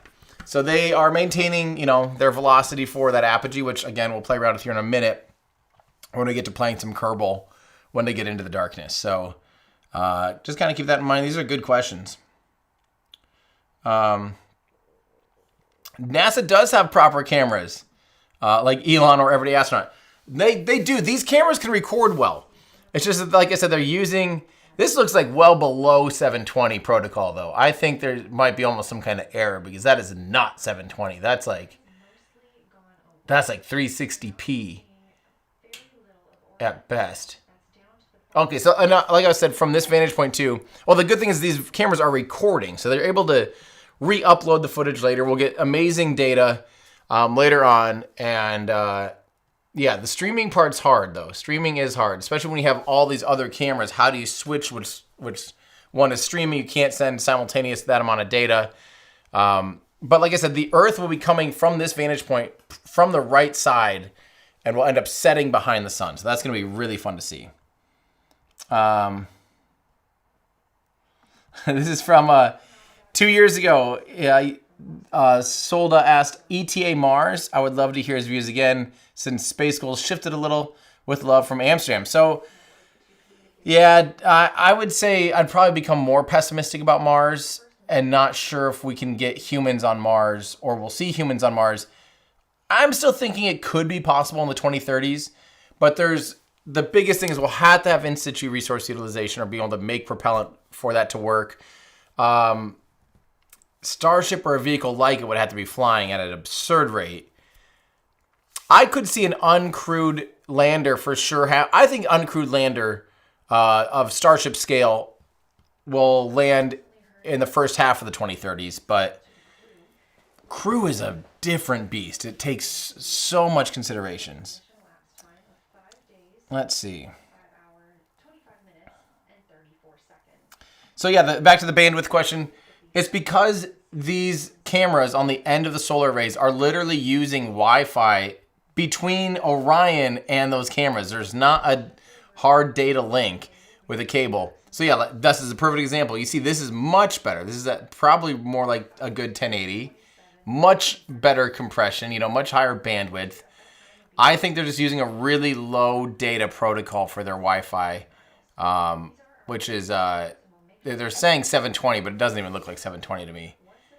Once again, you can see the automatic exposure on the camera kind of getting confused between what's light, like how bright to make things and how dark. So it's not flashing lights in there, but the camera's automatic exposure is literally down by the window. You can tell something's tricking it. If you've ever shot video, if you've ever done anything with extreme lighting environments, even like a reflection off of, like when I'm even in this situation here in the studio, when I'm trying to, like at some point I ran auto on the other camera. And if I was wearing a white shirt, the exposure would go crazy. Because like if I turn like this, it's just constantly ramping the exposure. And we are seeing an exact version of that right there. It's just indecisiveness. And as well as it looks like there's a shadow that's going across to that window as well that also seems to be tripping out the camera sensor and making it decide what is the proper exposure in that scene. Ryan Heckman, does Orion have enough delta V to capture into lunar orbit with the Artemis II flight plan, or will they have to do longer burns differential flight plan with ICPS Centaur for Artemis? So it could get it into a very elliptical orbit. If it's when it's this close to the moon, if it did a braking maneuver, it would only need about 400 or 500 meters per second. However, it used up a decent amount of delta V to be able to do the translunar injection. So on this mission, I do not think they'd have the margins necessary to do the translunar injection burn, which is that slowdown to be able to get you into lunar orbit, and then have enough delta V to do the remaining, to do that again to get out of lunar orbit and back to Earth, while having the kind of margins you want for course corrections, mid-course corrections, and things like that. So they do have enough capability to get into orbit, obviously, but not low lunar orbit. The only way that Orion, with its small service module, could get into low lunar orbit would be if the upper stage could do some of the work or the initial work to get into low lunar orbit, which would mean it would have to survive that translunar coast phase of about 3 days or so. iPhone shot was insane. I know what my iPhone can do, and it really brings it into perspective. That's how I feel too. I know these cameras, like seeing shots from their DSLRs and stuff, are going to be incredible. But something about just someone's phone taken from an iPhone of the moon it brings it home. And I was saying this on the live stream during the launch and the pre-launch party. That's almost one of the things I'm most looking forward to, is just these candid moments of the moon, of the phone. I hope, please have one of the astronauts just kind of show everyone waving and then look out the window and show us what the moon looks like. Just to go from that familiar perspective that we're all familiar with like an iPhone's 1X camera is approximately like a 24, 25 millimeter lens equivalent. It's a 0.5 wide, even though 0.5, even though they say 0.5 is the other version. Don't worry about that. But the 1X on an iPhone is about 25 millimeters. And we're all so used to that. That's everything social media is basically. 90% of what we see on social media is that focal length. So to go from inside and looking around and then a little tour and show the moon outside, I would love to see that. I do think that could be one of the most impactful things. Oh, I missed it. I think she was just talking about... Hang on. Might rewind a little bit here. Expecting loss of signal in about 13 minutes. We will regain that signal with the crew about 40 minutes later. Okay, so I'm going to decrease a minute. Yeah. Okay. And now I'm going to fast forward back so we don't miss anything. Okay. So my timer was close. I'm trying to adjust it to line up with the loss of signal here. I've continued to reference the Lunar targeting package throughout this broadcast, which is the primary tool guiding the crew observations, and that consists of 2 key components. The first of those is the Lunar Geography Review, which helped the astronauts study major lunar features in advance. That also helped them learn to orient themselves during the flyby. The Lunar Targeting Plan provides a detailed timeline of observation targets, background science context, and specific instructions for the picture the crew should take, and verbal descriptions of what will be helpful to the science team reviewing those pictures later. That's what we've been tracking real time and what the crew is using right now to keep up with their next milestone. So I'm noticing these different SAW cameras actually have slightly different focal lengths. They're switching between the different cameras, and one of them's quite a bit wider, this one's a little bit tighter. They're still all going to be based on that GoPro, literally a GoPro body that they, like I said over here. Hang on, maybe this will work if I do this. Literally based on a GoPro, but maybe they perhaps have 5.4 millimeter. I'm curious if they show other ones that have different focal lengths as well. I don't see anything that shows that. But you definitely see 2 different focal lengths when they switch between those different SAW cameras, those solar array cameras. Lucinio says, as a Brazilian boomer, I remember being in front of my tiny black and white TV set, watching, mesmerized by the last Apollo missions. I've been looking forward to this for more since then. Now these exciting days are back. That is awesome. I love that. From Pierre asking, what is the Terminator line? The Terminator line is that between day and night. It's literally just like, we have it on Earth too. And when we're on Earth, when you're standing on Earth, that Terminator line is basically when we're going from sunset to sunrise, right? If you're in space, you'd see this, dark shadow sweep across the Earth at basically 1,000 miles an hour, 1,600 kilometers an hour almost. It's how fast that is moving. I missed that one.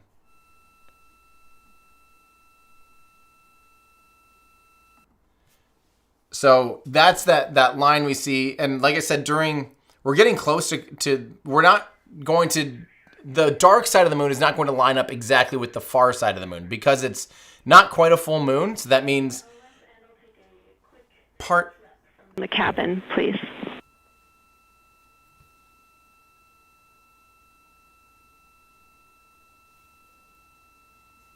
I'll answer the classic question of why no stars.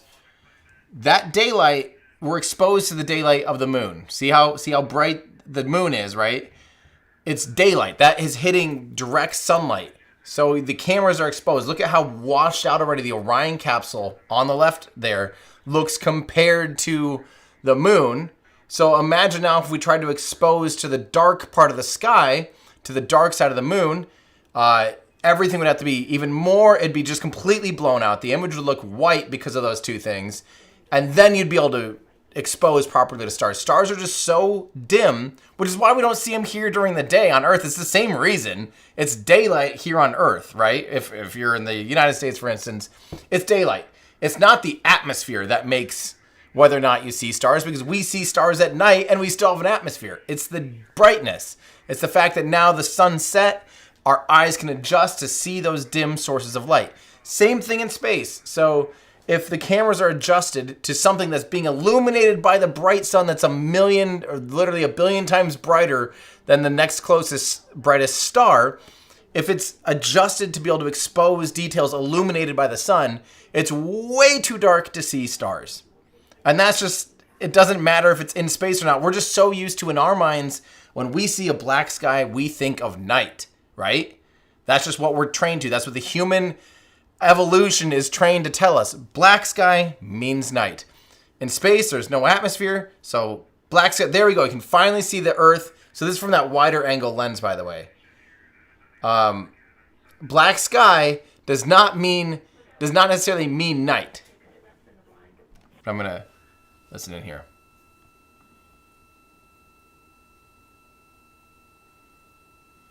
Okay, impact flashes, sit reps in the blind. We got it.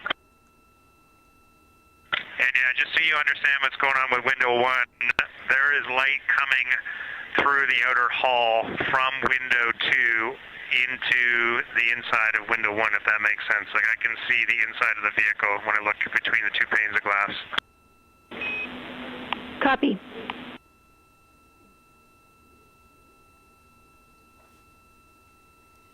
So, someone was pointing out something, and in Discord, yeah, Shane Molloy says, You're I think they're getting zooming your in first and post as live well for the look broadcast. I kind at of agree. Orion, the moon, and the Earth.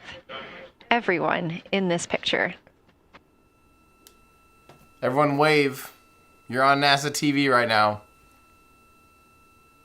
That's cool seeing the Earth like that. But yeah, this does appear to be the same view camera from always. the Orion spacecraft. I don't quite get why the color balance and the exposure changes.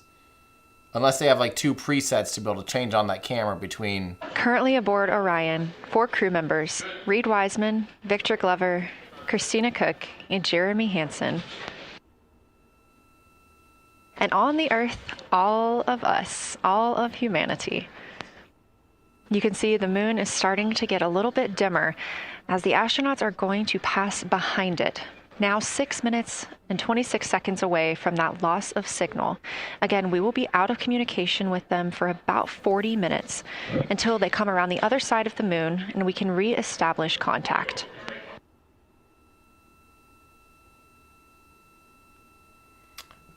What did they say, 6 minutes and 40 seconds? I think I'm ahead now. Integrity Houston, you are 6 minutes from your 40-minute lunar flyby LOS. From all of us, it's a privilege to witness you carrying the fire past our farthest reach. Thank you. Godspeed.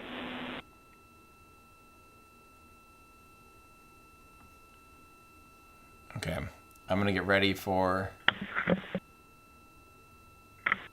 Thank you for that, Jenny. And thank you to all of you for allowing us the immense privilege to be on this journey together. It's quite amazing. And as we go on this journey, thinking about the NASA mission to explore the unknown in air and space, to innovate for the benefit of humanity, and to inspire the world through discovery. And as you've gone along on this journey with us, hopefully we're doing just those things. And as we get close to the nearest point to the moon and farthest point from Earth, as we continue to unlock the mysteries of the cosmos, I would like to remind you of one of the most important mysteries there on Earth, and that's love.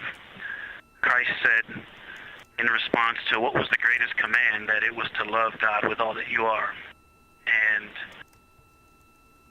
he also, being a great teacher, said the second is equal to it, and that is to love your neighbor as yourself. And so, as we prepare to go out of radio communication, we're still to feel your love from Earth, and to all of you down there on Earth and around Earth, we love you from the moon. An important message. Houston copies. We'll see you on the other side.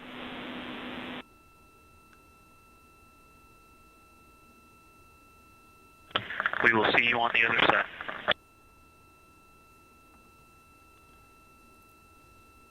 Whether you are religious or not, whether you are of a certain faith or not, I think the words love your neighbor as yourself is maybe perhaps one of the simplest and most basic tenets to live by.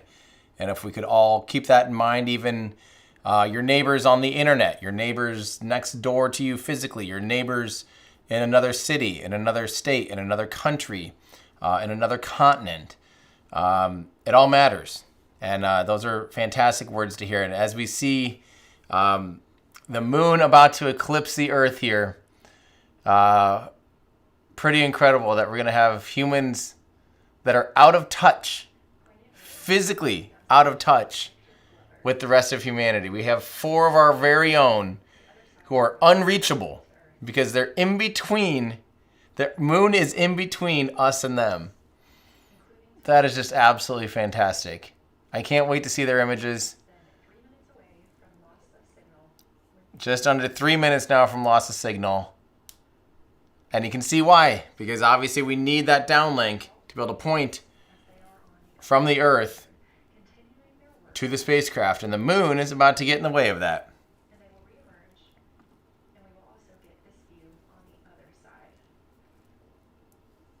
Wow.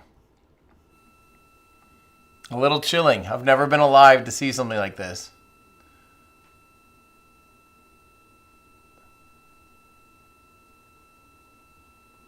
I think they might have kind of spoken early to make sure that they are still within line of communication.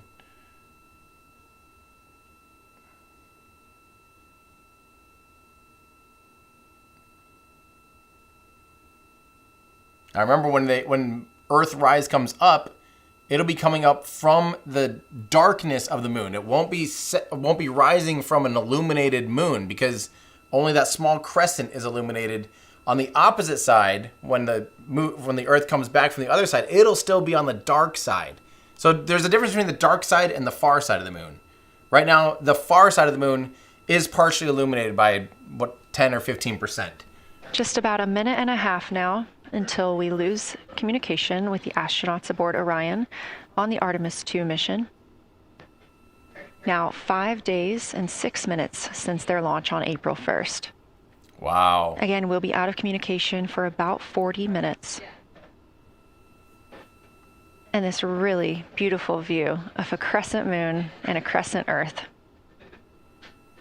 How great thou art.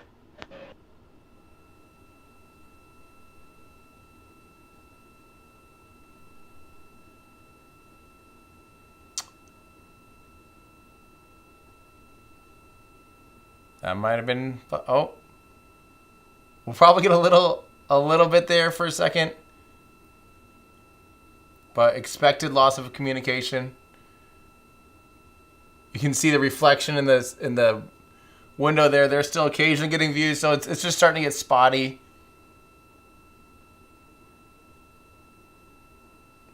Now I remember on the Apollo missions, we expect loss of signal. The loss of signal was actually loss and reestablishment of signal was a really good way to tell how on track and exactly how perfect the tracking was.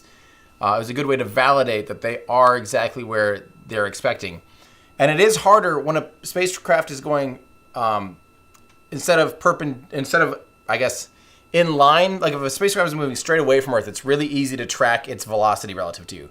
When it's moving perpendicular to, it's a lot harder because those waves are just going out and back. There's not a wave coming from, a sound wave or a radio wave coming from a distance and coming back. So there it is.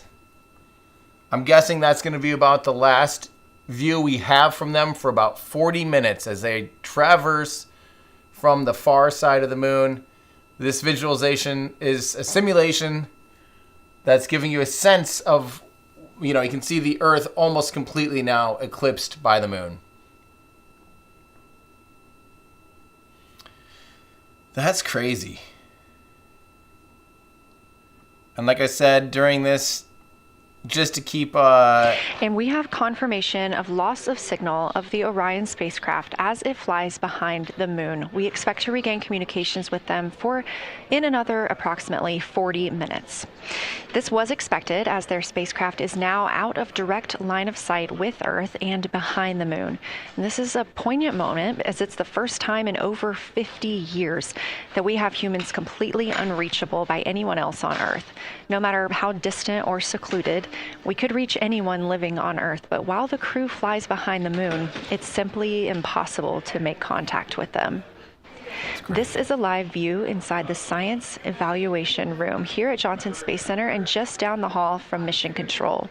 This team has been monitoring the flyby all day as the team has continued capturing targets on the lunar surface.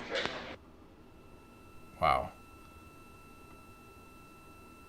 We even got to see this team in action as they were helping the astronauts. Okay, so I think now is time to make good on my promise, and I will get Kerbal Space Program pulled up. We'll show you this mission profile. So if you've had a hard time understanding where they are, how they got there, how they get back, why it's like this, all of the things. Give me 1 second. I'm going to transfer over to doing a little bit of Kerbal for you guys. Give me 1 second while I get this set up on this screen. And hopefully this will be a really good way of understanding how this stuff works. Okay, come on. Hang on.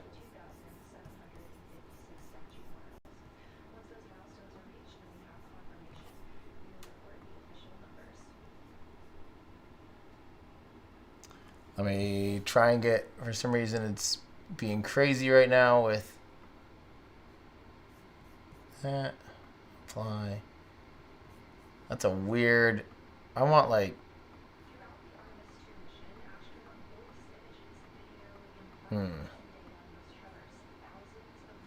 34, 38. It's being a weird aspect ratio, but whatever.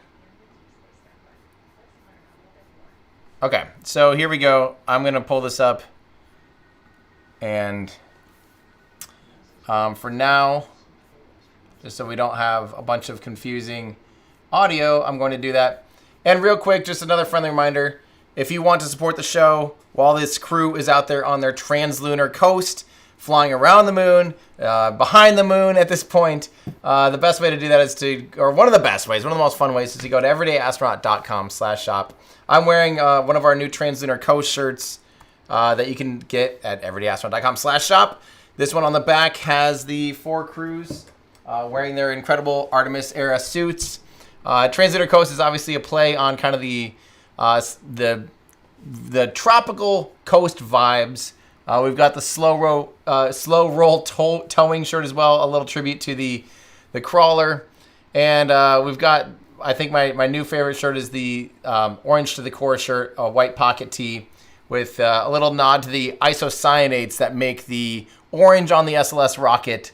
One of the compounds that make the SLS is brilliant orange color. So if you want to support the work we do, everydayastronaut.com/shop. Get yourself something fun and nerdy, including this Artemis hat I'm wearing. Wait, is that what? Yeah, I'm wearing the Artemis hat in metalcore font, which I think is just absolutely incredible. Yeah, you can find that now, everydayastronaut.com/shop. And important reminder, we still have our Apollo collection, the stuff that's not sold out. Some of it is sold out, including the Lunar Tour, which is a fitting one for right now. That could change. We could change that because that actually talks about, on the back, it has all of the... By the way, if you ever noticed, we actually have real photos of real humans and not AI and not fake models. Isn't that cool? I actually have always been proud of that. But we just had the landings. We didn't have... That'll change, though. In a few years, that'll change. But if you want to support the work we do, we have those. We also have our Methalox hoodies back in stock. That was out of stock for a very long time because we couldn't find these blanks again. We got these blanks again, and we've got these Methalox hoodies back in stock. So... And then also we have shirts. We've got leftover inventory. Click on the RUDS section, the rapid unscheduled discount. You can find shirts for $10. Where else can you get shirts for $10? Help us clear out our inventory of these shirts. Some of them are some classics. Aerospikes. Oh, these sold out. Okay, we sold out of those. And kids onesies and kids shirts. OG patches. Stickers for $1. Have fun. everydayastronaut.com/shop. All right, so let's go ahead and do some Kerbal while we're waiting. I will teach you guys how to do this mission, what this mission looks like. We'll build a quick little SLS rocket. We will fly around the Mun in this case. So for those of you unfamiliar, this is Kerbal Space Program. It's a fantastic game. This is the original, the OG Kerbal 1. Don't get Kerbal 2. It's not supported anymore. It's cabbage. It's very bad, and just don't do it. I will do, if you guys want, we can play some music while we do this since we're just chilling. We can play direct to orbit. I'll make sure this isn't going to blast your ears off. Let me know if that's too loud. Hang on. Where's that one thing? I don't think it's going to show that. Okay, hopefully this is working for you guys, though. You let me know if the music volume and stuff is okay. So Kerbal 2 just basically fell through. The publishers dropped the ball, and they didn't make a good game. All right, so this is the command module. We're first going to put a little heat shield on it. We'll do the 2.5 meter wide. This is all basically a quarter scale. In real life, the Orion capsule is about 5 meters wide. This holds 3 Kerbals instead of 4 astronauts like what we see in real life. Let me know if that music and stuff volume is all right. We do have a launch escape system. Now, in real life, the Orion launch escape system has a shroud that goes all the way over top of the rocket, or over the capsule itself, just in case, because it fires solid rocket boosters around this part right here. And those come down. And if you didn't have a cover over it, a blast cover, you could do harm to the spacecraft. The next thing we're going to want to do is we're going to add, we'll do 2, whatchamacallit, 2 drogue chutes like this. And then we'll do 2 radial mounted chutes. In real life, there's more than that, but this will be good enough. We'll stage these separately. We'll put these first. There's our Orion, there's our parachutes, there's our launch abort system. Let's add a little service module here. We'll do hypergolic propellant. But we'll need a decoupler so we can decouple from it. Otherwise, we'll be re-entering with that. And you could not run KSP2 on a Mac, which was a bad thing. I'm a Mac guy. That was definitely not fun. So we'll put some thrusters on here. We'll do a set of 4. We could also have more. We could do littler ones just for fun. Up here, just kind of to look the part. There we go. All right, then the Orion capsule also has one pretty efficient engine. This is probably going to be overkill as far as thrust. Let's see here. What's its thrust to weight ratio? Oh yeah, it needs to be the monoprop. Dang it, I hate the puff engine. I hate that they don't make a center mounted puff engine. This is the only engine that can run on the monopropellant, which is the same type of propellant that that is used on Orion. I could cheat this and put a different kind of thruster system in there, or a different engine, but what I'm going to do is I'm going to put this right down the middle. If I'm off at all, this could be a bad day. I'm just going to do my best. That looks pretty good. I think I'm pretty close. I might be a touch off to the right. Yeah, just a touch. Let's go a little bit. Oh, not that far. Right about there. Should probably be good. That's pretty good. We can null out any differences that we see with RCS, but let's just double check. We have our center of mass here, and that center of thrust is being dominated right now by the launch abort, so let's do this. There we go. Center of thrust looks like it's going right through our center of mass. That's good. We do want this to be on its own stage, and we want it to be below everything else. It's going to stage during the core acceleration. So there's our Orion and our service module. We're going to need some solar panels. We'll do some extending ones here. We want the 1x6s, so we'll do these. These are going to be too small. That's rinky dink. We don't want these rinky dinks. These look way too big. That's way, well, that's, I mean, let's go with too big rather than too small. Let's go with too big rather than too small. Let's also give it a little bit of battery power. I hate when I forget to do batteries and we lose energy on the far side of the moon or something. All right. Once again, we need to separate this out. There's our Orion capsule. We're gonna, let's add those. It does have these little other engines, but they're yeah, we'll do some of these on the bottom as like auxiliary. Kind of has something like this. We'll put 6 of them and we'll line them up with these. There we go. That'll be perfect. For small corrections, that'll be really good. All right, let's do a small decoupler now. Well, let's go big decoupler, and we're just gonna do something like this.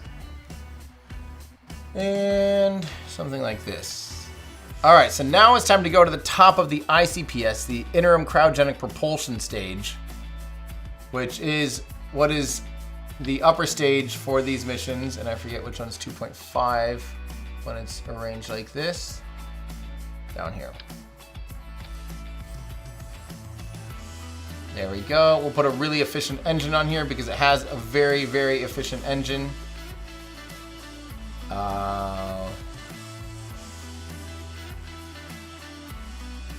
Which one is that? There we go. This is, although this is technically like in Kerbal, this is basically the engine used for the Apollo service module. We're gonna use it for ICPS because it's honestly almost more accurate. And we'll do that too. I like that look better.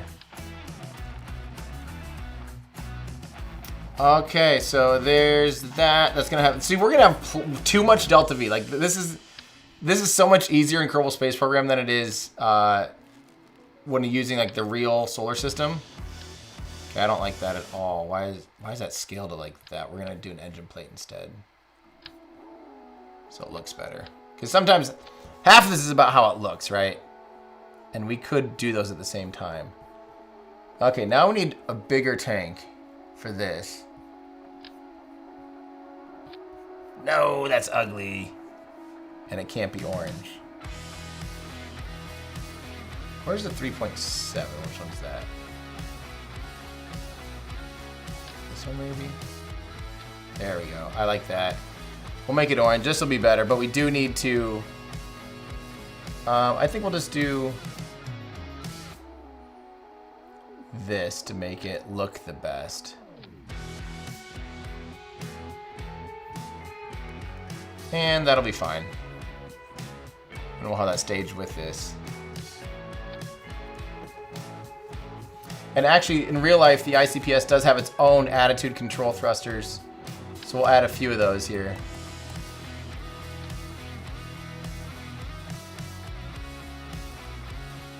I can't wait to get copyright striked for my own music playing on my own stream. I'll bet it's happening already. If I look at YouTube right now, it's probably trying to warn me, hey, you're using copyrighted music. So remember guys, we don't have anything else to look at right now. So, I mean, if you want to learn what this looks like, this is the best way to understand this stuff, in my opinion. All right. And then at the bottom, we basically can just do this.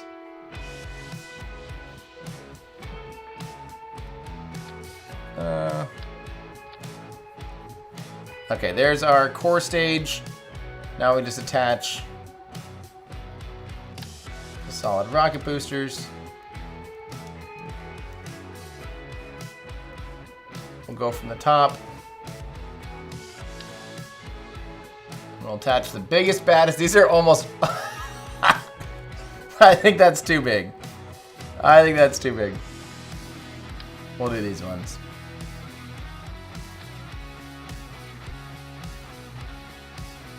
That's more like it.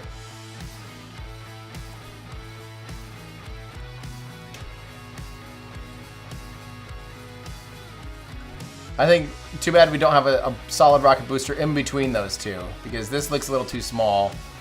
The other one's a little too big. I don't think there's anything in between there. Oh, what are these? Oh, those are even huger. Hugelier. What are these? Oh, that's better. Let's do these.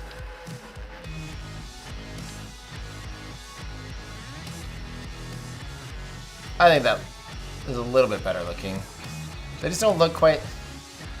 The Clydesdales are the right ones, they just are the wrong size. A little nose cone action. Too big.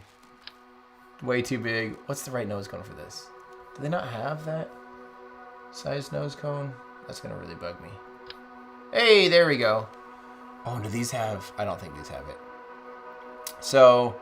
One of the big things here is we have to make sure we're staging correctly, starting first with the core stage, then going lighting the solids. And we're also going to make sure to strut these real quick.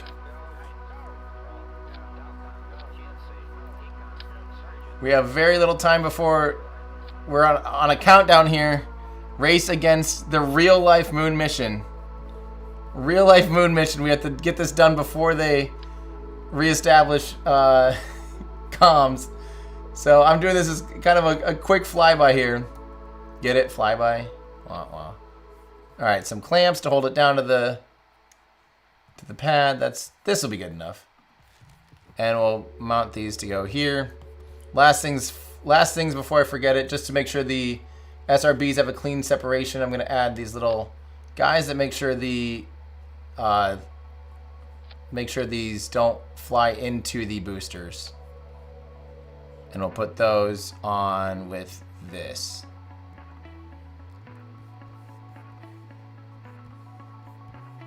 Cool. Those are aiming like straight into the boosters. Maybe we should just do this. I was thinking it was going to be kind of a different way. Okay, that'll be good enough. Alright, we have solid rocket boosters that have a little bit of a funny angle. I should fix that.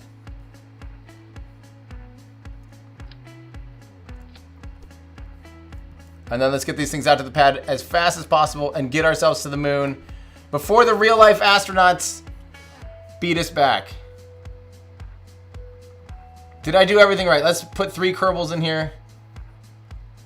We're on a race against time. 3 Kerbals. A spacecraft. Oh my gosh. Check your staging. Okay, we've got that. We've got these. Those need to go here. We've got the separation system. We've got staging. Then where's this? Oh, this needs to happen during... This happens here. We don't want that to fire, like, until after ICPS. That's right. Then detach. Okay, I think we're good. We're naming this Artemis II, my friends. Artemis II. Let's get this out at the pad and let's go. Yeah. Wait, no controlled... What are you talking about? No controlled or manned modules.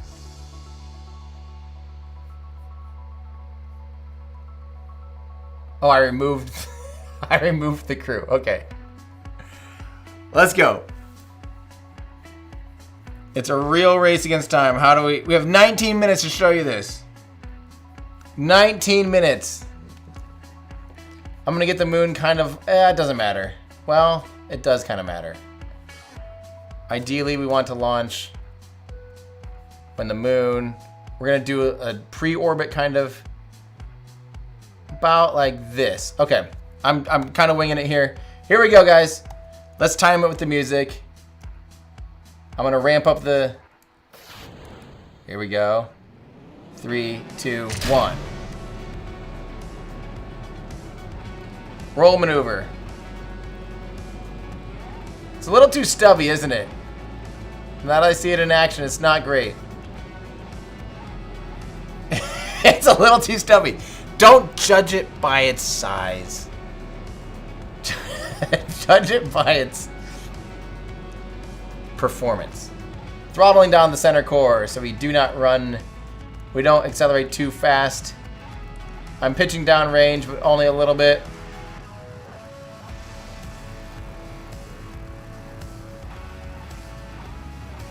Remember, if you like this music, find it anywhere you stream music. Everyday Astronaut on iTunes and Spotify. Throttling back up.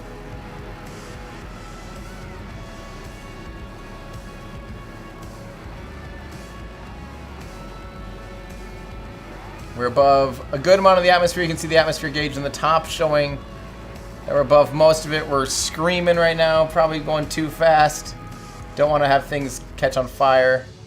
Also don't want to totally crush our Kerbals. And we're coming up on booster separation, nice and clean. Just like real life. Look at that. Goodbye, boosters. Alright, now we're going to use this core to accelerate. And actually we want it to go up to 2,000 kilometers or so at apogee. But stay... Let's see, there's 200 kilometers. We don't want to have our periapsis go too high because we want this to be suborbital, so this burns up on re-entry. And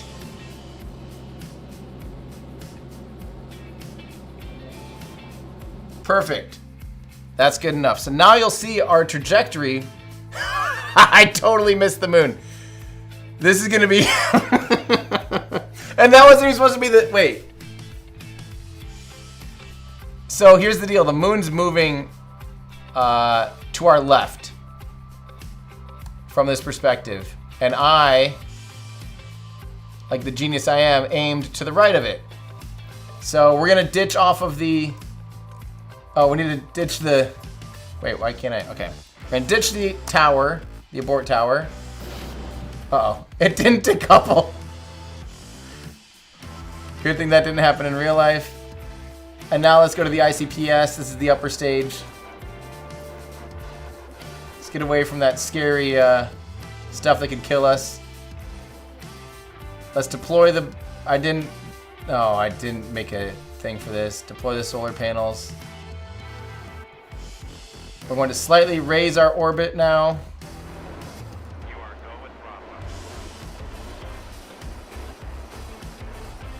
Just to make sure we're in orbit. And this is the orbit raise maneuver they did. This makes it so you'll see the orbit now raises on the opposite side. The periapsis is rising up to 10,000, 20,000, 30,000, 40. Once it's above the atmosphere, we'll be in our parking orbit. We'll go 2,000 by 200.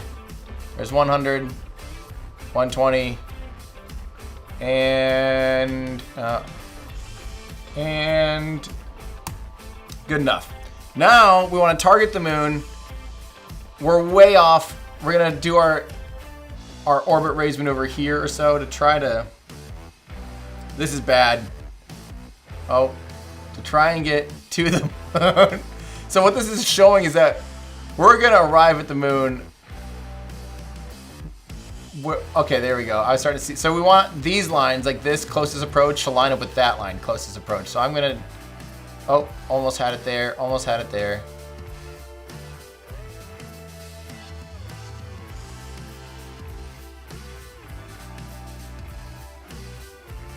This is a botched mission. I botched it really bad, actually.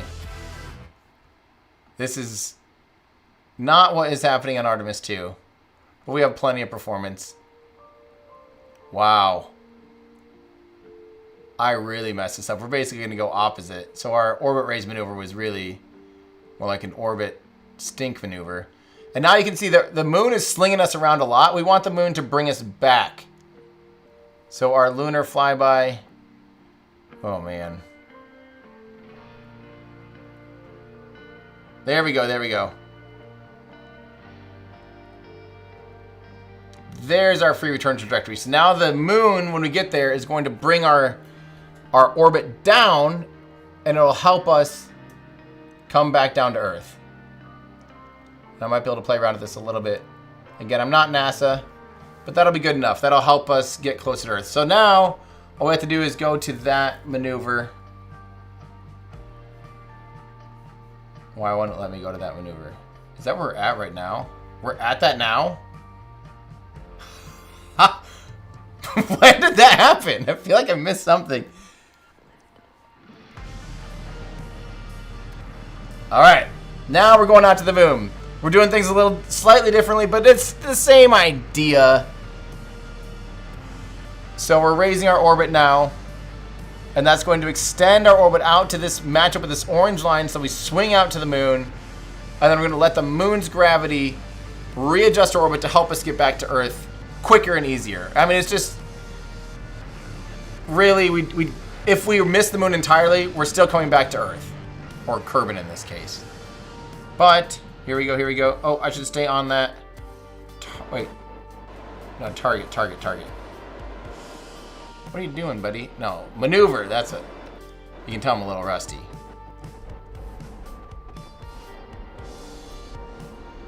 Okay, here we go.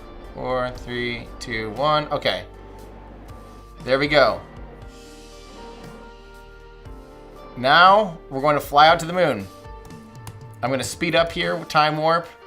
So this is what they've been doing for the past few days. They've been on their translunar coast. And you can see we're kind of outrunning the moon right now.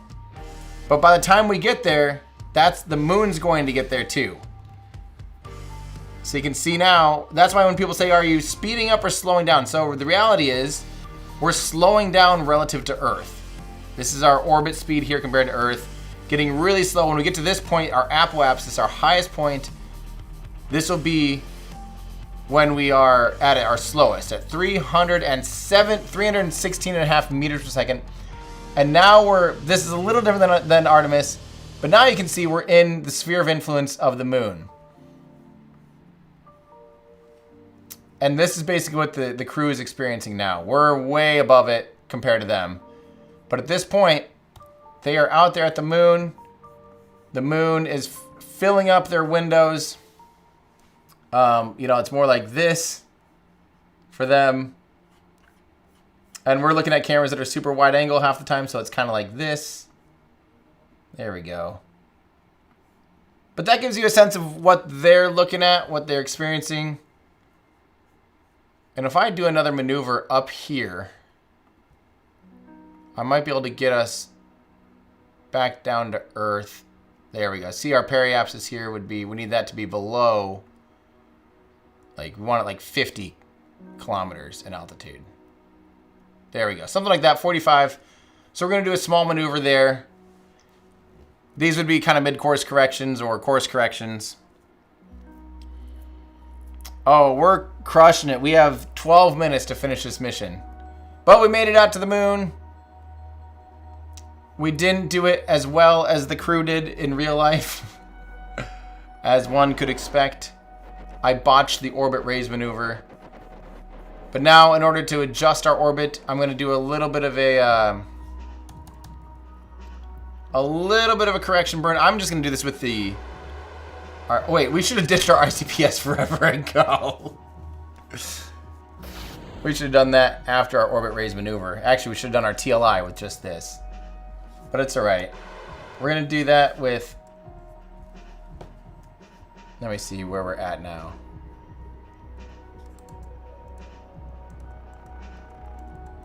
Okay, we are lowering... I'm just going to do it manually. See this? We're lowering our orbit back towards Earth until it intercepts the atmosphere. Right now we're above the atmosphere. We'd miss it. We'd swing right back around and do this whole thing again, this whole entire orbit once again. But we want to get within the atmosphere, which in Kerbal Space Program is about 70,000 meters, so 70 kilometers. But we'll basically let us get to about 50, 45 should be enough to re-enter safely. There we go. Alrighty. Now, my friends, we've done our things. We've looked at the moon, and this, we didn't do a. I didn't do a good. I should just do one where I'm not doing the orbit raise maneuver. I could have showed you how they're doing the blackout on why they would have had the blackout in communication. If we get back down safely here, I'll just do a direct to orbit mission, and it'll be way easier than doing that orbit raise maneuver. But in the meantime, let's just zip back to Earth. Falling back, you'll notice we're speeding up the whole way back down because Earth is pulling us, literally falling back to Earth. But we have enough velocity to miss, so we're not like hitting right through the dead center of Earth. That'd be deadly. We have it targeted so that we're going to be aiming just for the edge of the atmosphere, basically.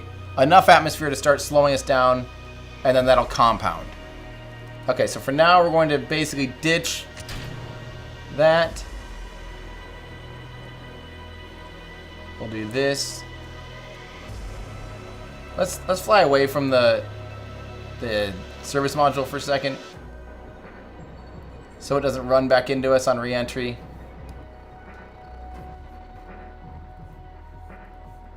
Okay, hopefully that's enough separation there that service module doesn't hurt us or run back into us. But now let's speed up and hope that we splash down in some water. So we're going to start entering the atmosphere. In this game, like I said, 70,000 kilometers. Really hoping I did enough to slow us down and get us into the atmosphere. You can see the service module starting to hit the atmosphere now too. That stuff's going to start blowing up pretty quickly because it can't handle the high heat load. It's also flying further and further away because it has more drag. Higher drag coefficient, so it's slowing down faster than us. Stuff's blowing up back there. That's fine. That's no longer with us. Kind of epic blowing up. It looks like it's blowing up into the sun. But in real life, that's just perspective. It's in between us and the sun. And here we go. Now we're slowing down. You'll see because we're slowing down, look, the top of our orbit, our orbital height is coming down too. So right now we're using the atmosphere to slow us down, and we're coming up on our lowest point. So we're still going lower into the atmosphere at 48,000. Uh-oh, I don't know if I aimed low enough. I don't know if I aimed low enough to do this in one orbit. Because we have to slow down all the way so that this keeps coming all the way down until the top of this runs into the atmosphere. Uh-oh. I might have messed this up.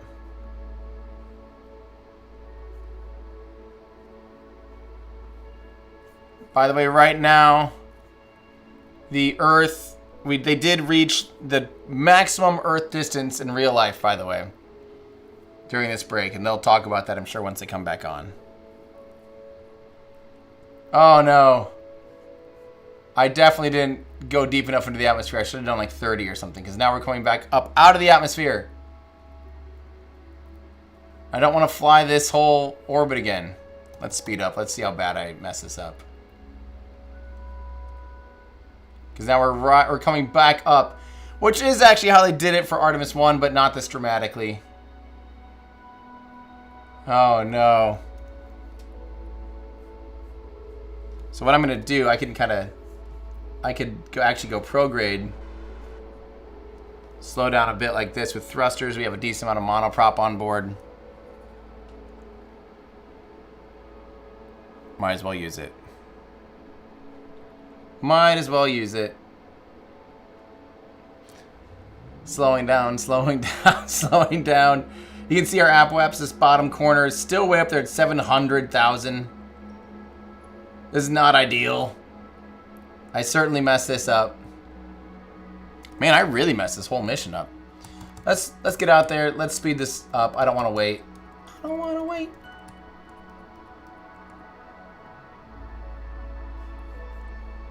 And let's go for another re-entry, shall we? Hopefully this one is enough to do it properly this time. Coming back around. Re-entry number 2. This is the thing that would have, if this had happened on Apollo 13, if they didn't get deep enough into the atmosphere, they would have been flung back out, had to do another orbit, which would have cost them more and more hours, potentially even, days, if they had totally messed it up. And that would have resulted in the loss of crew because they were running low on consumables. But on normal missions, if you have plenty of consumables, you could do this as many times as you want. An uncrewed spacecraft could certainly do this. Okay, this is enough. We're going to re-enter now. You'll see that there we go. Our ballistic trajectory now will get us down into the water, right off the coast of Kerbal Space Center where we took off from. That's poetic. We are flying over it right now. Everyone wave to the launch pad. And we're re-entering. We're slowing down the whole time we're re-entering. And we have this is about perfect. I'm going to speed run this as quick as possible so that we can splash down. Okay, we're now coming up on being subsonic here soon.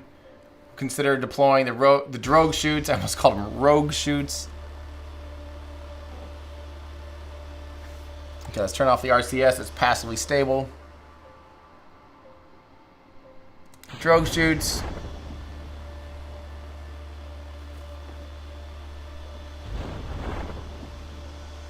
Let's crank the music for this until we run out of time. Main chutes.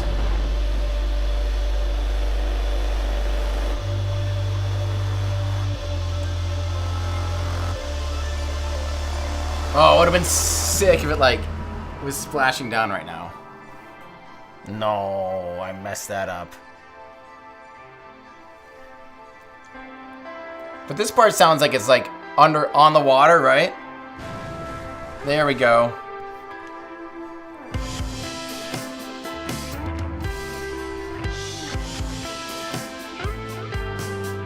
That, my friends,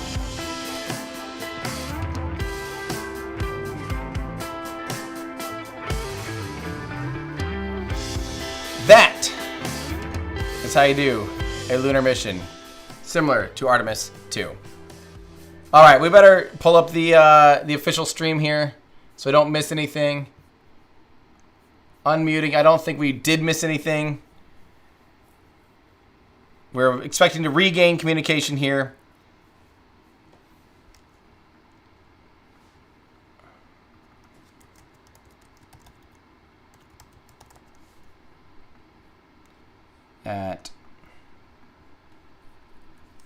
We're live in the Artemis Mission Control Room in Houston, but we are not the only room monitoring today's flyby. As you can see, this is the SIR, the Science Evaluation Room. It's in the same building and just down the hall. It's a multidisciplinary science team supporting the Artemis II crew in real time, including experts in lunar geology, impact cratering, volcanism, polar science, imaging, and visualization. You can see the SIR here. That's the Science Evaluation Room. It's embedded within Mission Control to provide science input during live operations like what we see today. But additionally, the Science Mission Operations Room. So, okay, let's. I totally ignored chat during that entire Kerbal thing.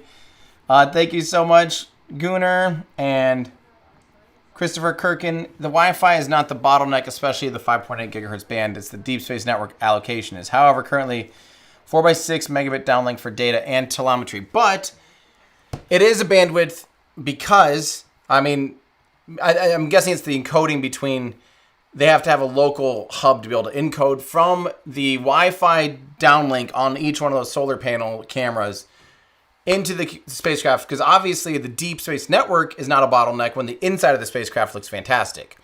So there's something going on there with the wireless connection being such low bandwidth. And we contact Orion. 1 minute, 36 seconds. How close is my clock? Pretty close. I'll add a couple seconds. Meanwhile, aboard the spacecraft, the crew has continued executing their lunar flyby tasks. Correct. NASA was using, as we discussed earlier laser today, links these to get up to, was it 100 megabits per second, a really good data rate. However, that is not, there's still a bottleneck, or there's still something between the solar array cameras that are wireless to the capsule. For some reason, that's extremely low bandwidth. Yeah. All right. How's the race going between SpaceX and NASA, Artemis? They're not in a race. SpaceX and NASA are on the same team. NASA and Blue Origin are on the same team. The race is between SpaceX and Blue Origin to build the lunar lander. Will Artemis be the first to put boots on the surface? Yes, because the Blue Origin and the SpaceX landers are both part of the Artemis program. So SpaceX is building the lander for the Artemis program. That's when so many people are always like SpaceX versus NASA. They're on the same team, literally doing the same mission. So NASA, purchased and paid for HLS Starship, and they also purchased the HLS Blue Origin Blue Moon. Let's see here. iPhone shot was his wallpaper. 0 pics of moon inside.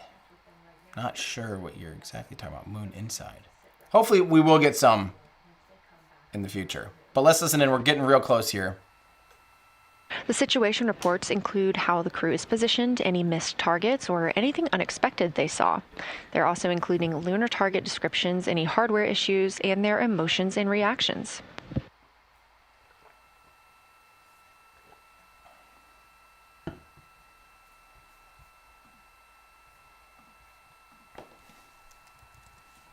Again, we are standing by to acquire signal from the Orion spacecraft.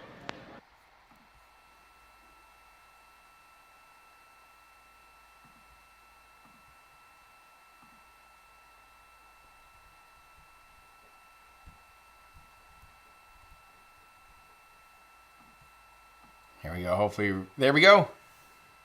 Wait. Start to reestablish downlinks. Hopefully we have voice data here any second.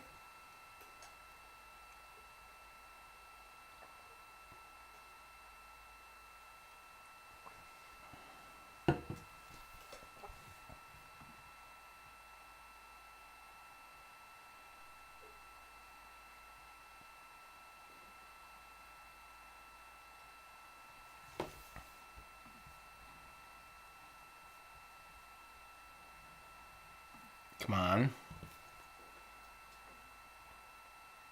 We're in the Artemis Mission Control Room at Johnson Space Center, getting our preliminary contact with Orion, that acquisition of signal coming after a 40-minute loss of signal, during which the crew was flying behind the moon, out of contact with anyone on Earth.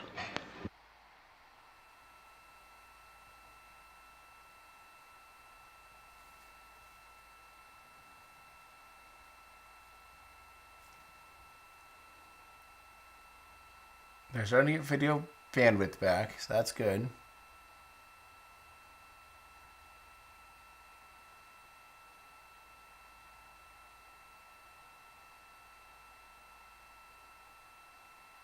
Notice you can't see the moon anymore at all because it's completely the dark side of the moon now.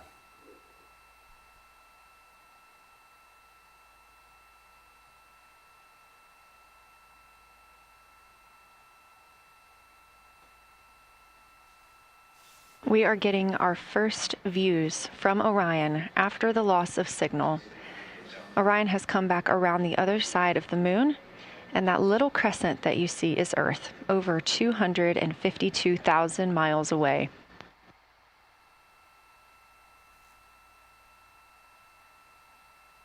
With this transit complete, lunar flyby continues, but Orion has also technically begun its journey home.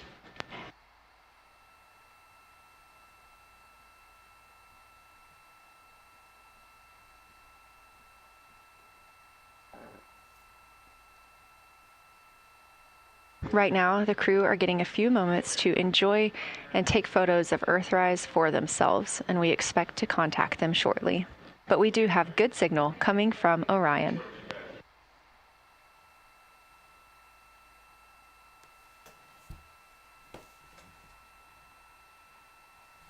Someone asking, why is Orion still receiving light from? Because it's still... Actually, here. I have a light here.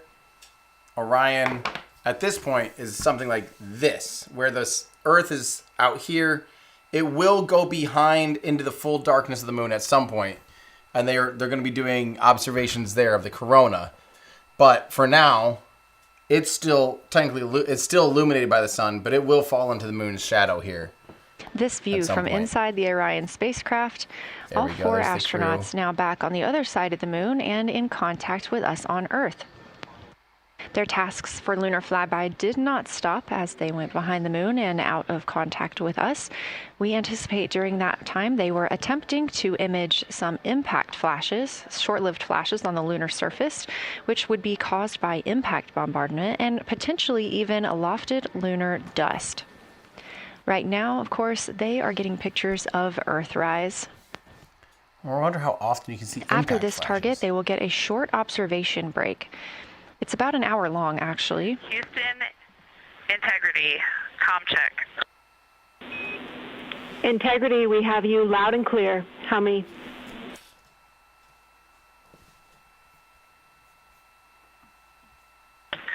Houston, we have you the same, and it is so great to hear from Earth again.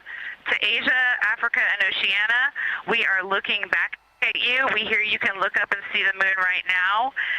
We see you too. When we burned this burn towards the moon, I said that we do not leave Earth, but we choose it.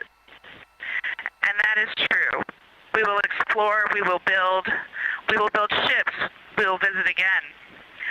We will construct science outposts, we will drive rovers, we will do radio astronomy, we will found companies, we will bolster industry, we will inspire. But ultimately, we will always choose Earth. We will always choose each other. Integrity from Earth, our single system, fragile and interconnected. We copy. Those of us that can are looking back.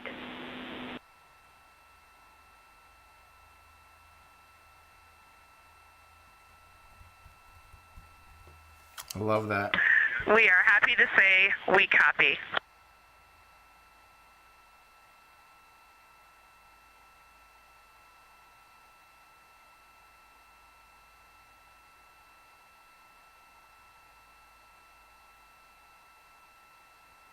Cool. I'm going to answer a few more questions, Well, now we know the crew's safely made it from the far side of the moon. And back in contact with Earth. They're officially on their way home. Mark it down, everybody. The crew is officially falling back to Earth. And they will splash down in about, 3 days, 3.5 days. Amazing. So let's... A square 9316. Awesome work. I've been waiting for this for a long time for this. I was 12 when Buzz and Neil walked on the moon. Still waiting for the 7th moon landing. I can't wait for a new moon landing again. That's going to be just amazing. That'll be so crazy. Like this is great. This is amazing. I've been waiting for this. But really, I've been waiting for a 21st century moon landing. That's going to be, and something that's... Oh, did they get into the... We expect this to last about an hour, and it's probably a welcomed break following their very, very busy day taking pictures, making annotations, making audio recordings, and communicating all of the wonderful things that they are seeing on the moon. This observation break is also partially due to the fact that we will be entering an eclipse later. This will be the first solar eclipse that humans have seen from the moon. The astronauts will need to wear eclipse glasses for the first 2 minutes until the sun is completely covered by the moon, and then they have additional targets that the science team is hoping that they will photograph. We will have communications with them during that eclipse time. I would love to know why they keep saying it's the first eclipse, because like I said, every orbit basically of any Apollo mission was eclipsed by the moon and the sun. So I don't quite get what they mean by the first eclipse, unless it's just because they're further away, so the moon is not quite blocking as much of this as the sun is. I don't know. Anyway, crazy seeing a crescent Earth is amazing. I absolutely agree. George says, I missed the launch. I'm so sad. That was Wednesday, my friend. It was several days ago. You can always rewatch the launch. It was incredible. We had pretty great coverage. If you watch the NASA coverage, you might be a little disappointed. I'd say we did a great job, and it's in 4K. So watch ours if you want to see great views of the launch. Mason on Mars, 26. A shout out to our astronauts, heroes, and angels touching the heavens. Godspeed, Artemis II crew. We'll see you on the other side. It's I can't wait until their backs splash down. Then you'll know that the mission, was fully successful, which is going to be fantastic. Raphael says, so this image upside down, as far as we're concerned, north is on the bottom, south is on the top. I actually don't know. I haven't had a good reference to that, actually. And I don't know how I'm sure someone smarter than me knows. Patrick, my man, one love. Thank you, brother. Well, thank you for listening and hanging out with us as well. Big Zed, as the Quarians say in Mass Effect, Kali say lie. I unfortunately have never really played Mass Effect, but thank you. I appreciate that. Maybe some other fans are familiar. Jackson, Fallen Wilson, privileged to experience this with you, Everyday Astronaut. Thank you so much. Ziggy Sachs, it feels odd to cheer for loss of signal. So much fun. I agree. It is a weird thing to be like, oh yeah, I remember when we were excited we could no longer talk to them. Autocoder, they need to install the E visual enhancements mod for Kerbal. Billions of spending and decades for 180p. I agree. Paulatino, what's the importance of this mission for the overall Artemis program if there's already lunar orbiters to map the moon? So again, this is much less about the observations they made and the pictures they're taking and the notes they're taking. This is mostly a shakedown of the Orion spacecraft. This is making sure Orion is safe to do missions out to the moon and back with a crew in the loop, testing out things on long-duration spaceflight in deep space, going through the Van Allen radiation belts, doing all of the things that will need to be done for future missions. It's almost nothing to do with the photography and videography, although that sure will help when we start seeing high-quality images taken from humans for the first time in the 21st century. It'll be awesome. When they decide to go when they decide to go to the side of the moon not visible from Earth, do they do so at a time when nothing can be seen? No. As a matter of fact, I really wish they had done it when it's a new moon here on Earth, so that they could have seen the whole far side of the moon illuminated. I thought that would have been sick. I kind of was hoping that's what it was.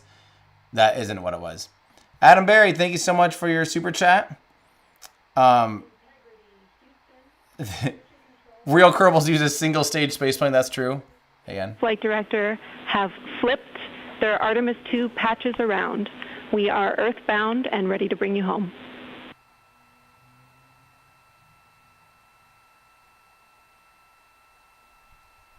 Sweet.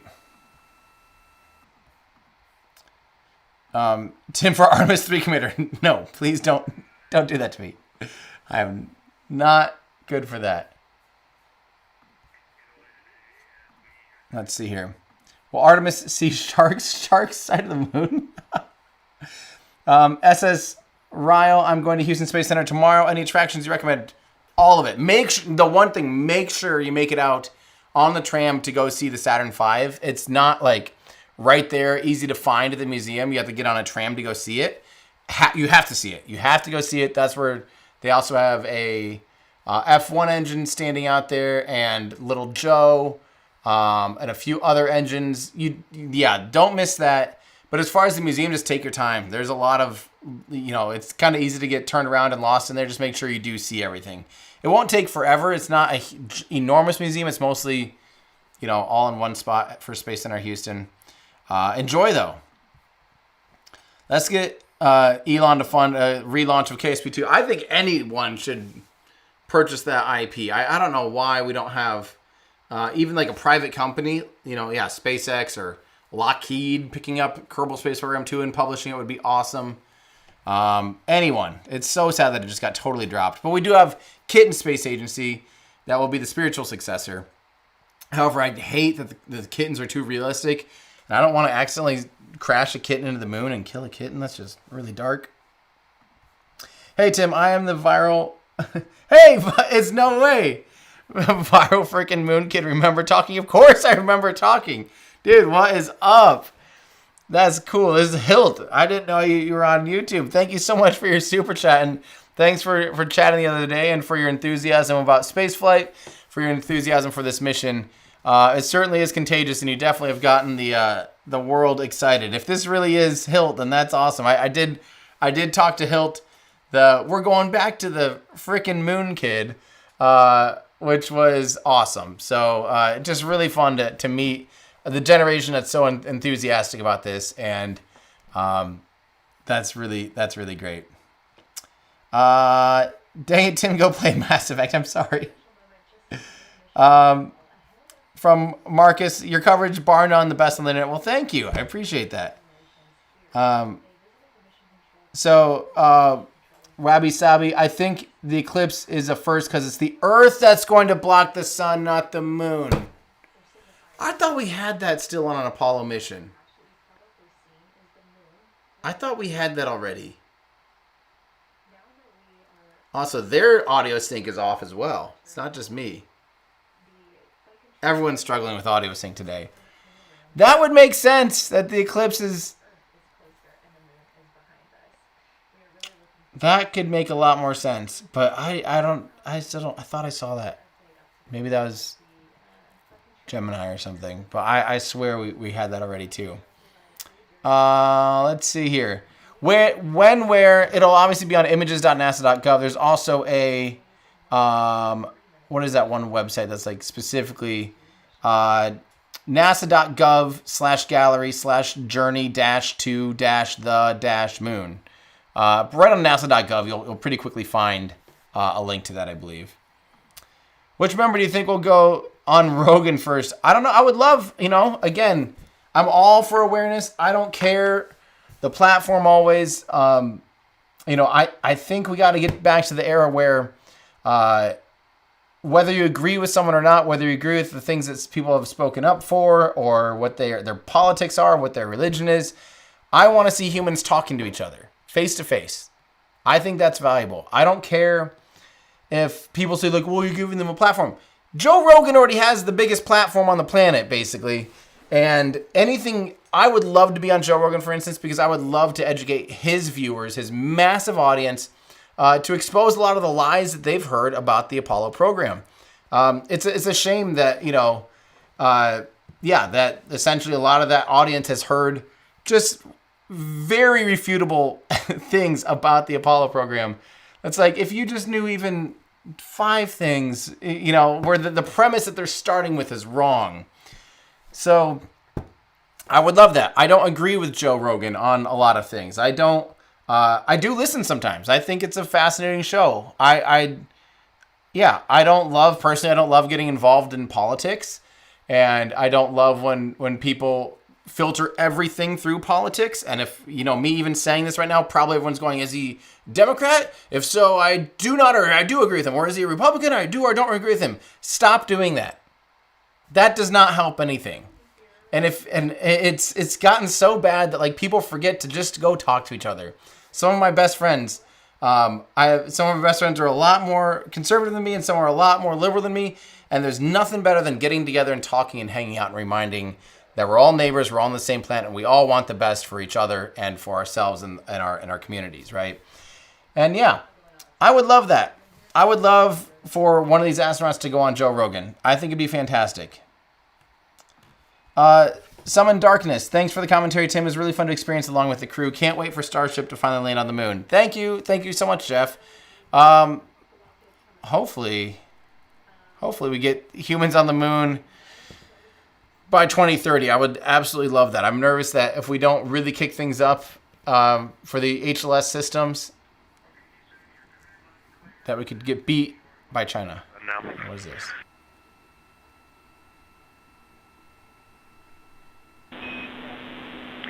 Affirm and Integrity, just so you know, we did not hear your response once we flipped our patches. Jeremy, we heard you call down, but you were clipped, and then we briefly lost comm. Glad we're back.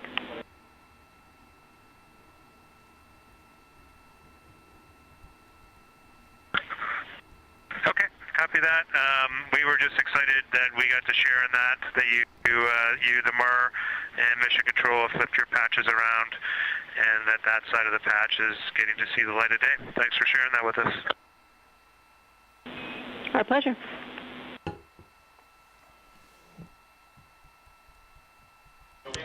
Okay, Angela, so can you tell me a little bit about your role supporting Artemis II and the science preparation? Okay, a few more questions here. I watched you from your very first videos you made. Holy crap, that's a long time ago. This event is what our parents witnessed with Apollo, and now we are. We see ourselves on the tiny blue ball in space. Love to my city. Well, thank you so much. That's awesome that you've been around this long. That you've been around since very early on. I started making videos full-time on YouTube in 2017. So 9 years in the making, my friends. 9 years, coming up on 10 years. So thank you so much. How small is the Soyuz and something you'd go in? Something you'd go in. Soyuz is a lot smaller. And Soyuz is like a third the volume or a quarter the volume of Orion. It's basically just the seats and enough room to physically be in there. And then they do have a little service module and a little bit of a docking module they can get into. It helps free up a little bit of space, but it is tiny. I'm waiting for comms to come back and for the crew to say there's a giant base on the backside of the moon. I know what happened. That would be sick if they're like, hey, by the way, guys, somehow, another country, Russia, China, someone, India, they beat us here. They have a full moon base. You can see a whole city below us. That would have been crazy. Thomas Van Sil, watching this while I'm studying spacecraft dynamics and control in grad school. You're inspiring a new generation of people that love space and engineering. Bro, keep it up. Thank you so much. That's awesome. Keep up the great work, and can't wait for you to go out there and build spacecraft and help us explore, outer space. That's incredible. Thank you. Bungle Bush, sad to see the conspiracy theorists are already coming up with reasons to fake all this. It's just a two-way lesson. It's just a way to lessen American accomplishments. Yeah, it just goes to show the era we're in. With more information also comes more misinformation, which is a bummer.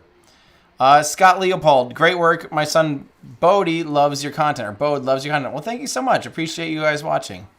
TG, my late grandpa was an engineer on Gemini, Mercury and Apollo. My whole family has been getting emotional with the Artemis program, especially this launch. Thanks for the great coverage. We appreciate it. Well, thank you so much for sharing that. That is awesome. Cheers to your grandpa. If it wasn't for pioneers like your grandpa building and executing on those absolutely wild missions, we wouldn't be here today. So thank you so much.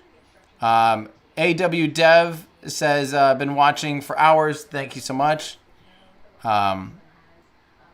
Let's see. Will Integrity, the Orion spacecraft that they're flying on, be be affected by the heat shield issue? So what they did, the heat shield basically, instead of having these tiny little cells, like hundreds or thousands of tiny cells packed with individual blocks of insulation of the thermal protection system, they basically went with like bigger squares of it. And they sealed it up pretty good, and they tried to make it a more, this is the 21st century. Let's do things cheaper and better and make it so we can do this more frequently and for less money. So they try to do that. And unfortunately, what happened is it was so well sealed up that as it re-entered, there was outgassing that got stuck in little bubbles and pockets. And those bubbles and pockets actually expanded and blew off chunks of the heat shield on re-entry during Artemis I. Now, what they did is they didn't change the heat shield for Artemis II. This is the same type of heat shield. Not the same exact heat shield. Obviously, they're not going to refly that one. Same exact type of heat shield. But instead of re-entering and doing a thing where they do a skip re-entry and come out and come back in, they're basically going to increase peak heating and reduce total temperature time by doing it in a slightly steeper profile, so they just do a direct entry and don't come back out in order to avoid those pocking issues. They did a lot of testing. They did a lot of, even in a worst case scenario, if it had burned all the way through the heat shield, they still measured that it wouldn't even burn through the underside of the spacecraft. So the crew would be safe even if there was another pock instance like that where bits are kind of popping off. But yeah, that kind of lets you know an Artemis III, which will be low Earth orbit, will have the new heat shield. Artemis IV, the next lunar mission, will have the new heat shield as well. So it's pretty good faith, though, that all things are going to work out well. From Jamborambox. Do you think the designer for the Artemis program logo was a fan of Stargate as it looks similar to the point of origin symbol? That's a good question. I don't actually know. I'd kind of want to see those side by side. Of the Flight Director Conference. And I'm working on wrapping. My voice is already shot. I mean, we've been 6 hours on stream. I took about an hour break. Hello from Norway. We are coming after you from Andoya Space Center. Wow, amazing. Soon, my friends, soon. I can't wait for the ESAR launch. That is fantastic. Cheers to that. Hopefully we get to see Spectra make a successful launch here very soon.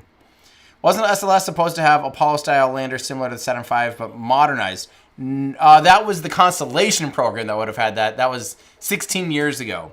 In 2019, they started the HLS program, the Human Landing System, which was commercialized similar to the Commercial Crew program. So it's fixed price contracts. We had 3 bids, one basically from Blue Origin and a national team, which included parts from Lockheed Martin. Now it doesn't.